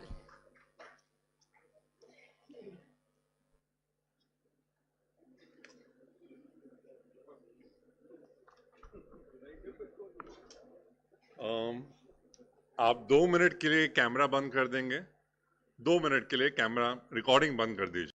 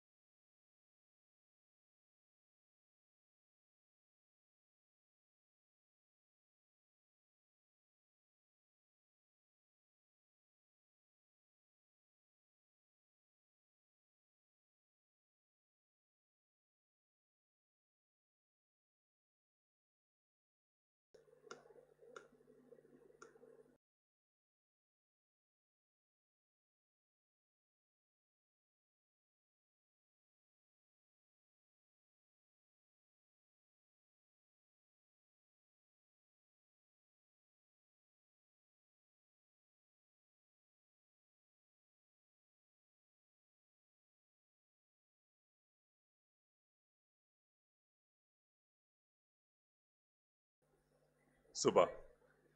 Let me start off, Dr. Jain. Thank you so much, because the way you started the day today, remembering your father and the contribution that came up was so, so brilliant, because I don't think any machine in the world can do what you did as a human. So a huge round of applause.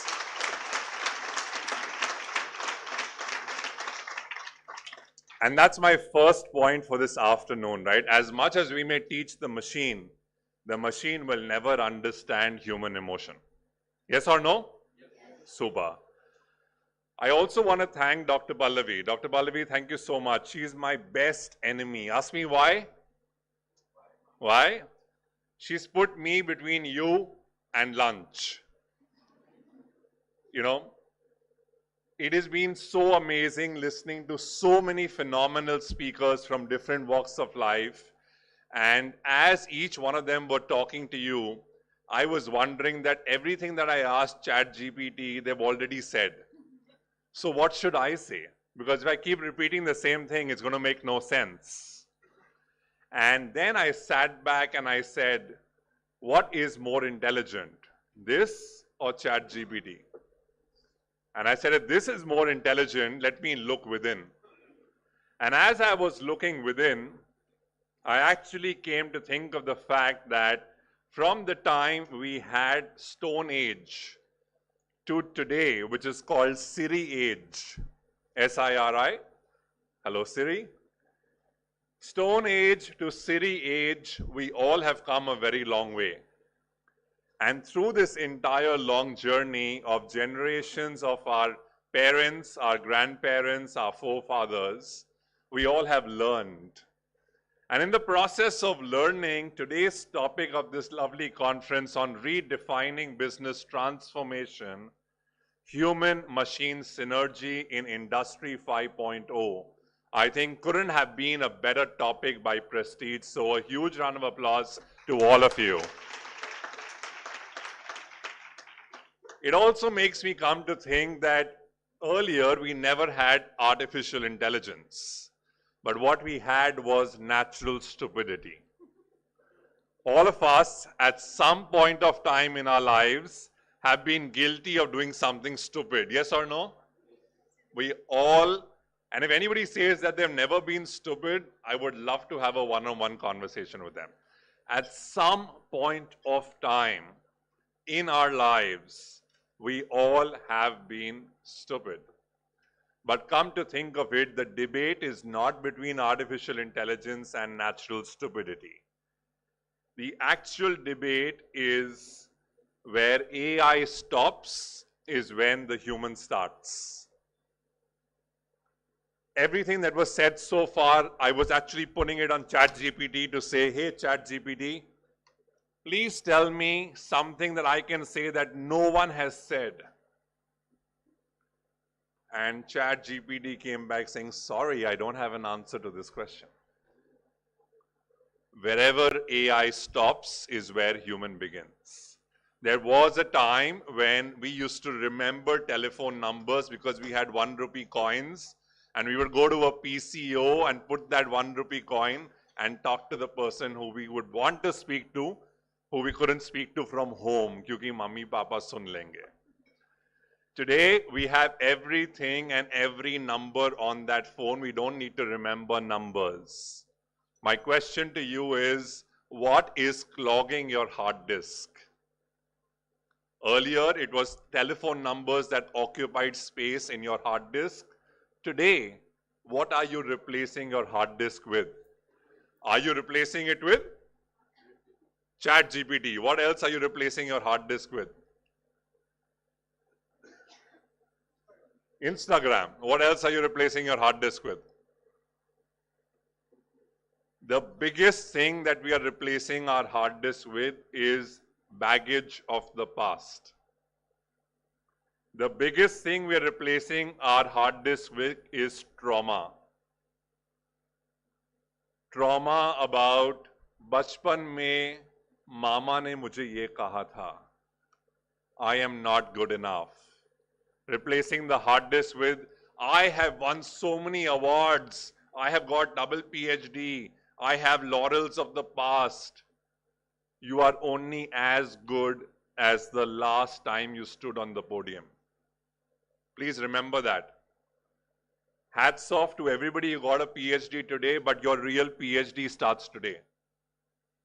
Your real PhD starts the moment you're able to create value for people who don't have that PhD. Because I very firmly believe you really get what you got when others get what you got. I'll repeat it. You really get what you got when others get what you got. And therefore, let bygones be bygones, whether they are great experiences and laurels or whether they are very bad experiences or traumas, because carrying them to tomorrow will not let you be alive in the present. And no machine will ever teach you this. Point number 3, I'm going to share with you a small story about synergy. My dad has an OCD of cleanliness. Any guesses who's his biggest enemy? Don't say cleanliness. Me? Okay, good try. Anybody else? मेरे पापा के सबसे बड़े दुश्मन कौन है? Himself. Very good point. Who else? Come on. His own mind. Brilliant. Who else? Who else? पापा को OCD समझते हैं? Obsessive compulsive disorder. उनको cleanliness का OCD है. Who is his biggest enemy? Dirt, his own mind. What else? Clutter, opinions.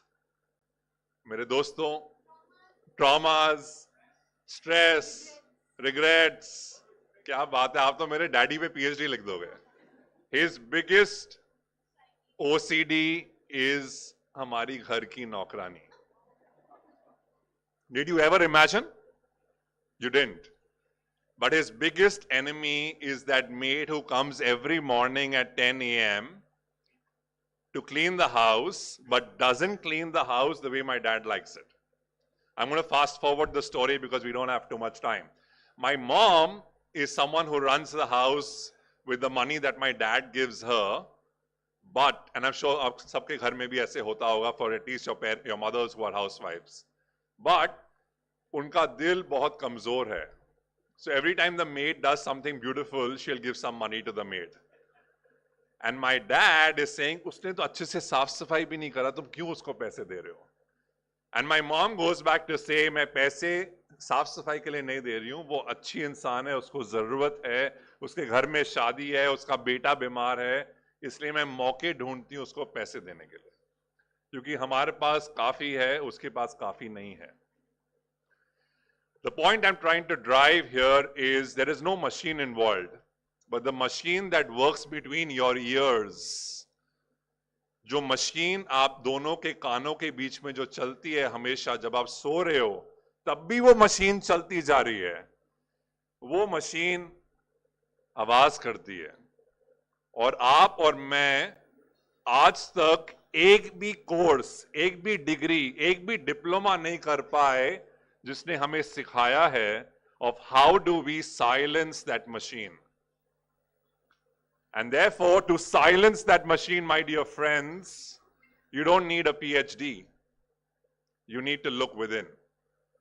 How many of us are looking within when we are saying that right now we are having hunger pangs because we are really, really hungry and we've been listening so attentively from 10:30 in the morning, we don't need more gyan. Quickly, story number 3. I think the whole competition is not between humans or machines. The competition is when humans become machines. हम सब एक ही रट में लग गए हैं. We get up in the morning, we get ready, we get to work, we do our lectures, we attend our sessions, we build businesses, we contribute to the growth of our country, we go back home, वही दाल रोटी चावल खा के हम सो जाते हैं. When was the last time you did something for the first time? When was the last time you did something for the first time? और अगर आपके पास इस सवाल का जवाब नहीं है तो थोड़ा सा झांकिए, थोड़ा अंदर झांकिए. Because are you just existing or are you living? Because industry 1.0, 2.0, 3.0, 4.0, 5.0 will come and go. Web 1.0, Web 2.0, Web 3.0 will come and go. But you will be the only version of yourself. Lastly, I want to talk about the machine and the human. The machine can shortlist the CV, but the human can read between the lines. The machine will tell you what sells in the market, but the human will create the need for that product or for that brand. The machine will tell you, Sahil, आपने 1 लाख का UPI payment कर रहे हो. This is a very unusual transaction क्योंकि आप तो 10, 20, 100, 500, 1000 रुपए का transaction करते हो. And if you're doing a transaction of 1 lakh rupees through UPI, it's an unusual transaction. But the human will tell you it's a fraud. The choice is how much of machine do we want to use till the time a machine starts talking to a machine in a language that human doesn't understand. And it's already happened. When machine talks to a machine in a language that human doesn't understand, it's going to be a very scary world. Because then, जो हमें बचपन से सिखाया गया है, ये सही है और ये गलत है. अगर हम मशीन को गलत सिखाएंगे और बोलेंगे ये सही है, मशीन में कॉन्शियंस नहीं है, तो मशीन वो ही सीखेगा जो हम मशीन को सिखाएंगे. और अगर 100 लोग मशीन को सिखाएंगे कि गलत सही है, मशीन 101 बार एक नए ऑडियंस को बताएगा कि ये sahi hai. And that is my fear, not for your generation, but for 2 generations ahead, because they will not have a baseline or a benchmark to know what is right and what is wrong, because they will be digital natives that will go onto the machine and ask the machine, "Main kya karu?"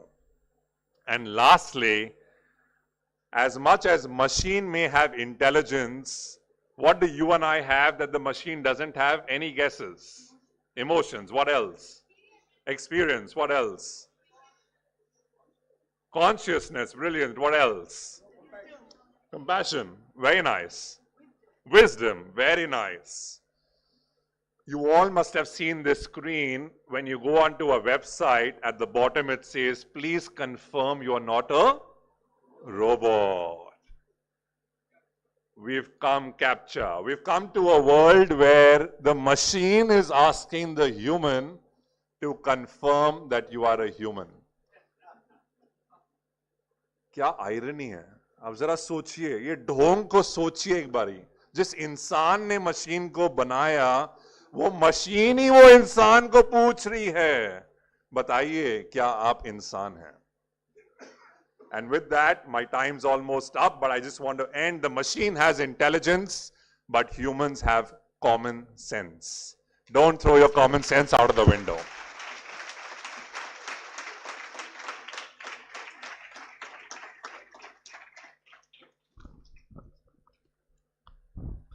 So that was an incredible and a thought-provoking, power-packed session.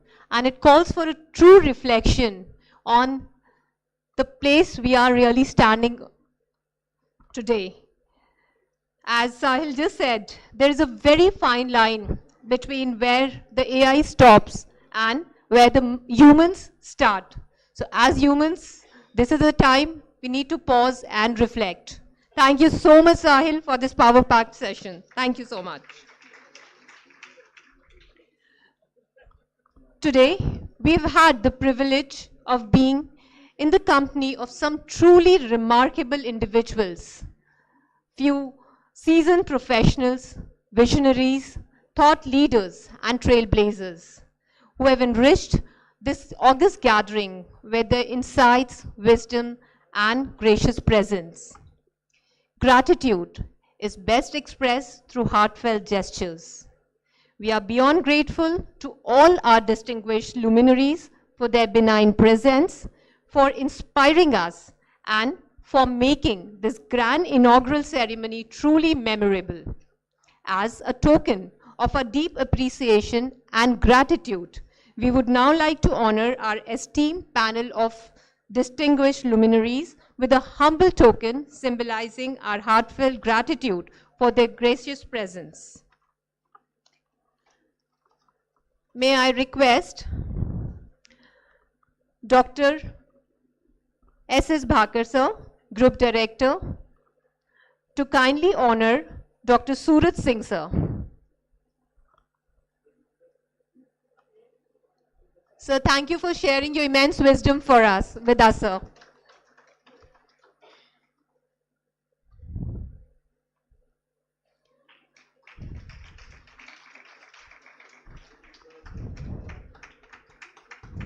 The sound to be the highest of the day.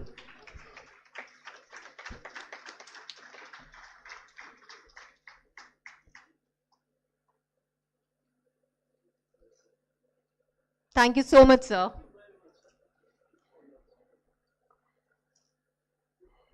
May I now request Dr. Ajit Upadhyay to kindly felicitate Mr. Ajay Sikari for his benign presence and for sharing his wisdom with us.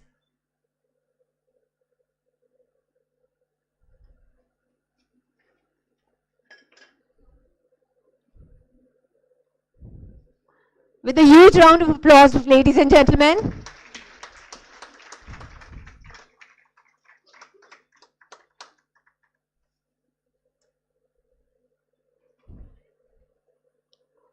Thank you so much, Ajay sir, for your benign presence here.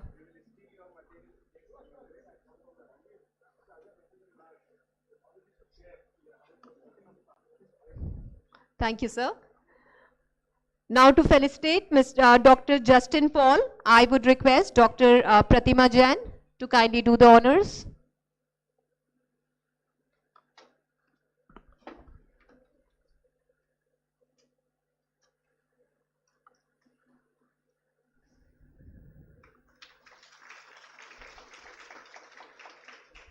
Thank you so much, sir.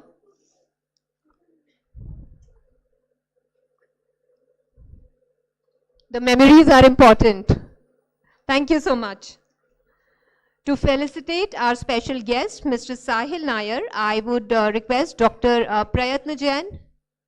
I would request Dr. Nandan Velankar to do the honors, please. Maybe we can have the core team of the conference to do the honors. So they both are from the conference team. So huge round of applause.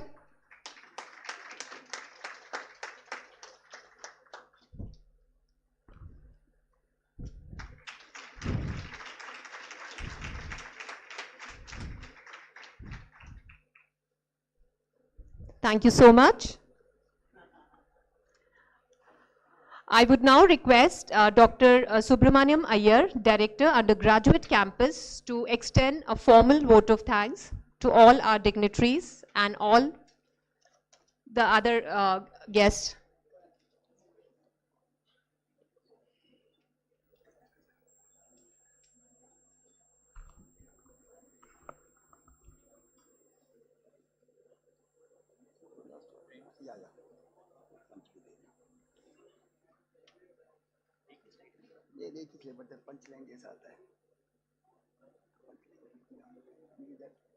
Okay, somebody said correctly, somebody from the dais said correctly, machines don't feel hungry, but we all, okay?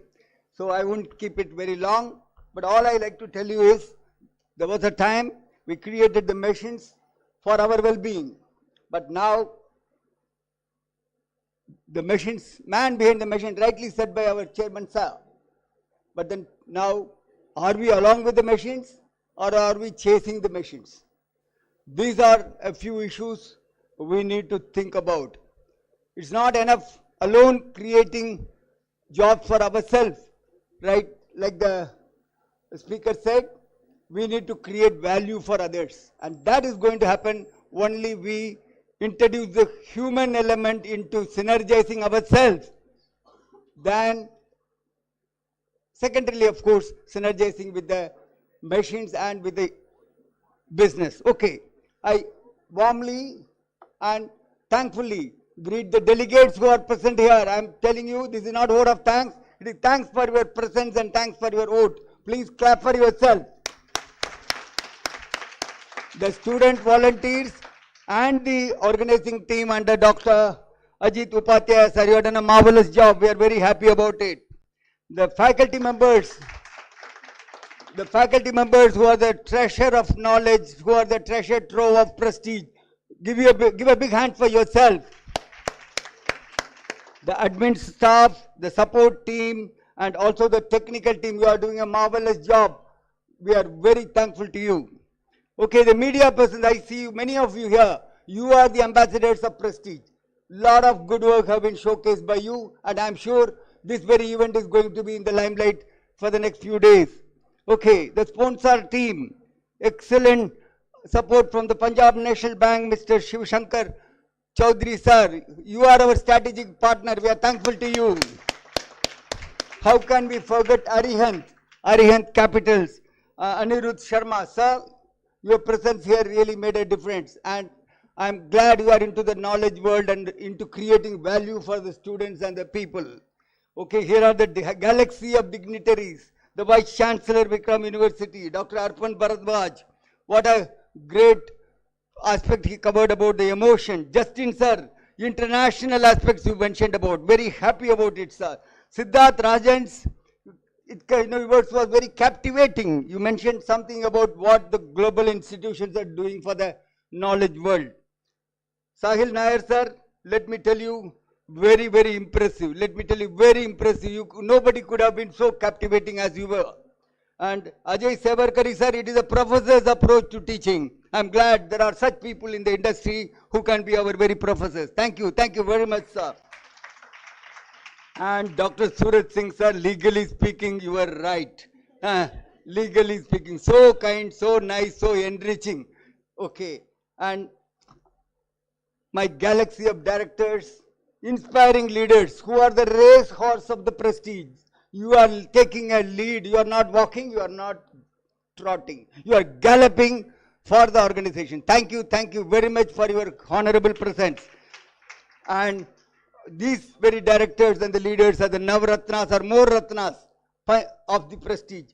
And lastly, let me thankfully acknowledge the presence of the Jain family, Dr. Davish Jain, our chairman, and Dr. Dipin Jain, our vice chairman. Together you are leading us to the brightness, leading us to the success, and leading us to an inspiring future for Prestige. Thank you very much, sir. Finally, may I all request you to kindly stand. Yeah, please. Thank you so much, sir. So as we stand at the threshold of this incredible conference, we look forward to some meaningful conversations, collaborations, and connections that will unfold over the next 2 power-packed days of Picom 2025, where academia, research, and industry will converge with an impressive lineup of eminent speakers, thought leaders, experts, and academicians. So let's together embark on this inspiring journey with open minds and shared vision. Let's embrace this opportunity to learn, collaborate, and innovate together. Sure, sir. So with that, let us officially kick off our 20th International Conference, Picom 2025, with the loudest of applause for the day.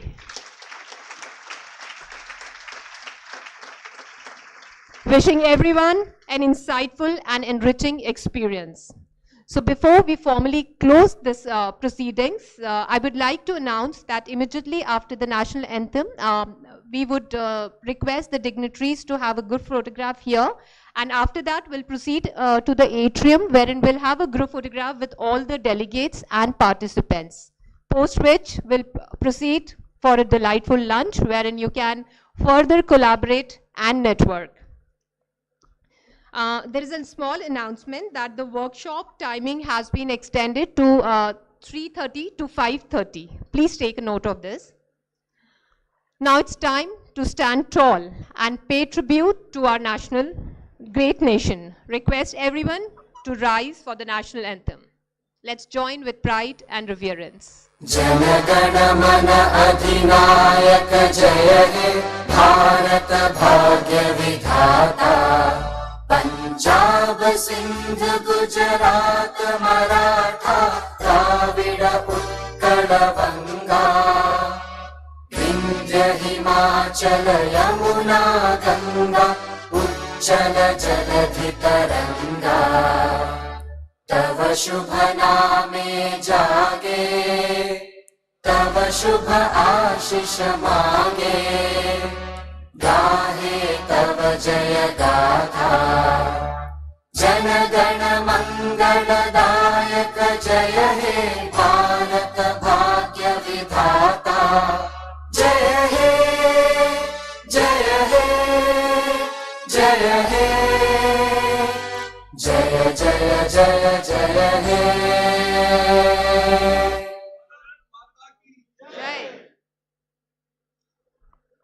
Thank you everyone for your presence.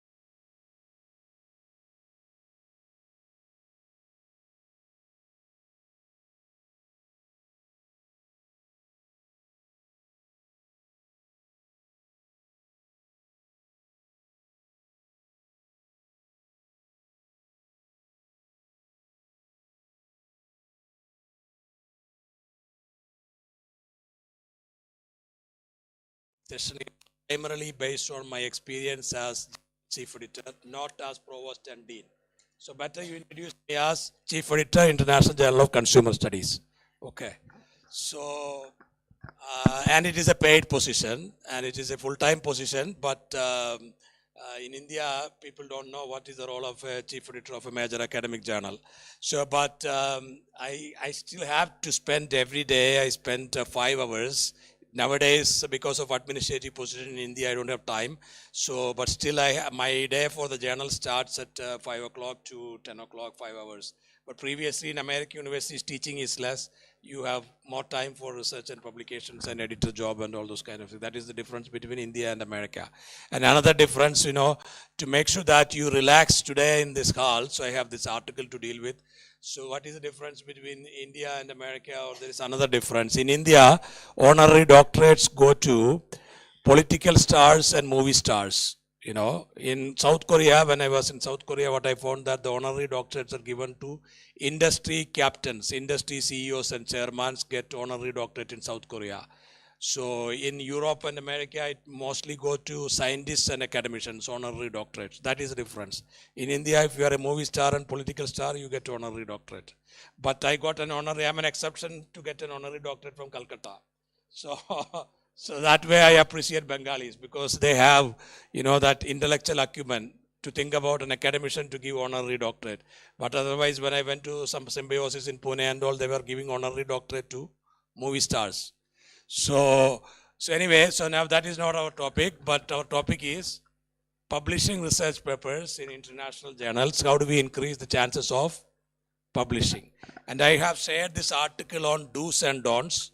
So these do's and don'ts are based on my experience as an author. Initially, when I was a baby or when I was an infant researcher, I received thousands of rejections. Even now also, many times of course, the paper has some problems and paper is not perfect, paper is not looking like diamond, it gets rejected, So, how do we minimize the chance, better I should use the word, minimize the chances of rejection.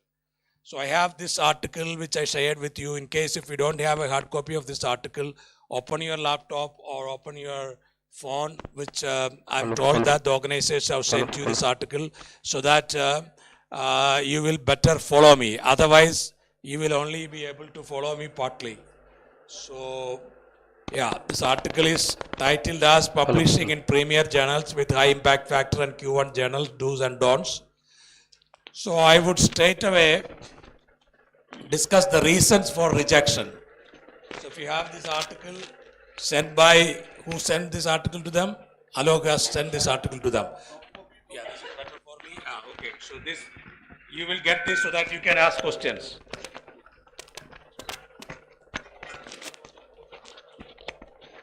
Okay, the soft copy of the article is already shared in Thank the you. official. Thank you.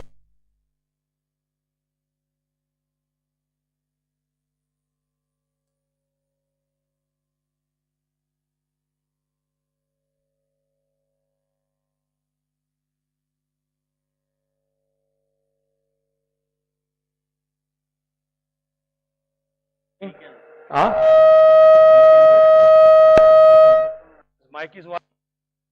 If it is not working, it is made in China. If it is working, it is made in India. So it is made in India. Okay.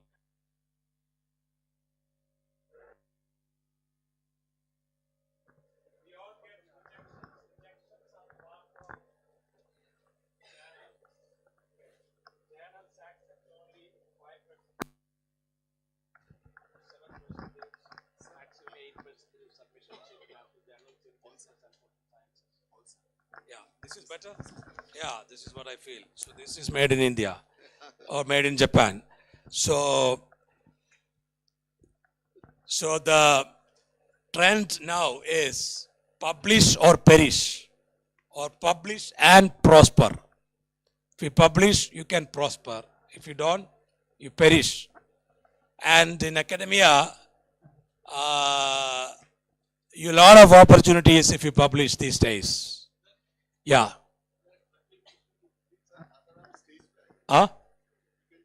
Stage too far, right? This is better. Yeah. So now I'm in front of everybody. So otherwise people those who are behind me were complaining. So complaining is part of Indian life. So I am also an Indian. So that way it's okay. So we need to understand why a paper is getting rejected. It is also similar to a situation where you apply for jobs and you get rejected. Will you feel disappointed? Don't get disappointed. Never get disappointed. Sometimes you are more competent and knowledgeable, but somebody else who is not competent also get recruited. It happened at IIM Indore also because of the political games, you know.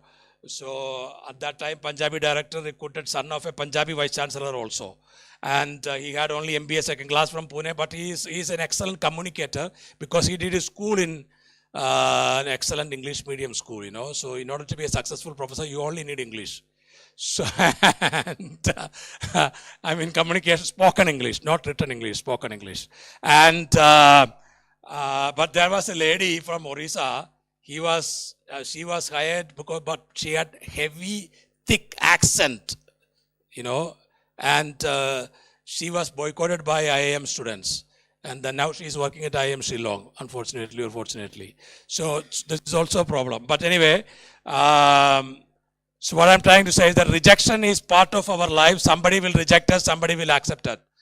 So try to remember these reasons which I have listed here as reason for rejection so that you can minimize the probability of rejection. So number one, lack of originality and uniqueness. To begin with, I tell you, I have received more than 3,000 or 4,000 rejections. I don't know how many rejections in my life to publish 250 plus papers. So lack of originality and uniqueness is reason number one. Originality and uniqueness. What is original and what is unique? You need to have journal editors and reviewers look for original papers and unique papers. If something which they think that redundant or recycled or replete, they reject it. So you have to think about something original, something unique. You need to have a USP in your paper. Otherwise, suppose if somebody has done some service quality study in Chinese context, you do the same in Indian context, you know, so or there are already 1,000 papers in the same thing. So you can expect some rejections if you submit to very highly regarded journals. And so, you know, but if you have something unique, like Uber, even you can relate this with the industry situation. Uber had something unique when they introduced ride-sharing platform. Apple had something unique when they introduced MacBook or iPhone. So likewise, if your research paper has something unique, somebody will accept it. Otherwise, people will reject it. And the next reason I have listed here is in this article. If you have this article, you can open it and see it and follow me. Otherwise, you have to follow me somehow. So reason number two, reason for rejection, lack of scholarly presentation. Scholarly presentation because we are all scholarly academic. So in order to be scholarly academic, you need to have a write-up which is based on references from well-known journals, not from unknown journals. And also those references should be up to date. And those references, you have to also learn the art of identifying research gap based on what is already published and what is not yet published in your area. So you have to demonstrate gap for your research and establish that you are doing or you have done pioneering research which others haven't done. So why do you cite references from journals is because you are saying is that others have done so and so studies, but they have not done this. That is why I am doing this or I have done this. So that is the reason we are actually citing references from journals. That part you have to understand. Many times when we are PhD students, our supervisors don't have time to tell us this because they are super busy. You know, even I have 2 PhDs and none of my supervisors also told me I learned this by learning by doing. You know, so that many things we learn by doing. Yeah, so you cannot expect your parents or your supervisors to tell us and teach us everything because they are also so busy in their life. So, so scholarly presentation is important. And number 3, insufficient impact. Suppose if I am a journal editor, when I took over IJCS as journal chief editor, now this is my 6th year, our impact factor was 1.6. So, but it was a very, very old journal. It was a 46-year-old journal. It was much older than many other journals, but its impact factor was less than very new journals at that time. So when I was recruited, they asked me the question that how do you increase the impact of the journal? So to increase the impact of the journal, you have to publish articles that are likely to be downloaded and read by maximum people. So my job that way also is to screen papers that are likely to be downloaded or read by more people. Suppose if I accept papers which are already, suppose some topic, some papers which already 3,000 papers are there, who will read this paper after publishing? Nobody will read this. So I have to publish or I have to accept papers with newness and novelty so that I can create impact. So chances of acceptance is high when you have papers on topics with newness and novelty. For example, when social media was emerging as an important phenomena, people who were first movers and fast movers on doing research on social media, they all got papers accepted in respective journals. When COVID was becoming an important thing, people who were first movers and fast movers to do COVID-related research, they got papers accepted. The same thing with artificial intelligence, same thing with many other topics. So try to work on topics with newness and novelty. That will increase your chances of acceptance. And next is flawed design 2.4. Design. Suppose this auditorium is constructed. There was a design before the construction of this auditorium, right? So before you write a research paper, you need to have a design. So same way, if you have an apartment or if you have a house, you need to have a plan or design. Otherwise, when earthquake comes, it will collapse, right? So that way, prepare a design better, architecture, with an architect. You yourself can be also an architect. But if you are not sure about different designs of research paper, consult with some expert. And so your design should be perfect. It should not have any flaw. It can be mixed method study. It can be qualitative or quantitative or review type articles or whatever type of article.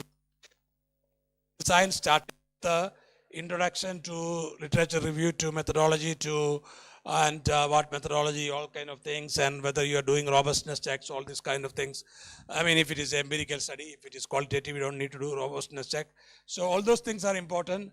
And similarly, methodology, flawed design and flawed methodology are reasons for rejection.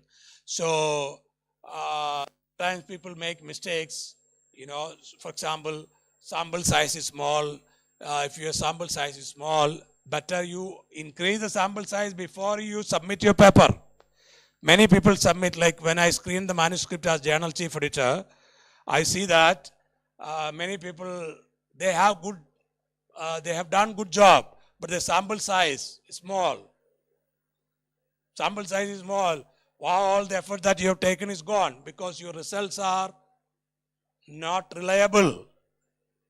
So such kind of things you have to take care. And sometimes you have all your students, so they participate in your sample. So they are not real people. I mean, sometimes some journals accept papers based on students, but some journals have reservation. It's like some people in America, they have reservation when it comes to seeing black people, So same way, some journals have reservation when they see sample from students. But some journals are accepted, okay. Some white people, I have seen some white woman having boyfriend and husband. I mean, black people as boyfriend and husband. That means for some white people, it's okay. It's the same way for some journals, or small samples are okay, but not for all journals. Yeah. So I don't know whether you have seen American white woman with black men. Okay. So, and another, or European. Yeah. So another reason, unsupported results. Yeah, so your hypothesis, suppose if you have 4 hypotheses or 5 hypotheses, let's say you have 5 hypotheses. Hey madam, scan karta hai, baito na? Ha. So India's most cited author is speaking. Pay attention please. Okay. So, otherwise you will not pay attention. Okay. So sometimes you have to self-proclaim to make sure that people pay attention to you. Otherwise, nobody, people will sleep. I'm also sleepy because I went to the airport at 5 o'clock. I'm more sleepy than you. Okay, so next, unsupported results or unsupported hypotheses. Let's say you have an empirical paper, you have 5 hypotheses. At least 3 should be supporting, or your result should support at least 3 hypotheses, ideally. If majority of hypotheses are not supported by your results, that itself is a reason for rejection. So, and another reason, 2.7 in this article, I'm going by the sequence of this article. 2.7, if you have the article, you can follow me, So, 2.7 is poor writing or lack of flow or language quality problem. Poor writing. Sometimes it happens with non-native speakers. So, in case if you are not confident of your English, make sure that you hire some freelance English editor, like Chinese do it, or Japanese and Koreans and Spanish and all, French and all, they do it. They write the first draft and then they hire consultant, and the consultants improve English. So you can also do that. There are many, India is a country with 1.4 billion people. Even if you hire an English consultant, you have to pay only 5,000 rupees. Your own students can do, MBA students, they have beautiful English, So those who are not getting campus job, hire them. Okay, then they will be happy to do it. They will have, hire them for 6 months. And flow is another thing. I remember as an author, when I submitted a paper 5 years ago to a journal, reviewer had rejected the paper with comments that if I was in your position as an author, I would have read this paper 10 times, especially introduction 10 times, and then remaining section 5 times before I submit. You have written the paper, but you did not do the reading of your own paper before you submitted. So flow is a problem. Flow means, swimming pool flow, water flows in swimming pool, or water flows in river water. So your paper has to flow from one paragraph like the water in the river is flowing. So otherwise your paper will get rejected. If people don't understand, when you write, you think that your paper is perfect. But when somebody else read, they will understand that your paper is not perfect. So that is why you have to reread or get it read by somebody else. And the next point is 2.8, narrow topic.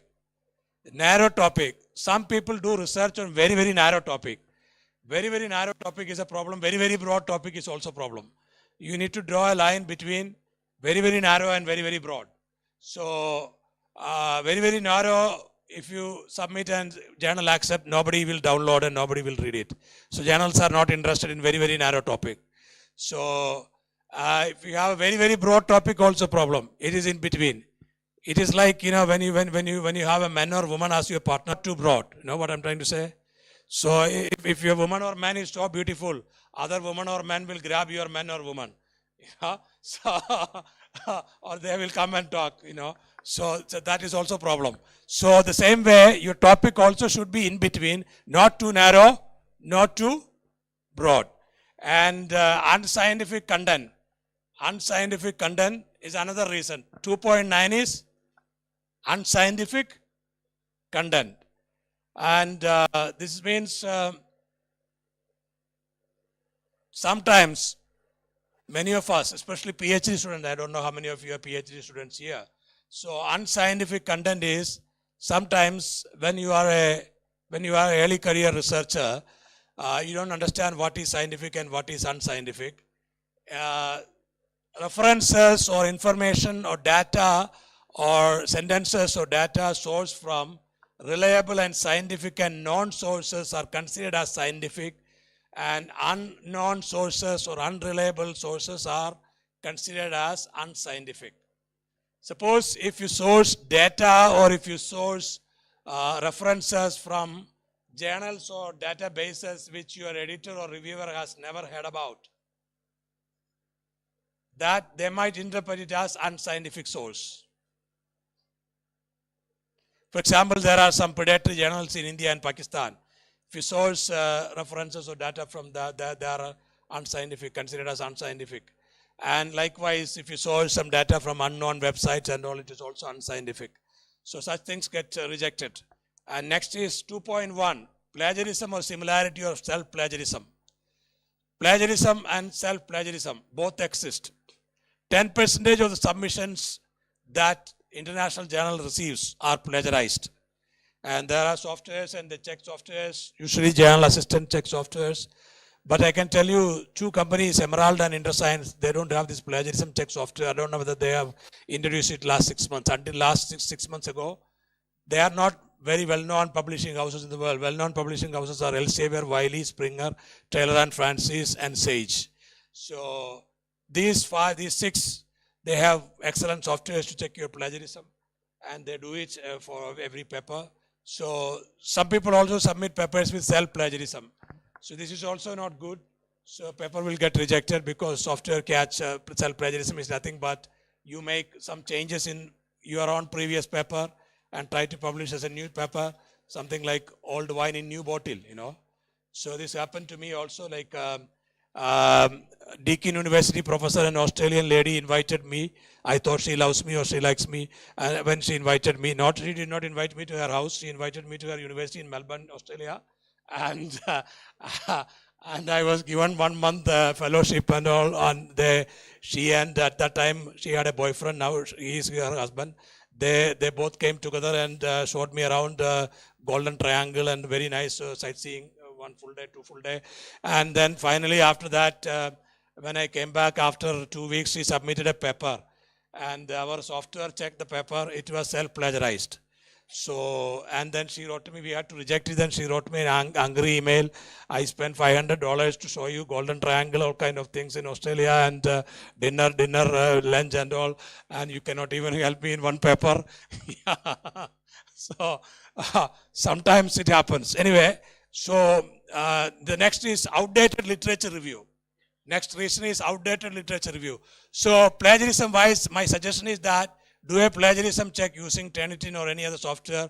Overall plagiarism must be less than 25% and single source similarity should be less than 3% from any single source. And outdated literature review, your literature review in your paper should be up to date. So sometimes some people copy literature section from some other paper.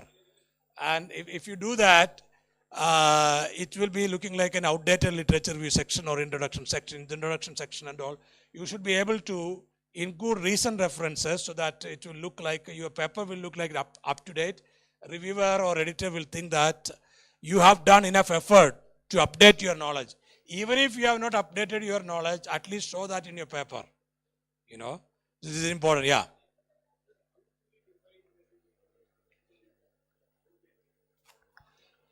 See, how do you define that the literature review? Suppose if you submit a paper in 2025, if your recent references end in 2020, that shows that it is outdated. So you have in bracket you are writing the year like Gupta 2023 or Bansal and Singh 2024. Bansal is my co-author also, and so here. You know what I'm trying to say is that, so all references should look like 24, 23, 25. Not all, many references should be 22, 23, 24. Suppose if all references look like 1995, 1998, it is definitely outdated. And next is 2.12, lack of conceptual or theoretical contribution. Conceptual or theoretical contribution. This is a topic many Indians lack knowledge because most of the trainers here, in this kind of training programs are conducted. Somebody told me, I forgot his name. He told me some Singapore guy was invited to Ghaziabad to conduct some research workshop. He mentioned my name as SLR father. This is what one of your faculty members just now told me. So, but Ghaziabad people did not invite me, but they invited somebody from Singapore to conduct training. That is very nice. So, but it's okay. But what I'm trying to say is that most of the trainers conduct training on SPSS and PLS-SEM in this country. Nobody conduct, I don't know any trainers conduct training on theory and concept. International journals want theory development and conceptual development in their paper. At least an application of theory or development of concept, or, you know, your paper should be conceptual flavored or conceptual contribution should be in the paper. Just by analyzing on PLS, SEM or SPSS, your papers, chances of acceptance. You need to be aware of all theories, or all concepts, all models, and international journals need that. So otherwise your paper can get rejected. And replete research topic. This I already explained. If your topic is already replete, it get rejected. And the next point is scope and audience. Journal scope and audience is also important. For example, our journal, the name is International Journal of Consumer Studies, published by Wiley, UK. And we accept papers related to consumers, but we have relatively broad coverage. All marketing papers we consider, and all information technology related papers which have some connections with the customers or consumers, applications of society, technology in society, such kind of things we consider. Consumer finance we consider, consumer psychology, consumer economics, those kind of topics also we consider. So, but something which has nothing to do with consumers, for example, if you have a paper on human resource management, we cannot publish in our journal. So that is, if you have paper on stock markets, we cannot consider in our journal because it has nothing to do with consumers. So that is the scope of the journal. So you have to understand the scope of the journal and submit it, every journal that you submit. And ideally you should look at, you are on your reference list. If you have a reference from a journal, that shows the match. So you can ideally target a journal that shows in your reference list. And the next reason, low quality data source, I already mentioned.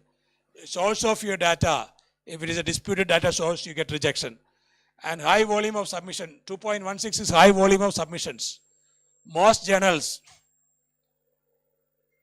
have high volume of submissions because these days, India and China is admitting a lot of PhD students. Many universities in private sector in India, in order to get an NIR of high rank, even IIT Delhi, in order to get an NIR of high rank, they admitted large number of PhD students last 10 years. So, but IIT Bombay and IIT Madras is not doing that. This is also a strategy these days. So, admitting PhD students and quartering with PhD students, the school's rank improves. So, that because of that high volume of submissions in journals, and journal editors sometimes reject papers not by really judging the quality of the papers these days in some journals, not all journals, some journals or many journals. They reject because of high volume of submission. It is very similar to the number of jobs that we all apply, okay, in our lives. Sometimes when you apply for a job, they get 2,000 applications. That means high volume of application. Sometimes meritorious candidates get rejected. The same way, even in the interview recruitment process. Same way, meritorious papers get rejected. That way, if your paper get rejected, don't get disappointed, don't feel angry or don't get frustrated. You know, take it in the right spirit and have a cappuccino or cafe latte or Horlicks or Bonvita, and you put blame on the editor or reviewer. You know, because it is not because of your fault, it is because of high volume of submission. They want to reduce their workload.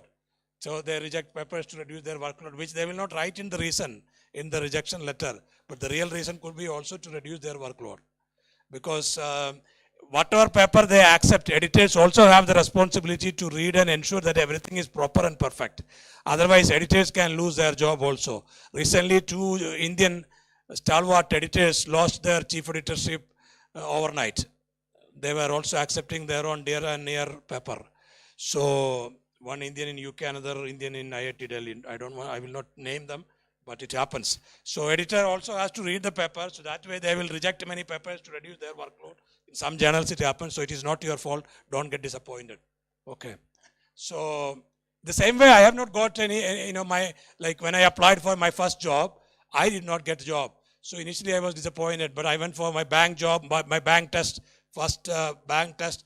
The school where all this BSRB exam bank test was conducted at that time was flooded with 2 lakh applications, 2 lakh candidates appearing for bank test. How do you get a job when 2 lakh people appear?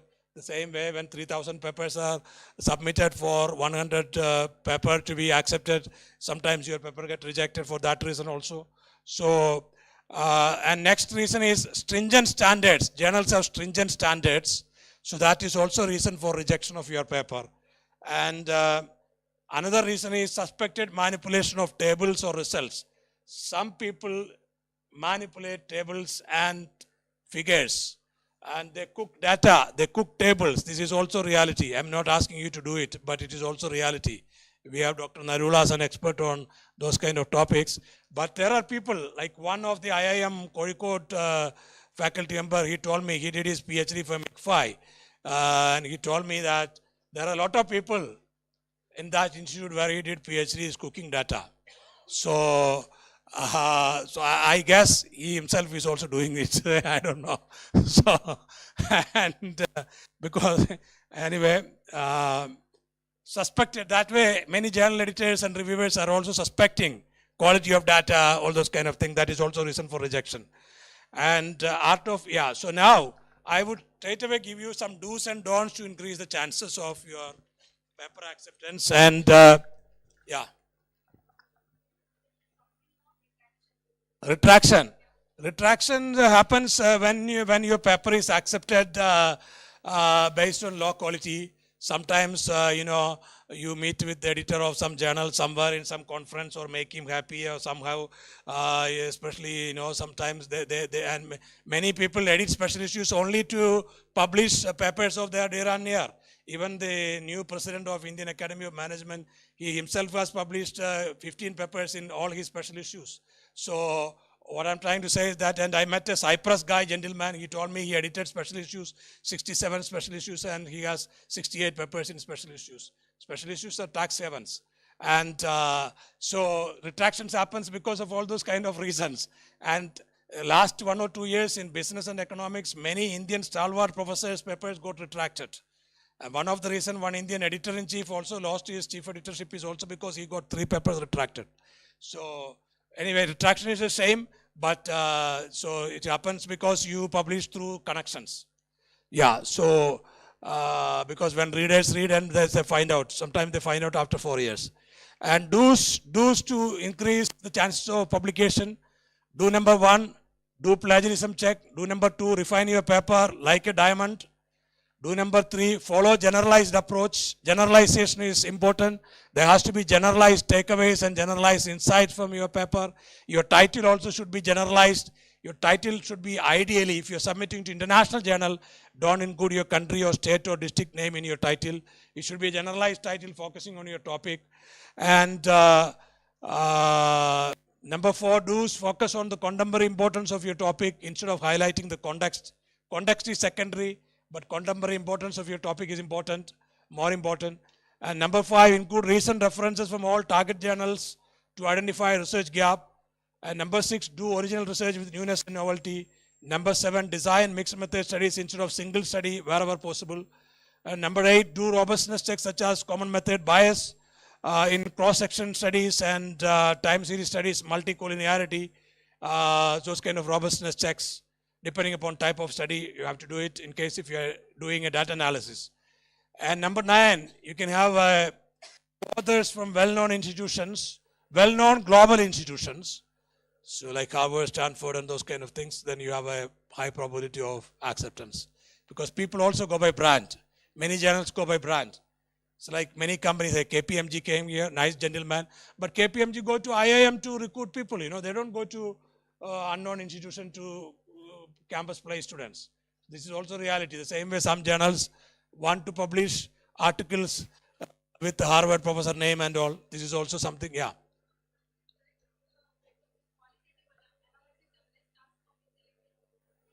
That you cannot say depending upon the journal. Some journals, qualitative papers are also okay. So I would suggest you to read qualitative analysis, qualitative papers, a guideline paper by Crick in Journal of Strategic Marketing. He has very good guiding article on how to write a qualitative paper. And and number 10, be either first mover or first mover to work on a current and contemporary and new topics with novelty. And number 11, develop a precise yet comprehensive manuscript.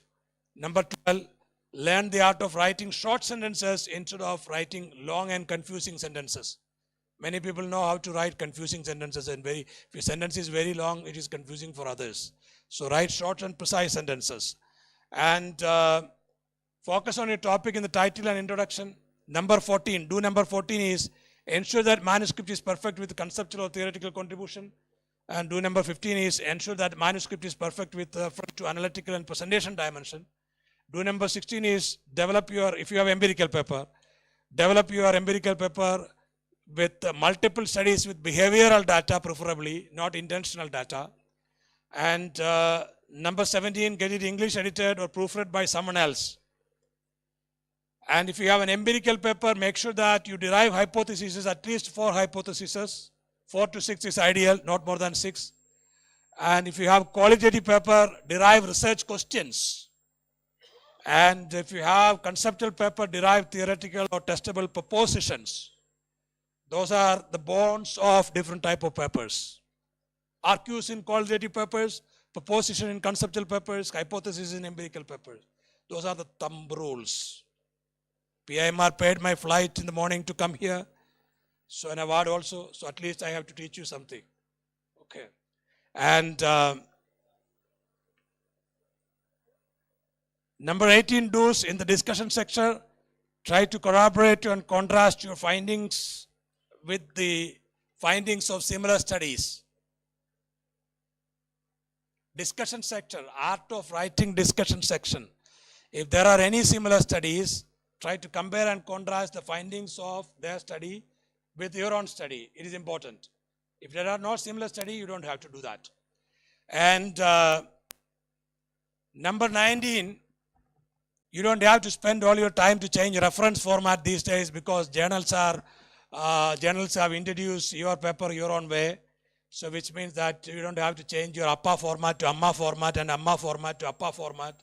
The other day I went to university promoted by Hugging Saint Amma. I don't know whether you know her. So,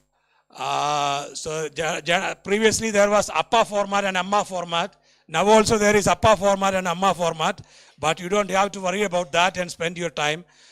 So when I did my first PhD, I decided I will not do research just because of this APA format and Chicago format and Harvard format. Those days it was all clerical job, manual. But when ChatGPT was introduced, somebody told me to use ChatGPT. I tried. ChatGPT changes format automatically these days. And so even if some crazy editor is asking, just use ChatGPT to change the format. So good enough. And some journals have word limit. Usually Elsevier, Wiley, Springer says these companies, Trell and Francis, they are not concerned about word limit, word length. But Emerald, they have 7,000, 8,000 word limit. I don't submit to Emerald at all. So only if other journals reject, I submit. Otherwise, I don't. Because they have this word length. Even at the time of acceptance, they will ask you to reduce after 3 rounds of revision. Because they have more journals than number of staff members. They have more journals than their profits. So that is why they do all this kind of, they want to make more profit, Yeah, so InterScience, don't submit there because they take 9 months to publish your paper after acceptance. Yeah, so if you're writing a qualitative paper, refer CRIC 2021, Journal of Strategic Marketing, if you're writing a qualitative study. If you're writing a experimental study or if you're doing research using experimental design is these days more preferred in journals. If you're doing an empirical study, refer Stoner and Caude's article 2023, Stoner et al.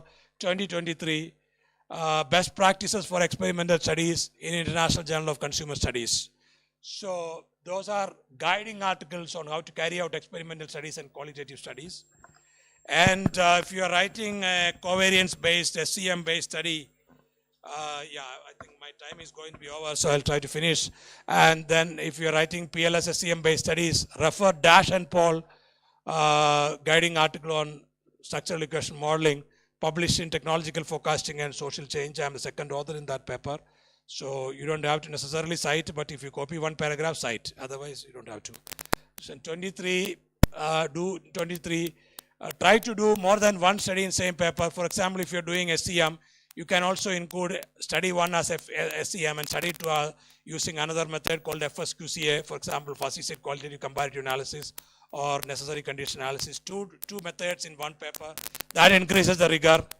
And if you are a researcher finding it difficult to publish, try to identify special issues and target those special issues, because in journals, acceptance rate in special issues is very high because many special issues do not get large number of submissions. But acceptance rate in regular issues is very, very less, like 5 or 6%, and acceptance rate in special issues is about 30-40%. And that's a kind of problem there, but your probability of getting acceptance in special issues is relatively high. And in regular issue, normally you have to pass 3 rounds: screening by chief editor, screening by associate editor, and screening by reviewers. Special issues, it is normally guest editor and reviewers. So, and then there are don'ts I mentioned here, so but now I just want to give you 5 or 10 minutes for questions. So if you have any questions quickly, if Alok and others permit you to ask questions.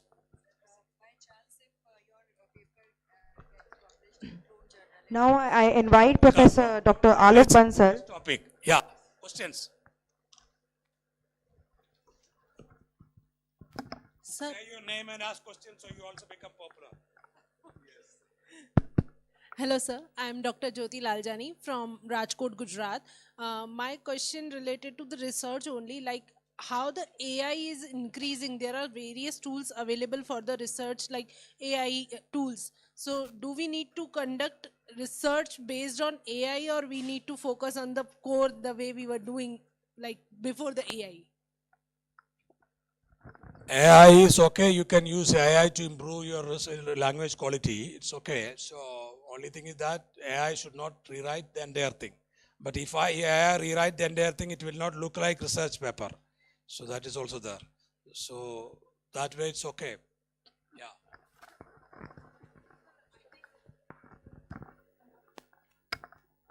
So use of AI is detected in plagiarism. It creates an issue. As of now, what journals are doing is that you have to, if you are using AI, you have to acknowledge that in your paper that you have used AI. Okay, so, and you cannot submit a paper completely written by AI, but you can use AI to improve your language. No harm in using AI to improve your language. So the overall similarity should be within 25%. As long as overall similarity is within 25%, no problem in using AI.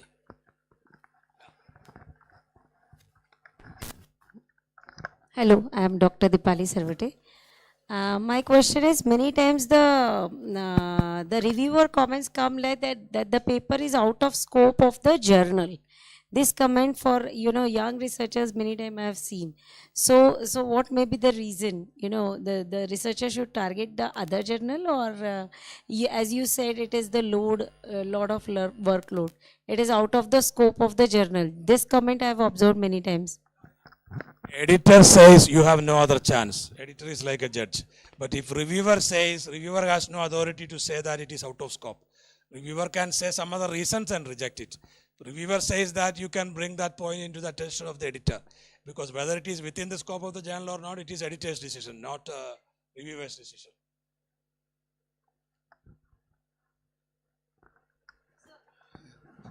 You said we need to select topics that are contemporary, but then let's say I try to write a paper on something which is a very relatively new phenomenon. But then would that be long lasting in terms of the foundations that we see? A paper that I write on anything which is very new topic, then how long can If that phenomena remains as an important phenomena, you will get citations in long run too.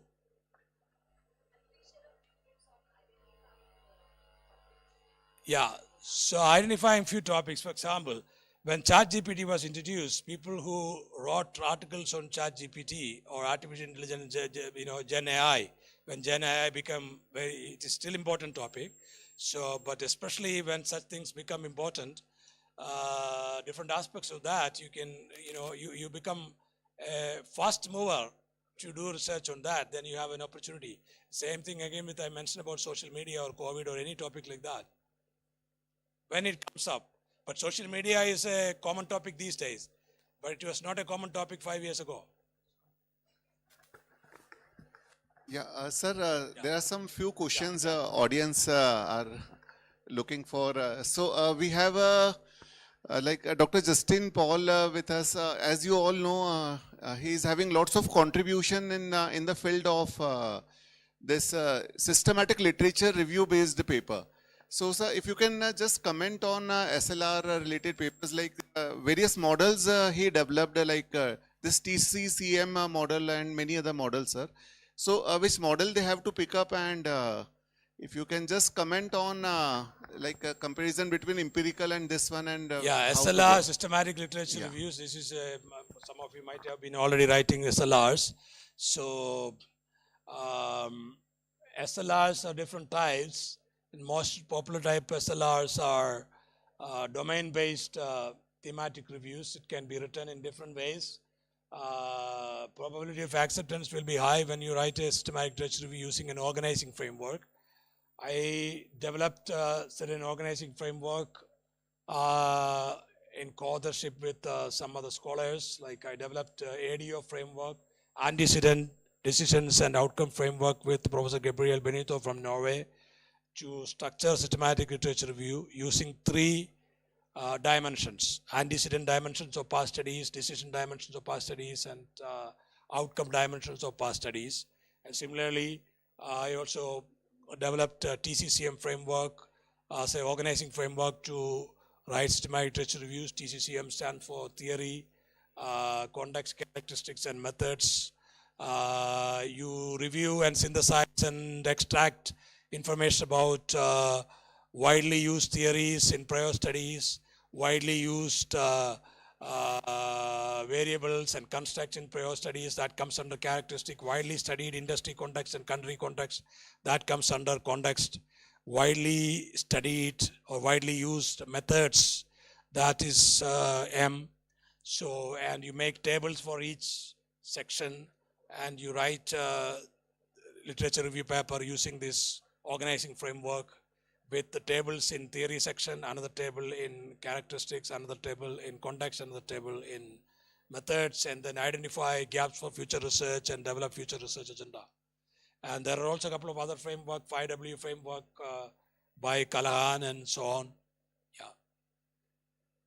Yeah.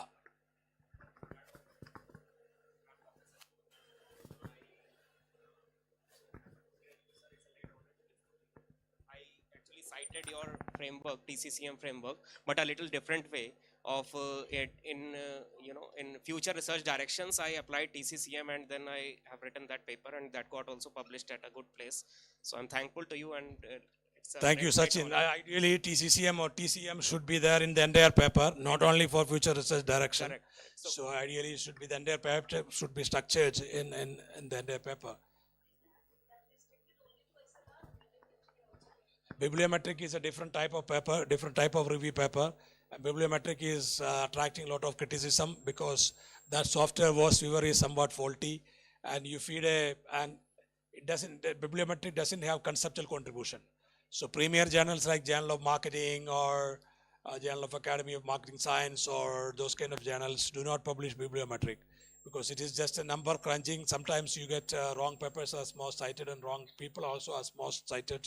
So it has its own limitations, even though it looks nice in terms of visualization. Yeah, sir, one but last in question. India, there are some trainers, in India, what is the trend in training is that suppose you master something, you become trainer on that tomorrow onwards, and you will write email to all business schools in the country that you give me 10,000 rupees, I'm happy to conduct this training. So, and this is a common trend in this country. Yeah. Sir, can we take one or more questions? Yeah.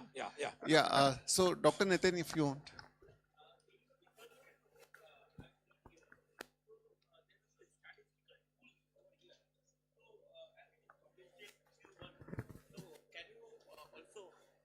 Help us to know that if the paper is to be published in Q1 journals, then the qualitative journals are more valued, or the journals which are having good quantitative tools used are valued? Your question is, empirical versus qualitative? Yeah. See, there is a general tendency to accept empirical papers in many journals because some of us believe that rigor means alpha, beta, gamma. So, but there are also some ways to synthesize information findings of qualitative paper also. That is why I suggested you to read CRIC if you want to do qualitative study. So, if you do a qualitative study like the way CRIC is suggesting, your qualitative study also will look scientific. So, but people want to, you know, I mean, traditionally or historically, we follow many things coming from America. So they introduce rigor in business journals with alpha, beta, gamma or empirics. So we follow that. And then we feel that unless there is something with alpha, beta, gamma, there's no rigor. That is the general feeling of editors and reviewers. So they go with that mind, and sometimes if they don't see alpha, beta, gamma, they reject the paper. But otherwise journals are open for it. All kind of papers. Yeah, I mean, papers are quantitative, qualitative, mixed methods, conceptual papers, review papers. Papers are all type, you know. So, sir, we are taking one last question. So, because you have a vast experience in like at the editorial domain, sir. So, you mentioned some of the publishers like this Wiley and Teller and Francis and Sage, and there are so many you quoted in your deliberations. So, sir, we are all curious if you can just rate some, like the time, publishing time is a very, I think, critical issue for all the researchers. Yeah. So, if you can just tell us, like we have to prefer that particular publisher, it's a comparatively quick one. So, we have publishers, see, there are two things. One is publisher speed and the other one is editors and reviewer speed. Yeah. So, all the 6 publishers that I mentioned, Elsevier, Wiley, Springer, Taylor and Francis, and Sage. Sage is a little bit slow, but other 5 publish an article within 2 weeks once it is accepted. Sage, maybe 3 or 4 weeks. Emerald, it is about 6 weeks. InterScience, about 9 months. So, that is the speed of publisher. But before it gets accepted, it is the speed of editor and reviewers. So that editors or journal speed is announced by Elsevier and Wiley, 2 largest publishing companies of journals. Elsevier and Wiley website provide you a journal finder tool. And on Elsevier website or Wiley website, you can copy and paste your abstract and title and search for the matching journals. And all matching journals published by Elsevier will show up on Elsevier site, published by Wiley will show up on Wiley site, with the impact factor of the journal, with the average comparative time taken by the journal in the preceding year. So you can compare the average speed of the journal, looking at that statistics and decide. Rate of acceptance also shown. Yeah. Yeah, like last year our journal's acceptance rate was 5%. The year before it was 6%. The year before it was 7%. So it's with the increase in impact factor, the acceptance rate is falling also. It's also proportional, you know. So there are a lot of things like that. So I mean, you know, since we have time constraints, I would like to share my email ID in case if you want to send an email. It is profjust@gmail.com, and you can also connect with me on LinkedIn. And if you want to give me if you don't like me like a American white woman, they don't like me. So because I'm brown, so but you are also brown. So if you want to like me, you can give me a like on facebook.com/drjustinpaul. So I need 3 more likes to get 5,000. So and this video on publishing topics are also there on youtube.com/drjustinpaul. Okay, so drjustinpaul is my logo. My website is also drjustinpaul.com. You can find me if you remember my name and dr. Thank you. Yeah. Email is profjust@gmail. PROF. If you remember my website, you can find my Gmail also on my website. drjustinpaul. Okay. Okay. Thank you, sir. Thank you so much, sir. So please have a seat. Yeah. So Aditi, shall we start? Yeah. So, Yeah. with sir's permission, sir. Yeah. We can.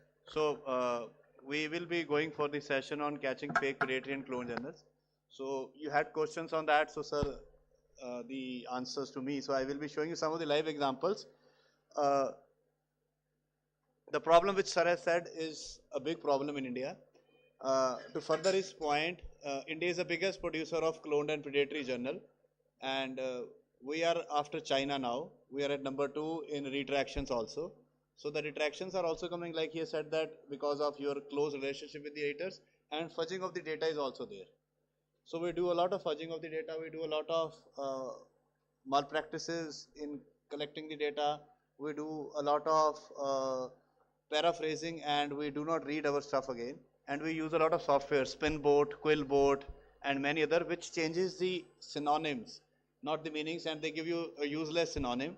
You think that you cannot be caught, but sometimes after that, when the paper is read again and again, you are caught. So I'll give you all the examples. Because of the paucity of time, I will be quickly going to 2 or 3 slides, and then I will go live and give you the examples. I'll talk about our own journal also. We started that journal in 2015. Gradually, we were at Q4 for 4 years.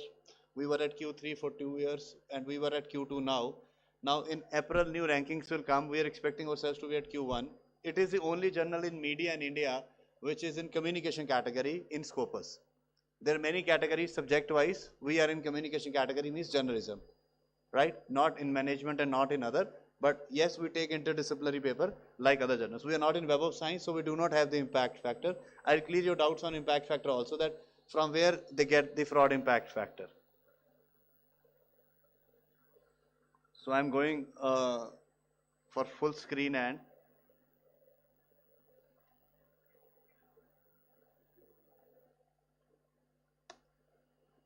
okay. So let's go to the clone journal first. So what is a clone journal? It is basically the mirror image of the authentic journal. So like if you haven't seen Sir's journal, somebody will make a fraud website of that original journal with the same ISN name, with the same name as the chief editor, with the same people on the website. You need to check it whether that is an original journal or a fraud journal. The fraudsters are doing a very, very unique job by tricking us, making it look like an original journal. And most of the Indians are being trapped because they publish the paper in 1 hour, as Sir's journals publish paper in 1 year. So you will think that by wildest of imagination that you can publish your paper easily and quickly, but at the end of the day, you are on a cloned journal. In India, there are more than 300 plus cloned websites at the moment right now working. So as per Government of India data on the UGC care, which is now died its own death. Why UGC care died? Because that was the poorest of the system in India. We couldn't compete Scopus, we couldn't compete Web of Science, we couldn't compete ABDC, we couldn't compete ABS.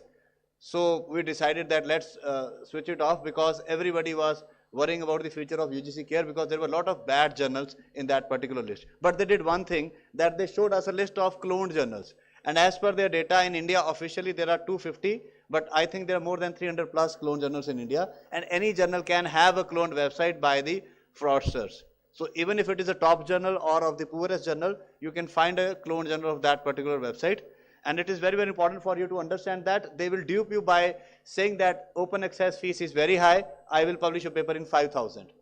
So taking money upfront is a fraud, is a crime, but in academics it's going on. So taking money upfront is like misusing the concept of open access, and the rates in cloned journals are from 5,000 to 35,000. In predatory journal it goes up to 1 lakh. I'll give you the live examples also. As far as talk about predatory, so predatory journal is called write-only or deceptive publication. Now, what happens in that? In this case, your paper enters the database. Web of Science or ABDC, or you can say Scopus. Your paper enters the database, but then it is removed. So there are 2 chances. Your paper can also be removed, and your paper can still be there in the databases, but the journal is discontinued. So there are two chances. So it's up to you that how do you manage that. So it is a very, very bad name for India that India has the biggest producer, has the biggest number and the highest number of papers in the predatory journals. So what happens is that we tell our friends that it is an easy journal. Everybody starts publishing in that particular journal. And then there is a red flag, and then there is a predatory journal. I'll show you the live examples. So now what they do is that they are regarded as predatory because scholars are tricked into publishing with them, although some authors may be aware that the journal is of poor quality. Now here is that why institutions are allowing them, because the institutions are into the gambit of ranking. There is a huge impact on your rankings while publishing in large number of papers in Scopus and other Web of Sciences. So now you have to go to Scopus. You see many institutions. I'll show some of the live examples. There is an institution in Chennai which publishes thousands of papers every month in predatory journals and doing very well in rankings. It has medical institution, it has dental institution, it has its university also. So they are everywhere in the rankings because of the fraudulent and malpractices in research. I will show you the name later. Start with the impact factor. So wrong impact factor, very important to be considered, is that the Web of Science can give you the impact factor. Scopus cannot. Scopus will give you site score. And there is a difference of formula between Scopus and Web of Science. I will show you now the formulas. Then how you can see that whether it is a genuine impact factor journal or a genuine site score journal. So I will go live and will give you the example here.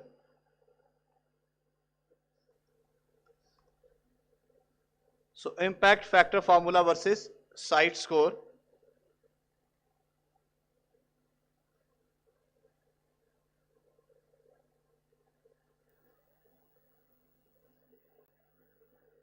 Site score is only be given by the journals which are in Web of Science. You can see that Scopus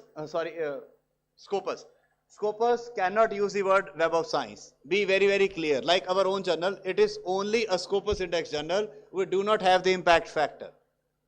We can bought it from a fraud agency. I will give you the names of the fraud agencies now. They sell you the impact factor.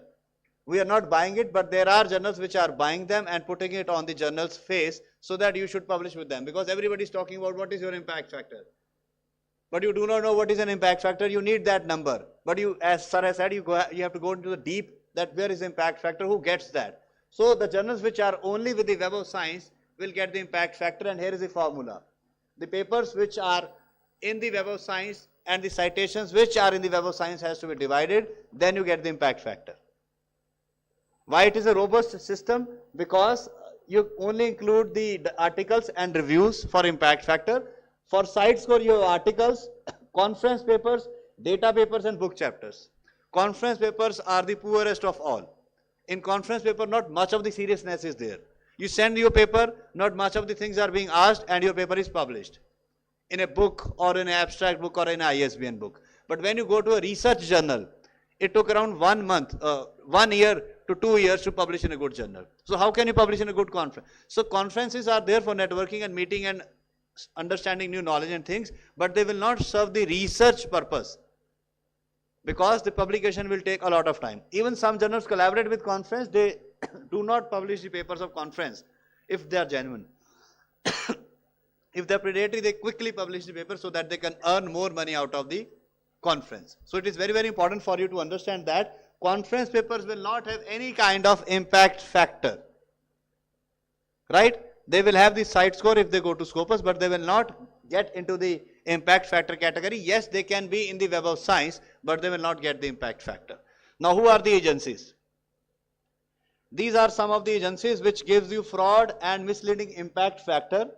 They will send you the mail, like as an editor-in-chief, they send me the mail that Dr. Narula, you do not have the impact factor, please buy it from us. So for 50,000 rupees, you can get 15 impact factor, and then if you give them more money, you can get up to 20 impact factor.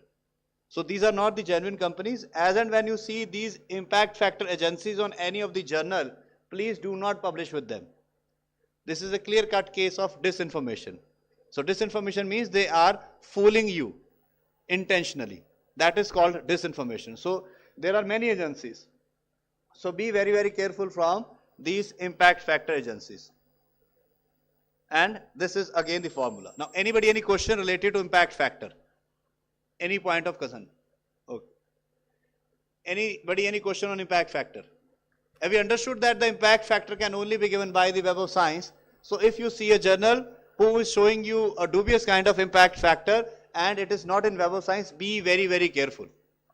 And he might have published till today, but no issues. From today onwards, let's be more careful, because there is so much new coming in the academia and research. Let's start from today only. So anybody, any question related to impact factor? Any point? Sir, there was one policy which is on UGC website, this is for this performance-based appraisal system, and they have some research-based calculations. So they mentioned if you have an impact factor calculated by Thomas Rutter. As per the government guidelines, if you put an impact factor, it will accept it. Right? You cannot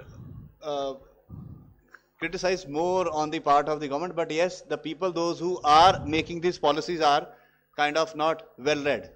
They are not people who are into the academics. They are people who are more into the clerical or into the political jobs. So they are not well read. Basically, they have to write impact factor in bracket Web of Science. They have just written impact factor. So I was applying for a government job just to see that. I have that full video with me. So that if I apply and I put 9 impact factor randomly, it will give me 25 marks. Because the computer is being settled like that. So people are having 1,000, 2,000 marks while applying for a job of a professor or assistant professor. The computer system does not know that this impact factor is a fraud impact factor. No, sir, they mentioned Thomas Rutter. Thomson Reuters sir 2018 में बंद हो गया था, तो government 2025 में आ गई है. They are not aware about the education system. They are not aware about the research. They are giving us 50,000 crore rupees for ANRF and all, but they do not know how to spend and who will spend and what is the main core area of research and where is the problem. So there is a problem with the UGC care. They closed UGC care. Now everybody has to publish in peer-reviewed journal. In education line, it is called Champak Nandan. So when you publish in Champak Nandan, you see what you get. So there should be some criteria, some kind of merit should be there. But they made UGC care, it also got corrupted. Now they don't have nothing. So they said, let's close and go to back to peer-reviewed and referred journal. A peer-reviewed and referred journal, which is not indexed anywhere, will buy fraud impact factor from the fraud agencies. And now they will put that fraud impact factor on the computer system. Yeah, they ask for, they will not do it, sir. Wherever there are human beings, there will be corruption. Because in UGC care also, for 3 years, it was very good.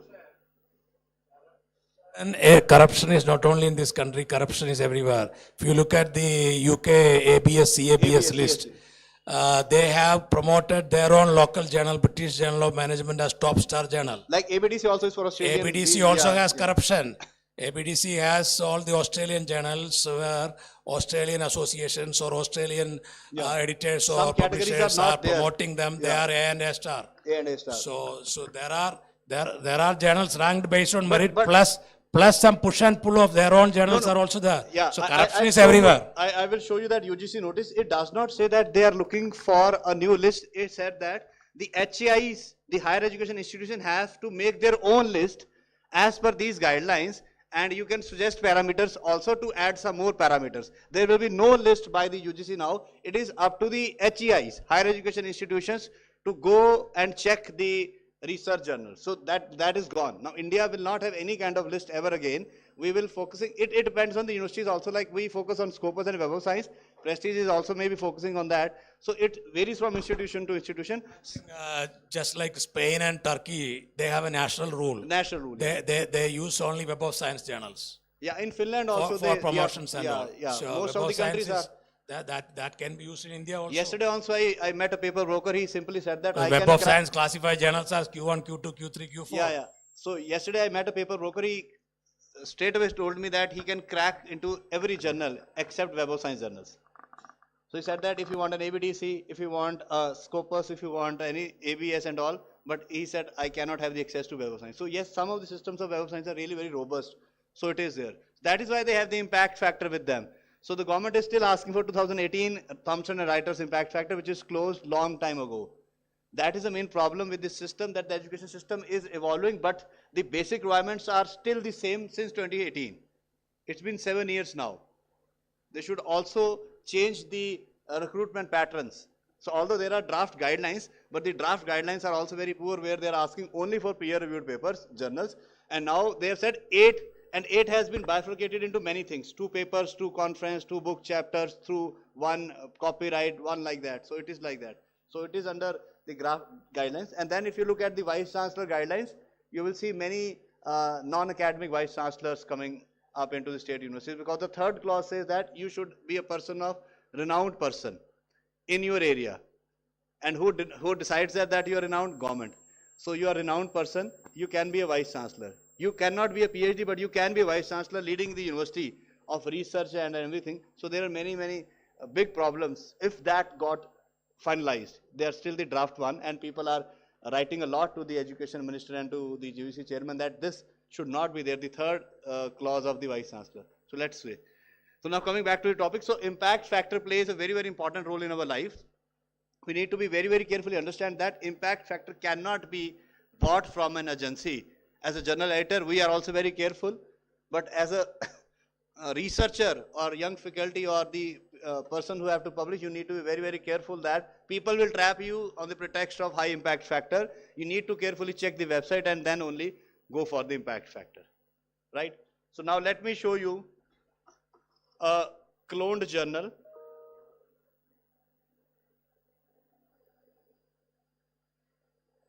There are many. Because of the paucity of time, I will show you 4 or 5.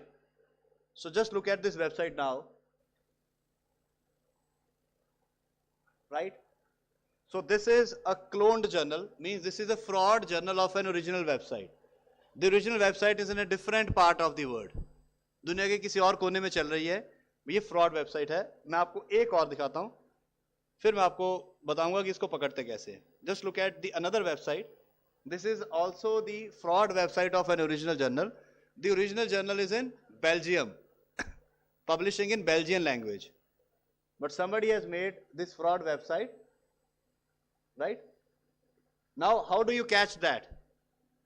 The first red flag is UGC Care approved group 2. Why it is written here in the masthead? Most of the journals do not write it because they are worried कि UGC list में चले जाएंगे तो बदनामी हो जाएगी. Like journals benchmarking and big journals do not like to write UGC Care because उनको लगता है UGC Care लिखा तो सारा इंडिया का जंक हमारी तरफ आ जाएगा और हमारा सबमिट सिस्टम बैठ जाएगा. हर रोज के 1000 पेपर सबमिट करते हैं हम.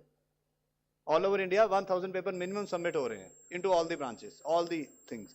तो UGC Care Group 2 क्यों लिखा इन्होंने? Why it is written there? To trap the Indians. सिर्फ और सिर्फ हमें ट्रैप करने के लिए UGC Care Group 2 लिखा, because we know that UGC Care Group 2 में Scopus Index journals होते हैं, तो ये हो जाएगा. Second red flag, multidisciplinary. You cannot have multidisciplinarity. You can have interdisciplinarity. You are multitasking. हम multitask कर सकते हैं. So ये जहाँ लिखा होता है be very careful. This is a trap. Multidisciplinary. Management वाले भी आ जाएं, law वाले भी आ जाएं, journalism वाले भी आ जाएं, medical भी आ जाए, कोई भी आ जाए. मैं आगे आपको उनको पेपर्स भी दिखाऊंगा. आप देखना यहाँ सब तरीके के पेपर्स पड़े हैं. फिर देखिए ISO सर्टिफाइड भी लिख दिया. आपस में बात करी होगी फ्रॉडस्टर्स ने, यार इंडिया में ISO बहुत चलता है, पाइप वगैरह बेचते हैं, जो वेक्टर पाइप्स की ऐड आती है उसमें टीवी में देखा होगा कि यार ISO का बड़ा चलता है, तो एक जर्नल पे ISO भी लगा देते हैं. So this is a red flag. इस तरह की चीजें are red flag. A journal does not need any kind of ISO certification. Fourth red flag, to run a journal with a Gmail ID. Who runs a journal with a Gmail ID? Fraudsters. So be very careful if you get an email from a journal on the Gmail. You get from the official email ID. Impact factor now. Who has given them this impact factor? Nobody. But we got excited. यार 6 impact factor है, 2000 रुपए में paper publish हो रहा है, कल मिल भी जाएगा. ब्लड टेस्ट होता है इतनी जल्दी. सुबह करते हैं, शाम को ब्लड टेस्ट की रिपोर्ट आ जाती है, आपको शाम को पेपर दे देंगे. As we are talking, अगर इन्होंने सुन लिया अभी पेपर बना देंगे. So you can see impact factor 6.1 is given. Fraud impact factor, no checking. Scroll down. This is very excited. Just look at this. Submission last date throughout the year. Day भी नहीं है. पूरा साल आप दिवाली दशहरा आपको छुट्टियां चाहिए, Holi, they don't want any छुट्टियां. दिन भर लगे हुए हैं क्योंकि फ्रॉड रुकना नहीं है. Acceptance status 24 hours. Can you beat that? 24 hours. Publication 24 hours. Frequency 12 issues. Areas multidisciplinary. Again Gmail. And then on the right hand side, if you see double blind review, it is for us. Both are blind. Sender is blind, receiver is blind. Double blind में ये ना समझें कि review हो रहा है, दोनों ही अंधे हैं. हम तो अंधे हो ही चुके हैं because the paper has gone to a wrong journal and They know that हम अंधे इसीलिए भेजा है. And when you scroll down, this is the amount. Right? ये है उसके red flags. और देखिए आप, you go to contact details, you find nothing. You don't know who these people are. कहाँ बैठे हैं, हमारे बीच है, हमारे साथ वाले घर में, we do not know. Editorial board, cut, copy, pasted, editorial board लग जाता है. किसी का भी नाम कहीं भी आप लगा सकते हैं ये लोग. It's like that. Archives के देखिए spelling गलत है. Simple grammatical errors रहती हैं. And then call for paper पर आप जाओगे, all the areas, देखिए सारे areas cover कर रहे हैं. तो किसी ने बीच में कहा यार खजूर नहीं है, तो उसने कहा मैं डेट भी ऐड कर देता हूँ, ये डेट फॉर्म भी ऐड कर दिया. कोई वर्ड आप बोल दीजिए, they will add it here. खजूर नहीं था, उसको खजूर में पेपर पब्लिश करने था, उसने कहा कि चलो डेट पे भी ये लगा देते हैं. Any paper, any area, they just need money and your research. Right? अब थोड़े से पेपर भी देखते हैं. आर्काइव करंट इशू में चलते हैं. ये देखिए, all over India people are trapped by them. इस वक्त साउथ सबसे ज्यादा ट्रैप में है. Coimbatore, Chennai, Tamil Nadu.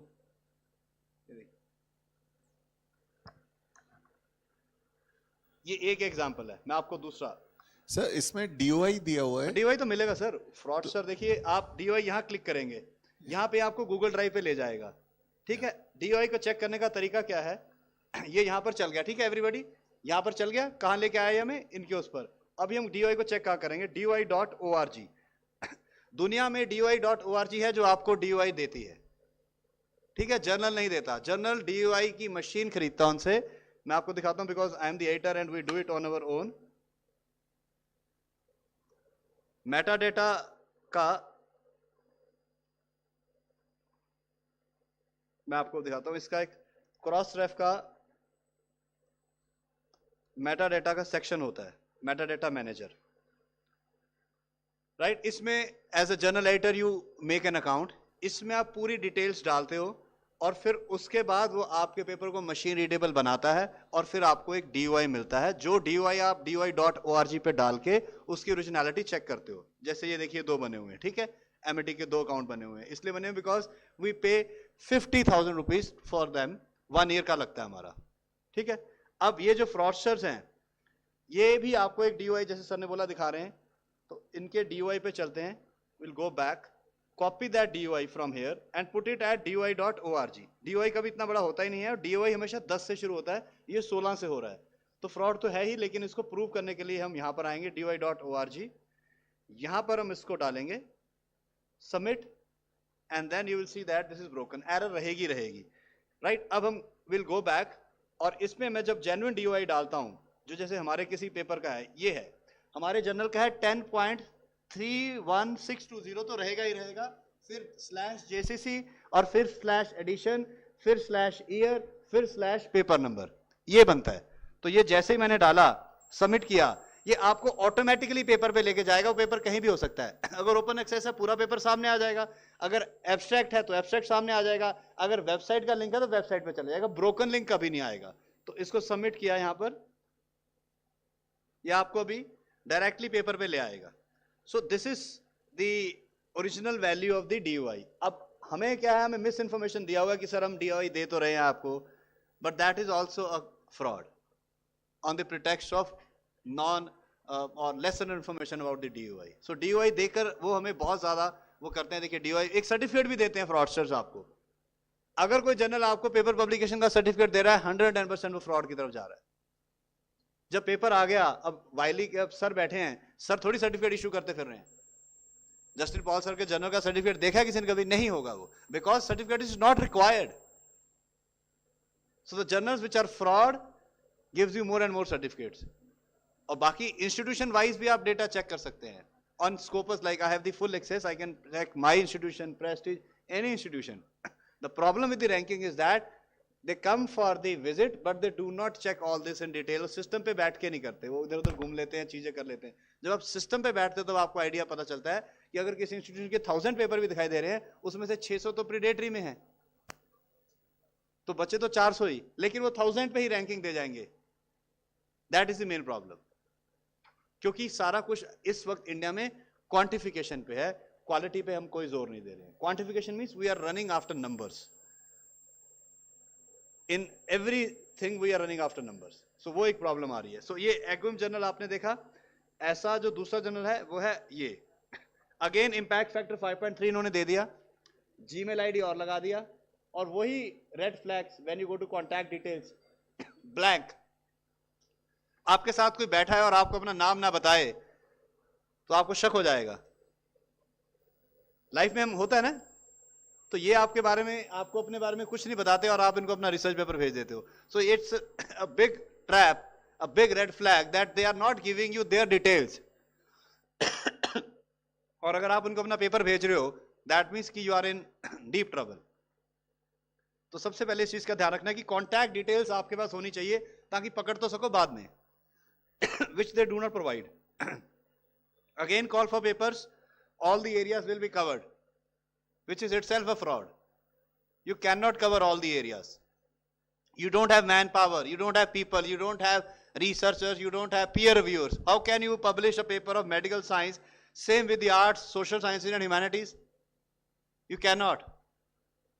In India, we do not have this kind of versatility under one roof. Even medical institutions are different, dental are different, nursing are different. Why we cannot have all the institutions under one roof then, if the research is going so well? So that is the main concern that we need to be careful. Now, if you look at the papers, January 2025 edition, one paper is a review, another is a fusion study. We did some of the study on that. We downloaded some of the papers. Most of them are plagiarized, fabricated, falsified, and data manipulations. These are retracted or not. ये dead papers हैं. It doesn't matter to us. इनकी retraction हो ना हो, क्योंकि website ही fraud है तो data भी फ्रॉड होगा. एक दिन में पब्लिश होने वाले पेपर होते हैं ये. अब होता क्या है, इन इंस्टीट्यूशन जैसे पीएचडी, इन इंस्टीट्यूशंस में चेकिंग नहीं है. यही लोग आगे professor, assistant professor, associate professor बनते हैं, पीएचडीज करते हैं, and then they enter the system. Now when the system is being poisoned, तो फिर वो आगे जाके वैसा ही रहता है. आप उसको ज्यादा साफ कर नहीं पाते. सर यहाँ पे डीओआई इन्होंने 10 से स्टार्ट किया. हाँ, कोई इशू नहीं है. हम यहाँ से इसको कॉपी करेंगे. वो बेचारे को पता नहीं था, उसने 16 से किया है. यहाँ से हम कॉपी करेंगे. We will go to doi.org and we'll put it here. Submit.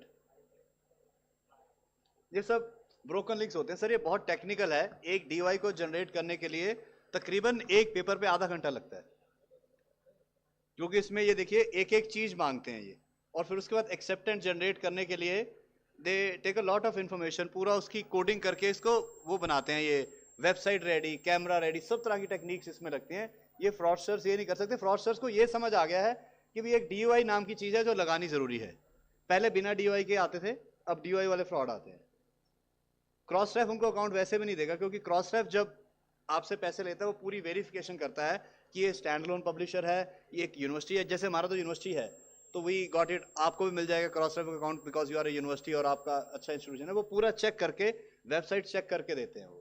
So is there any limits of 50,000 में how many articles? हाँ, लिमिट है. हम एक छोटा यूनिट है, हम साल के 100 पेपर तक जा सकते हैं. वैसे 60 पब्लिश होते हैं हमारे जर्नल में, बट हम 100 तक जा सकते हैं. अब वाइली वगैरह में इनके बड़े यूनिट्स हैं, इनका ज्यादा होता है.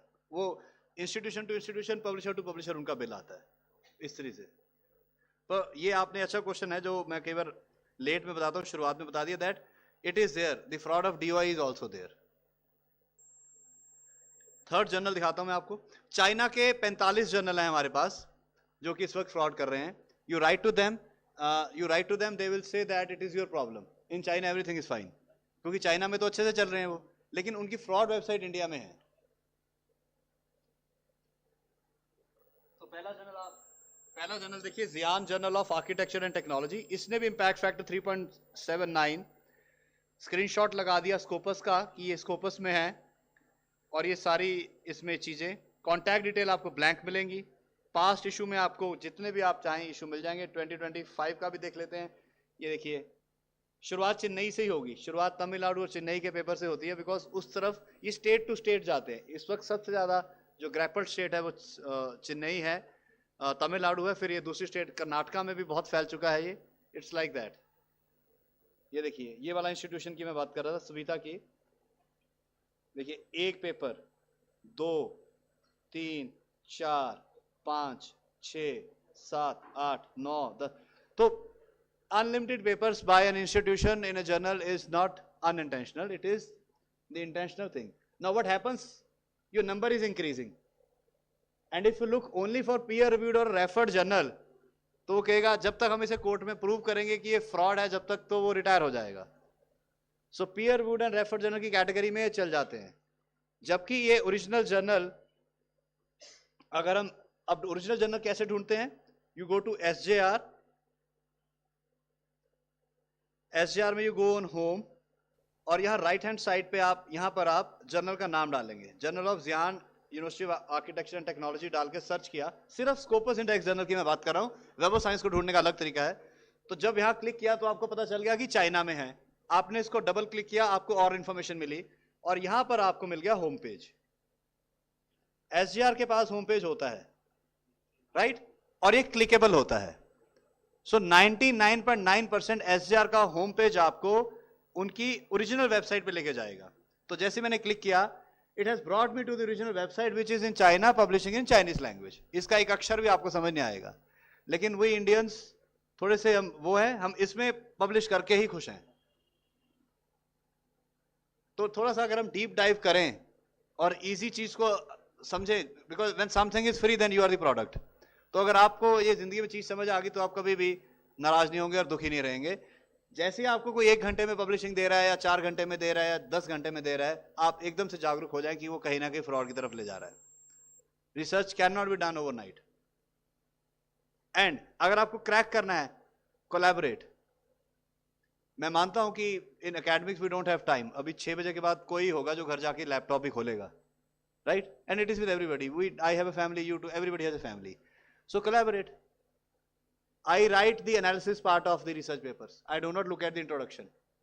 I know my team, and I am collaborating with 4-5 people, and we publish 2 to 3 papers a year in collaboration. I cannot write alone. You cannot write alone. And if you think कि आज रात से आप लिखना शुरू कर दोगे, वो भी नहीं होगा. Sit with like-minded people from different institutions also. Most of my papers are not with MIT. 1 or 2 is with MIT. Out of 30, 27 is out of MIT. I collaborate with a lot of people. Wherever there is an idea, I jump into that idea and try to see where we can fit each other. All that should be interdisciplinary only. I'm not into biology and all. Interdisciplinarity is there. And we have published up to the level of 20 site score and 10 impact factor in social sciences, which is a difficult task. But because of the collaboration. So do not lose heart, क्योंकि आप नहीं लिख पाएंगे, मैं भी नहीं लिख पाऊंगा, you don't have time. तो collaboration करेंगे, but इससे बचना है. We need to stay away from this fraud, because this can come back and bite you later also, because the digital footprints are there. अब क्वेश्चन मैम का ये था कि अगर क्लोन में छप जाए तो 2 चीजें हो सकती हैं। उस पेपर को या तो आप कहीं क्लेम ना करें, क्लेम करके अगर आप सीढ़ी चढ़ते हैं तो फिर बाद में मुश्किल आ सकती है, या आप इस मेल को लिखें पर ये ब्लैकमेल करेगा फिर आपको दोबारा, क्योंकि इसे पता चल जाएगा कि आप फंस गए हैं। तो पहले आपने 5,000 दिया, अब ये 10,000 मांगेगा, लेकिन we will send in the legal language कि you are a fraud, we have got it. तो आपको डिजिटल फुटप्रिंट्स हटाने पड़ेंगे पेपर के। अगर पेपर के डिजिटल फुटप्रिंट्स हट जाते हैं, यानी यहां से भी डिलीट हो जाता है, और गूगल स्कॉलर इंडेक्स कर लेता है इनको। गूगल स्कॉलर कैसे इंडेक्स करता है? गूगल स्कॉलर की कुछ टेक्निकल सिग्निफिकेशंस हैं, अगर वो टेक्निकल स्पेसिफिकेशंस आप कर लेते हो, वो क्लोन जर्नल को भी कर लेता है, क्योंकि गूगल स्कॉलर को नहीं पता है क्लोन जर्नल है। तो जैसे ही मैंने यहाँ अदालिया डाला, अदालिया भी मैंने आपको फ्लॉड जर्नल दिखाया है, तो इसने मुझे अदालिया का ये पेपर दे दिया जो कि 25 बार साइट हो चुका है। अदालिया के फ्रॉड जर्नल में पब्लिश होकर बाहर निकल के हमारे पास आ गया। तो हमने माइक्रोप्लास्टिक खाया नहीं है, लेकिन हम सबके ब्लड स्ट्रीम में है। आप सबका ब्लड टेस्ट करेंगे, सबके माइक्रोप्लास्टिक्स है, खाया कभी नहीं है। सो इन्फेक्शन हम सब में फैलती जा रही है। तो रेफरेंसिंग जब हमारी गलत हो जाएगी सारी, जैसा सर ने बोला कि आप प्रेडेटरी में पब्लिश करोगे, हम रिजेक्ट कर देंगे, तो कहीं ना कहीं it is there in the foreign mind that our references are bad because we are reading bad science, we are reading bad research, we are publishing bad research. That is the point, that is a deeper layer level. Sir has said that कि ऐसा होता है, ऐसा सच में होता है, because the impression is like that. So इस पेपर को अगर आप देखो 25 बार साइट हुआ है। इस पेपर को अगर मैं अभी आपके सामने खोलूंगा, आप लोग इस पे हंसोगे। 5 पेज का पेपर है, टोटल 5 साइटेशन अपने पास है इस पेपर में। इस पेपर ने खुद को 5 ही साइटेशन दी हैं। एक यूजलेस सा लिखा हुआ पेपर है, अंदर कोई इंटेक्स्ट साइटेशन नहीं है, कुछ नहीं है, और प्लेजराइज भी होगा।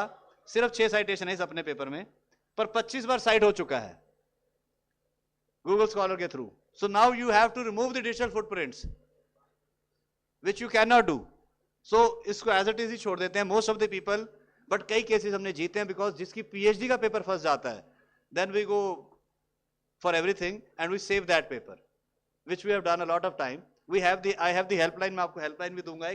एक मेरा व्हाट्सएप पे चैनल भी है जिसमें मैं रात को बैठता हूँ 9 से 10। I get a lot of tips from people, sir इस जर्नल को देखिए, इसको देखिए। So we have a lot of data on our own which we send. We send the early warning system also. I always send the discontinued list every month, and most of the time it matches the data which we produce. So there are 5 journals which we said will be discontinued and 10 discontinued. 5 हमारे थे, 5 उन्होंने अपने निकाले। Web of science में भी वाइली के 18 journal बंद हुए हैं, वो भी सारे हमने पहले एक अर्ली वार्निंग सिस्टम से बता दिया था, because of our research that these journals are red flag, please do not publish with them. कई लोग रिवर्स करते हैं, जानबूझ के उसी में पब्लिश कर लेते हैं, ताकि क्योंकि यूनिवर्सिटी नहीं बोल पाते कि हमें तो पता नहीं था। But we have the system in our university that we tell them that we have given you the name of the fraud journal, you do not publish, if you publish it is intentional. So it is like that. So both ways the people are there, right. So ये है वो original journal. ऐसे ही आप अदालिया ढूंढ सकते हैं। अदालिया के लिए you go to the MJL, क्योंकि वो इम्पैक्ट फैक्टर लिखा था तो हम वेब ऑफ साइंस में जाएंगे। MJL you can create free account, यहां पर आप create free account. MJL is for the web of science. Access नहीं है, कोई बात नहीं, कॉस्टली है इसकी एक्सेस, सबके पास नहीं होती। So you create your free account, it will give you the benefits of searching a journal. उसके ज्यादा आपको कुछ नहीं मिलेगा। मैं लॉग इन कर रहा हूं, मेरा फ्री अकाउंट है, I don't have the access, so I am logging in with my Gmail ID in front of everybody, sign in, and I will now have the limited access. अब ये limited access इतनी है कि मैं journal को ढूंढ सकता हूं। तो मैं यहां पे गया, अदालिया लिखा, सर्च जर्नल, और अदालिया का एग्जैक्ट मैच मुझे मिल गया। तो अदालिया वेब ऑफ साइंस में है।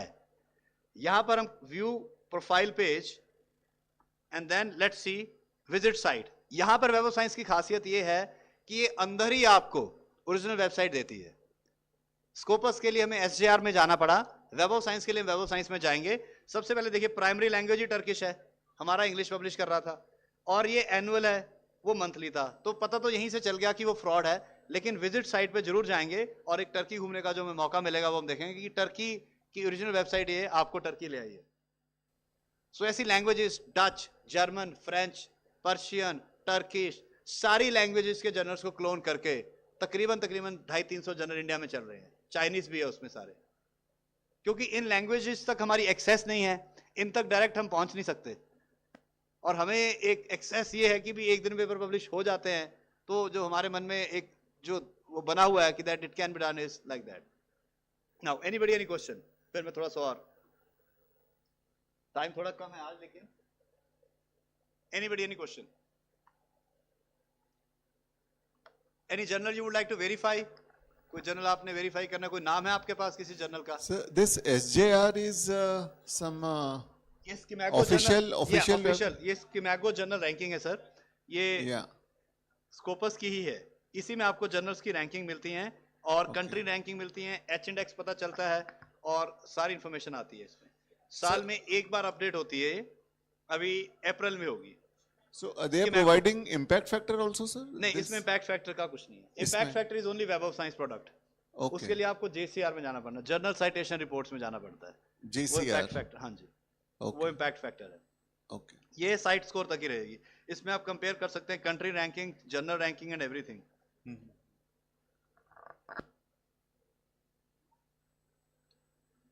अभी लेटेस्ट मैं आपको एक डिसकंटिन्यूड लिस्ट दिखा देता हूं, जो अभी जर्नल क्लोन के एग्जांपल के बाद हम प्रेडेटरी पे चलते हैं, टाइम थोड़ा कम है। तो जर्नल ऑफ इको ह्यूमैनिज्म एक जर्नल था, अभी डिसकंटिन्यू हुआ है पिछले हफ्ते। तो उसमें we caught it in the early days कि उसने एक ही साल में, ये थोड़ा सा हैंग हो रहा है, उसने एक ही साल में 1300 पेपर पब्लिश कर दिए थे, which is a big number for a stand alone publisher जिसे कोई जानता नहीं है. तो वी क्रैक्ड इट एंड मैं आपको दिखाता हूं कि कैसे.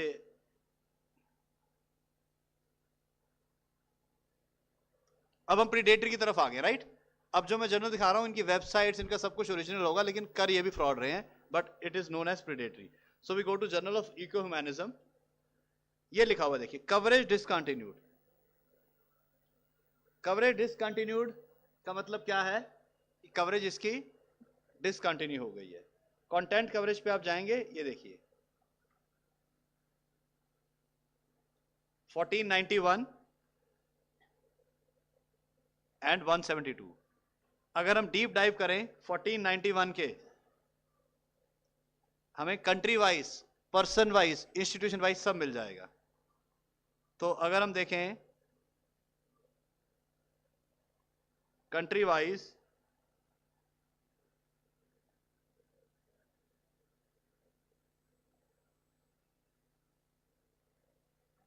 इंडिया का ये रहा देखिए 38 इंडिया के पेपर से इसमें, राइट? अब इसमें ये प्रीडेटरी क्यों है? We will go back. मैं ज्यादा डीप डाइव नहीं कर रहा, नहीं तो मैं ये भी बता सकता हूं कि किसके कितने थे, किस इंस्टीट्यूशन के थे. ये इसका आउटलायर बिहेवियर है. हम मैनेजमेंट में पढ़ते हैं आउटलायर बिहेवियर. ये आउटलायर बिहेवियर है. बिल्कुल ठीक चल रहा था, 2 साल ठीक रहा, फिर उसने अपनी आत्मा बेच दी और 1491 इसका सोल, अभी सोल लीडरशिप हुआ ना, तो इसने अपनी आत्मा बेच के, सारे जर्नल्स प्रीडेटरी जो होते हैं वो अपनी आत्मा ही बेचते हैं, क्योंकि 2 साल 3 साल तो वो ठीक रहते हैं.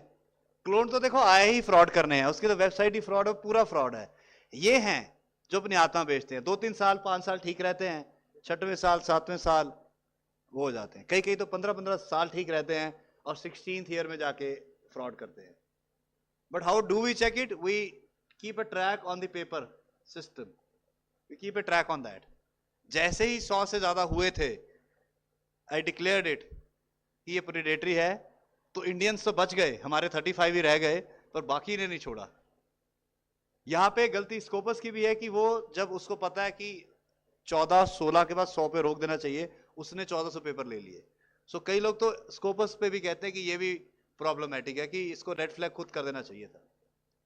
सो ऐसे काफी प्रीडेटरी जर्नल्स हैं जो इस तरीके का आउटलायर बिहेवियर दिखाते हैं. अब मैं आपको एक ईमेल आईडी दे देता हूं. That email ID will be helpful for you. तो आप मुझे, ये हमारा ईमेल आईडी है, आप मुझे इस पे ईमेल कर सकते हैं. Do not send me your research paper. वो पढ़ने का टाइम नहीं होगा, वो बहुत आने लग जाते हैं. Just ask for the quality of the journal. So if the journal is on planet Earth, we will search it for you. Yes ma'am.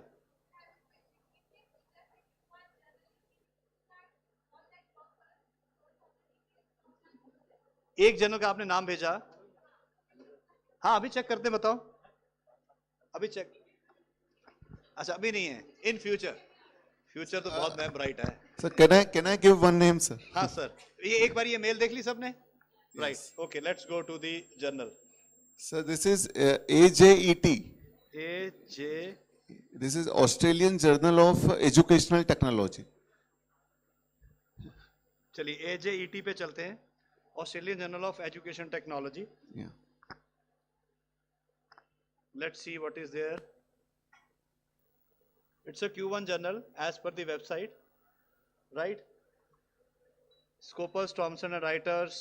थोड़ा डाउट हो रहा है क्योंकि थॉमसन राइटर्स लिखने की क्या जरूरत है, तो इसका नाम यहां से कॉपी करते हैं. स्कोपस, सोर्सेस,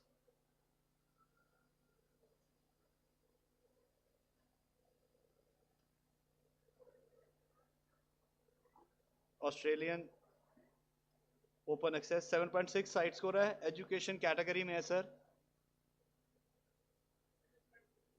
नहीं, डिसकंटिन्यूड नहीं है. हाँ ये किसने पूछा आपने? हाँ ये भी बड़ा इंटरेस्टिंग क्वेश्चन है. 25 की लिस्ट में आने का मतलब ये नहीं है डिसकंटिन्यूड नहीं है. मेरा जर्नल भी 24 ही लिखा हुआ है. जब 2025 में पेपर ही नहीं आया तो 2025 क्यों लिखेंगे वो? जब तक उसके नीचे डिसकंटिन्यू नहीं लिखा जाता तब तक वो डिसकंटिन्यू नहीं माना जाता। ये सारी अफवाहें मेरे जर्नल के लिए भी फैलती हैं, क्योंकि जिनके मैं पेपर्स पब्लिश नहीं करता वो दुश्मन भी तो बनते हैं। अगर आप जिसका पेपर रिजेक्ट करोगे he will be your enemy. तो फिर वो ये फैला देता है यार तो जर्नल ही बाहर हो गया है, 24 लिखा हुआ है, 23 लिखा हुआ है, 22 लिखा हुआ है। फिर मार्च अप्रैल में जब अपडेट होता है I send them a slap कि देखो ये तो अपडेट हो गया, क्योंकि जब पेपर ही नहीं जाएगा ना 2025 का, तो 2025 लिखा नहीं आएगा। जितने भी जर्नल में 2025 लिखा जाता है उनमें 2025 के पेपर आ जाते हैं। कोई भी ऐसा जर्नल आप मुझे ढूंढ के बताएं 2025 लिखा और 24 तक लिखा हुआ है, नहीं। 2025 लिखा अगर नीचे कवरेज ईयर में तो ऊपर ऑटोमेटिकली अपग्रेड हो जाएगा। तो ये अपग्रेडेड नहीं है, लेकिन रिजेक्टेड और निकला हुआ जर्नल नहीं है ये। सो दिस इज नॉट डिसकंटिन्यूड। जब तक नीचे मैंने भी दिखाया ना डिसकंटिन्यूड लिखा हुआ था, जब तक वैसा लिख के नहीं आएगा आपको मिसकम्युनिकेशन नहीं करना है, आपको इस चीज से बचना है, राइट। तो ये जर्नल बिल्कुल ठीक है, Q1 है। साइड स्कोर इसका बहुत सही चल रहा है, ये देखिए always on the up side, and 7.6 से 8.5 हो गया रादर।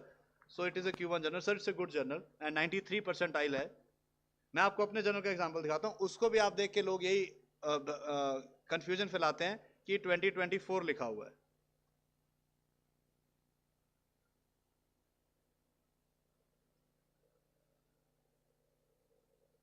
ये देखिए राइट 2024 लिखा हुआ है, लेकिन फिर ये साइट स्कोर यहां तक कैसे आ गया 5 फरवरी तक?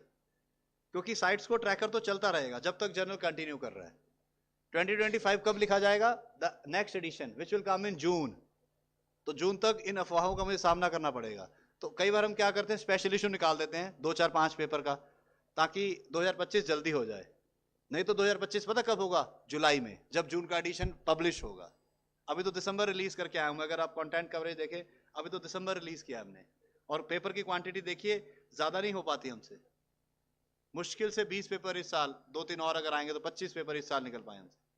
तो मतलब महीने के 2 पेपर की ये एवरेज रहती है, और साल के 2 एडिशन है।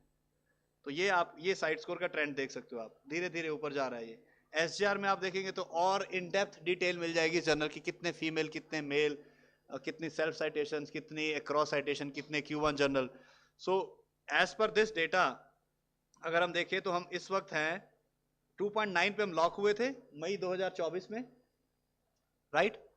मई 2024 में हम 2.9 पे लॉक हुए थे, अब हम 3.5 पे हैं।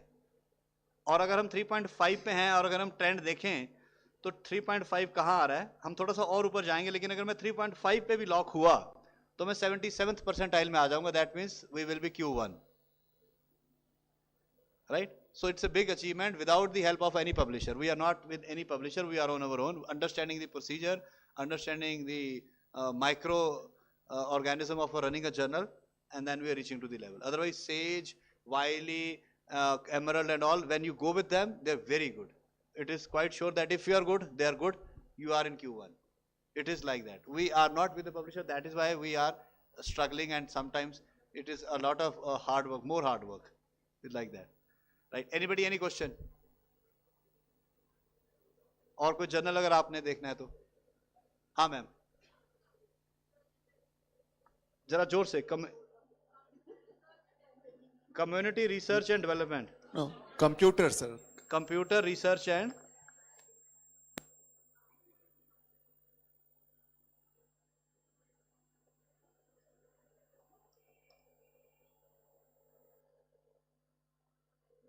ये इंटरेस्टिंग है थोड़ा सा।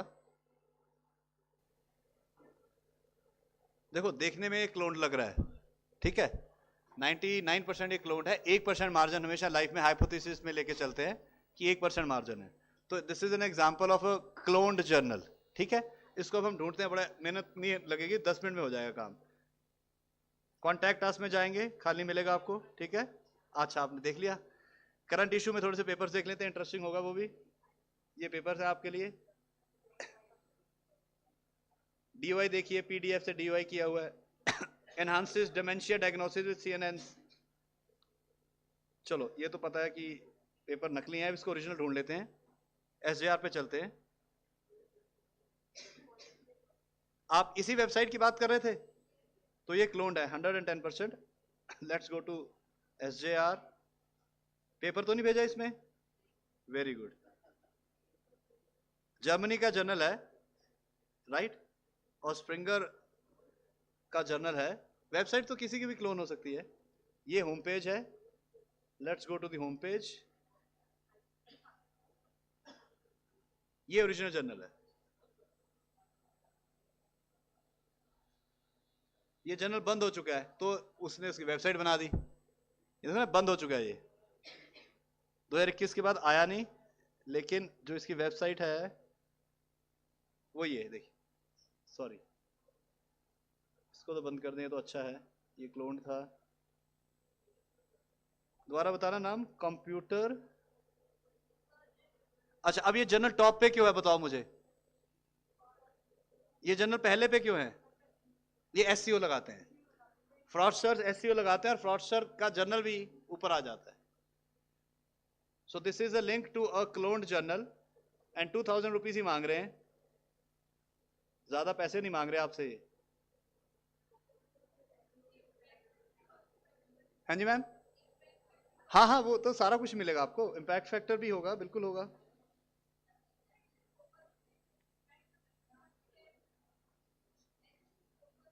हाँ, ये स्कोपस इंडेक्स नहीं है, ये तो फ्रॉड है ना। ये तो जो मर्जी लिखे, चाहे मेरी फोटो भी लगा दे, आपकी और मेरी फोटो लगा दे। ये यही तो आपको बात को समझना है ना। ये तो आपकी मेरी फोटो भी लगा देंगे, किसी की भी picture, Justin sir, Paul sir की शाम को लगा देंगे, इनको भी नहीं पता होगा। The point is that how do we search, our searching skills are not taking us to image. तो इमेज तो किसी की भी लग सकती है, नाम, आईएसएन, फीड, वो impact factor, I don't think, thank you, impact factor कुछ भी नहीं लगाना, जिसका मर्जी जो मर्जी लगा दो, because they are fraud and they are fraud, they will do anything. Impact factor क्यों लगाया? ताकि आप और मजबूती से पैसे दे सको। स्कोपस क्यों लिखा? ताकि आप और मजबूती से इनके साथ जुड़ सको, नहीं तो सिंपल वेबसाइट बना के बोल दें। ये बात है। So this is the clone journal, everybody be careful. ये मैं भी, हाँ जी मैम,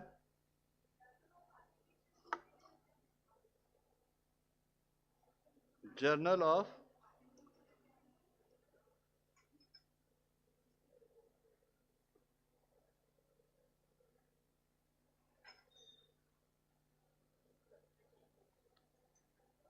ISTB प्रेस, यही है मैम लिंक, एक बार जरा देखो इसे।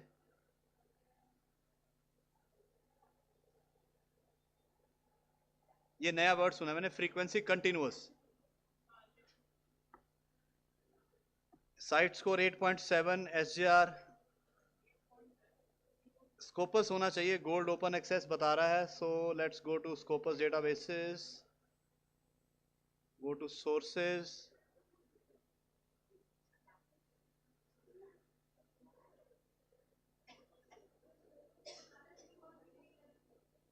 हाँ जी, Q1 revision,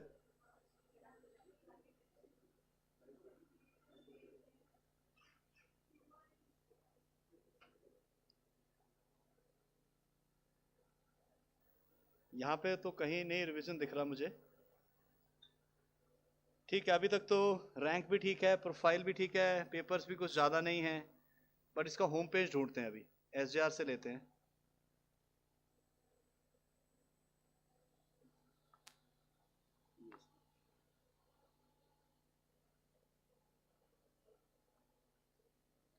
journal of artificial intelligence and technology, United States का जर्नल है।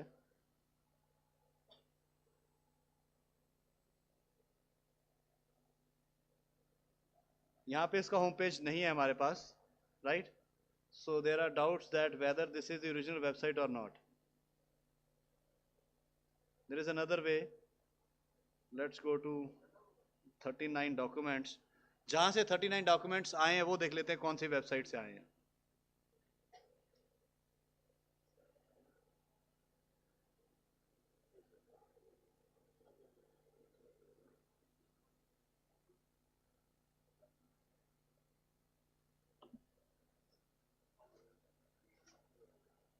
व्यू एट पब्लिशर पर जाके 39 डॉक्यूमेंट्स देख लेते हैं। उसी वेबसाइट पे लेके आया है हमें, ये वाली पे ही। ठीक है मैम, ये अभी तक तो ठीक है। जर्नल ओपन एक्सेस पब्लिकेशन है तो कुछ इसने पैसे मांगे होंगे, APC मांगा होगा। कितना APC मांगा है? 5 ऑथर्स कितना मांगा है? अच्छा, अलग अलग मांगा है, ऑथर 1 का अलग, ऑथर 2 का अलग। अच्छा, टोटल कितना हो गया?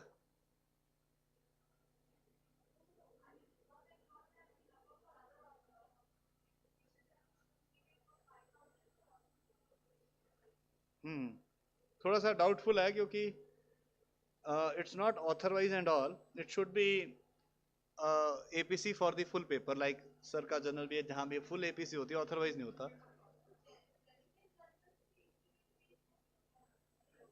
जेन्युइन जर्नल की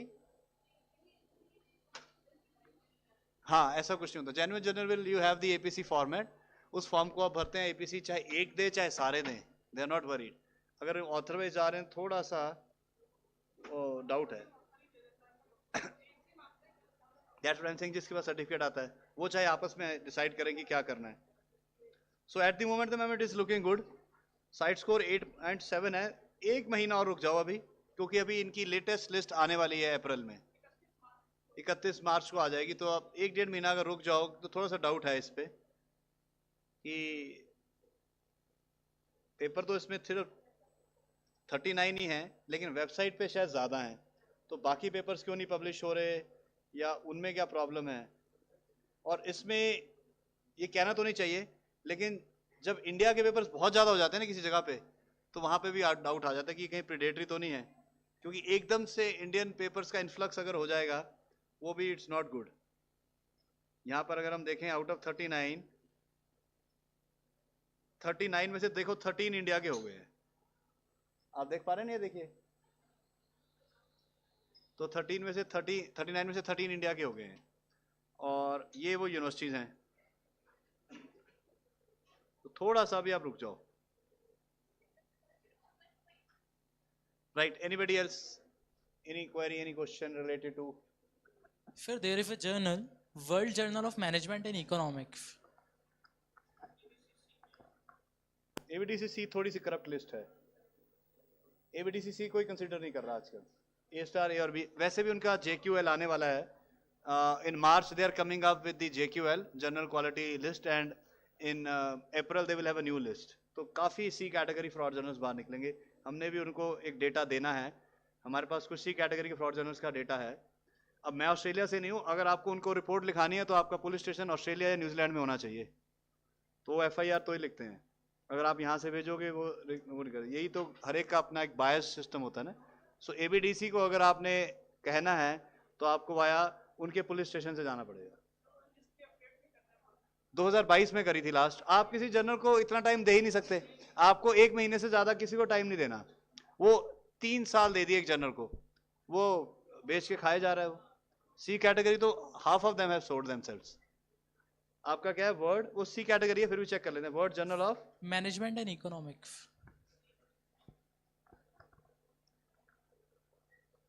मैनेजमेंट एंड इकोनॉमिक्स,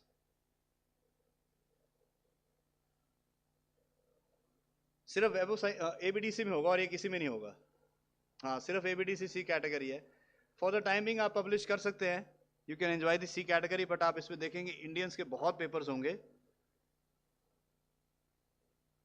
और $160 मांग रहा है, ये तकरीबन 16,000 रुपए के करीब मांग रहा है। Yes, sir. Also, if we visit the current issue page, it is not there.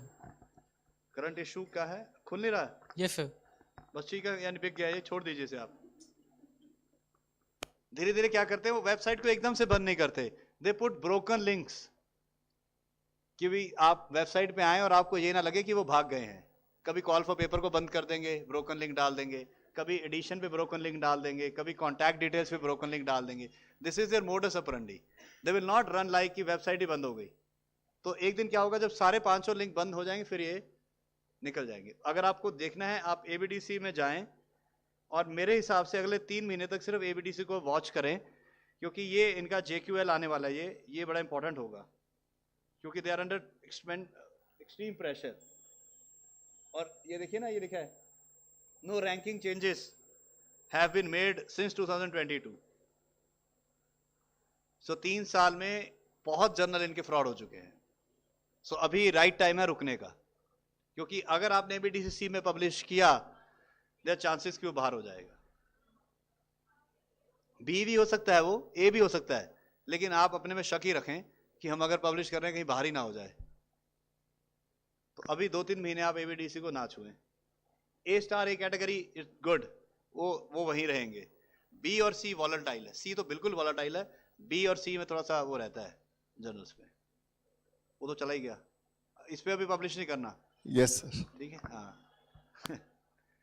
Okay, anybody else? One last because we are now yeah, time is okay, done. Usually I take 5 hours of the workshop for all the data, so we will come again, we will meet again, and then I asked Bhakar sir और मैं badminton खेलते थे इकट्ठे सागर paradise Gwalior में। मैं 10 साल MT Gwalior में रहा हूँ, तो सर और मैं इकट्ठे एक ही सोसाइटी में थे। तो मैंने और सर ने मिलके एक्सपीरियंस से, मतलब सर सीनियर थे, मैं थोड़ा यंग था, तो हमने पूरी 2-3 साल सोसाइटी के टूर्नामेंट हमने ही जीते हैं तो उनकी फिटनेस भी बड़ी तगड़ी है, तो मैं उनको बोलता हूँ सर आपको देख के हमें भी इतना फिट रहना है, तो दैट्स लाइक दैट। बट मैंने उनको बोला आज की that time is less, sir के लिए भी टाइम कम था, but next time we will have a full 5 hours of training session where I will show you more data, more analysis, retraction का सारा। और ईमेल आप मुझे कर सकते हैं, I will give you my mobile number, I am active on WhatsApp, active on LinkedIn also and everything, you can write it down and message me on WhatsApp about the journal. बातें आप बातें में कर लेंगे, लेकिन journal का आप मुझे भी डेटा देंगे। My number is 9560452625। हाँ, 9560452625। मिस कॉल कोई नहीं देगा क्योंकि कॉल बैक करनी पड़े। हाँ जी, मैं रिपीट कर रहा हूँ, वो मिस कॉल कोई नहीं, ओरिजिनल नंबर है 9560452625। सो आप मुझे जर्नल का लिंक भेज सकते हैं, क्वेरीज भेज सकते हैं, तो I will get back to you with the official and the original data. हाँ जी, एक बार और 9560452625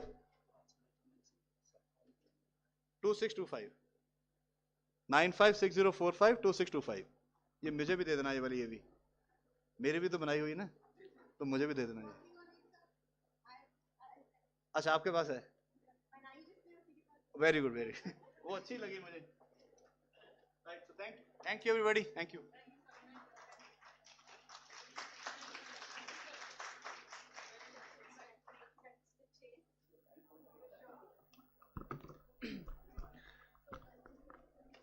That was another enlightening discussion, shedding lights on crucial aspects of research ethics and best practices. Now I invite Dr. Shumita Sarkar, Madam, Dean, Department of Liberal Arts, to share her valuable insights.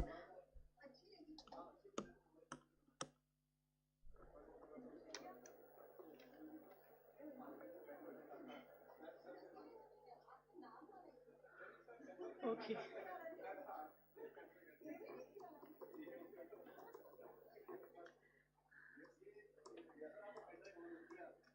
We start.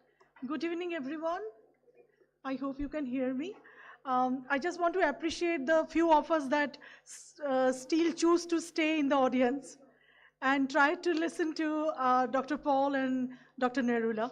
It's very, very overwhelming, I would say. And as a social scientist, I would say that this sort of technical information, this is the first time I'm hearing, and it's a bit scary as well. Indexing, citation, and how to publish. Though Dr. Paul started with a very jovial note, but then he shared a kind of a potential content, I would say. And Dr. Nerula, it's a very, very helpful information you have exchanged with us. And both of them, I would say that it's really a privilege for us to have such scholar who gives such an intense content and knowledge orientation to us. To both of them, Dr. Justin Paul, may I have your attention, please? Sir, hello. So I'm just going to say my last sentence over here. I thank both of you, Dr. Paul and Dr. Nerula, for being here and shared their valuable expertise and their knowledge. And I hope both of you would come here, would oblige here, coming here and we'll have a much more extended session, as Dr. Nirula said, that maybe in a workshop form. And Dr. Paul, particularly for you, just don't travel on the same day and come here. Please stay here. We have a good accommodation. Stay here and have interaction with us. Okay. So thanks for the scholar committee. Very tiny of us are still staying here. And thank you once again. Thank you.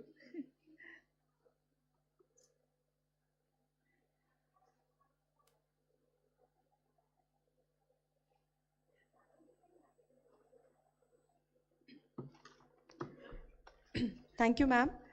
As a token of our appreciation for his valuable insights, I now request Professor Dr. Alok Bansal, HOD Computer Sciences and Analytics, to kindly present a memento to Dr. Justin Paul, sir.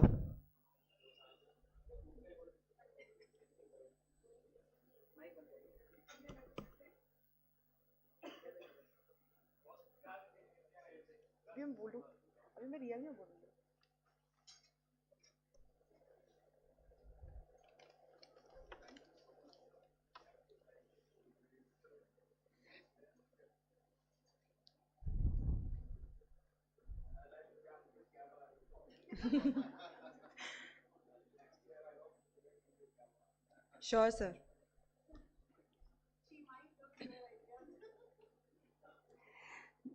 Now, I invite Dr. Manisha Singhai, Madam, to present a memento to Dr. Sumit Narola as a gesture of our gratitude for his enlightening session. Ma'am.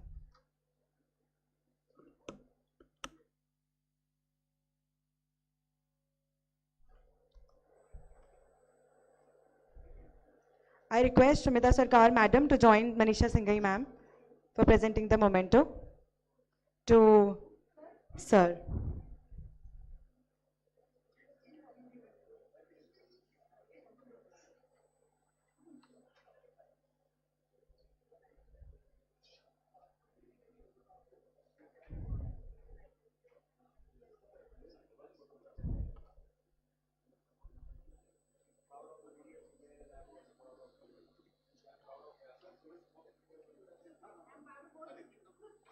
Sure, sir.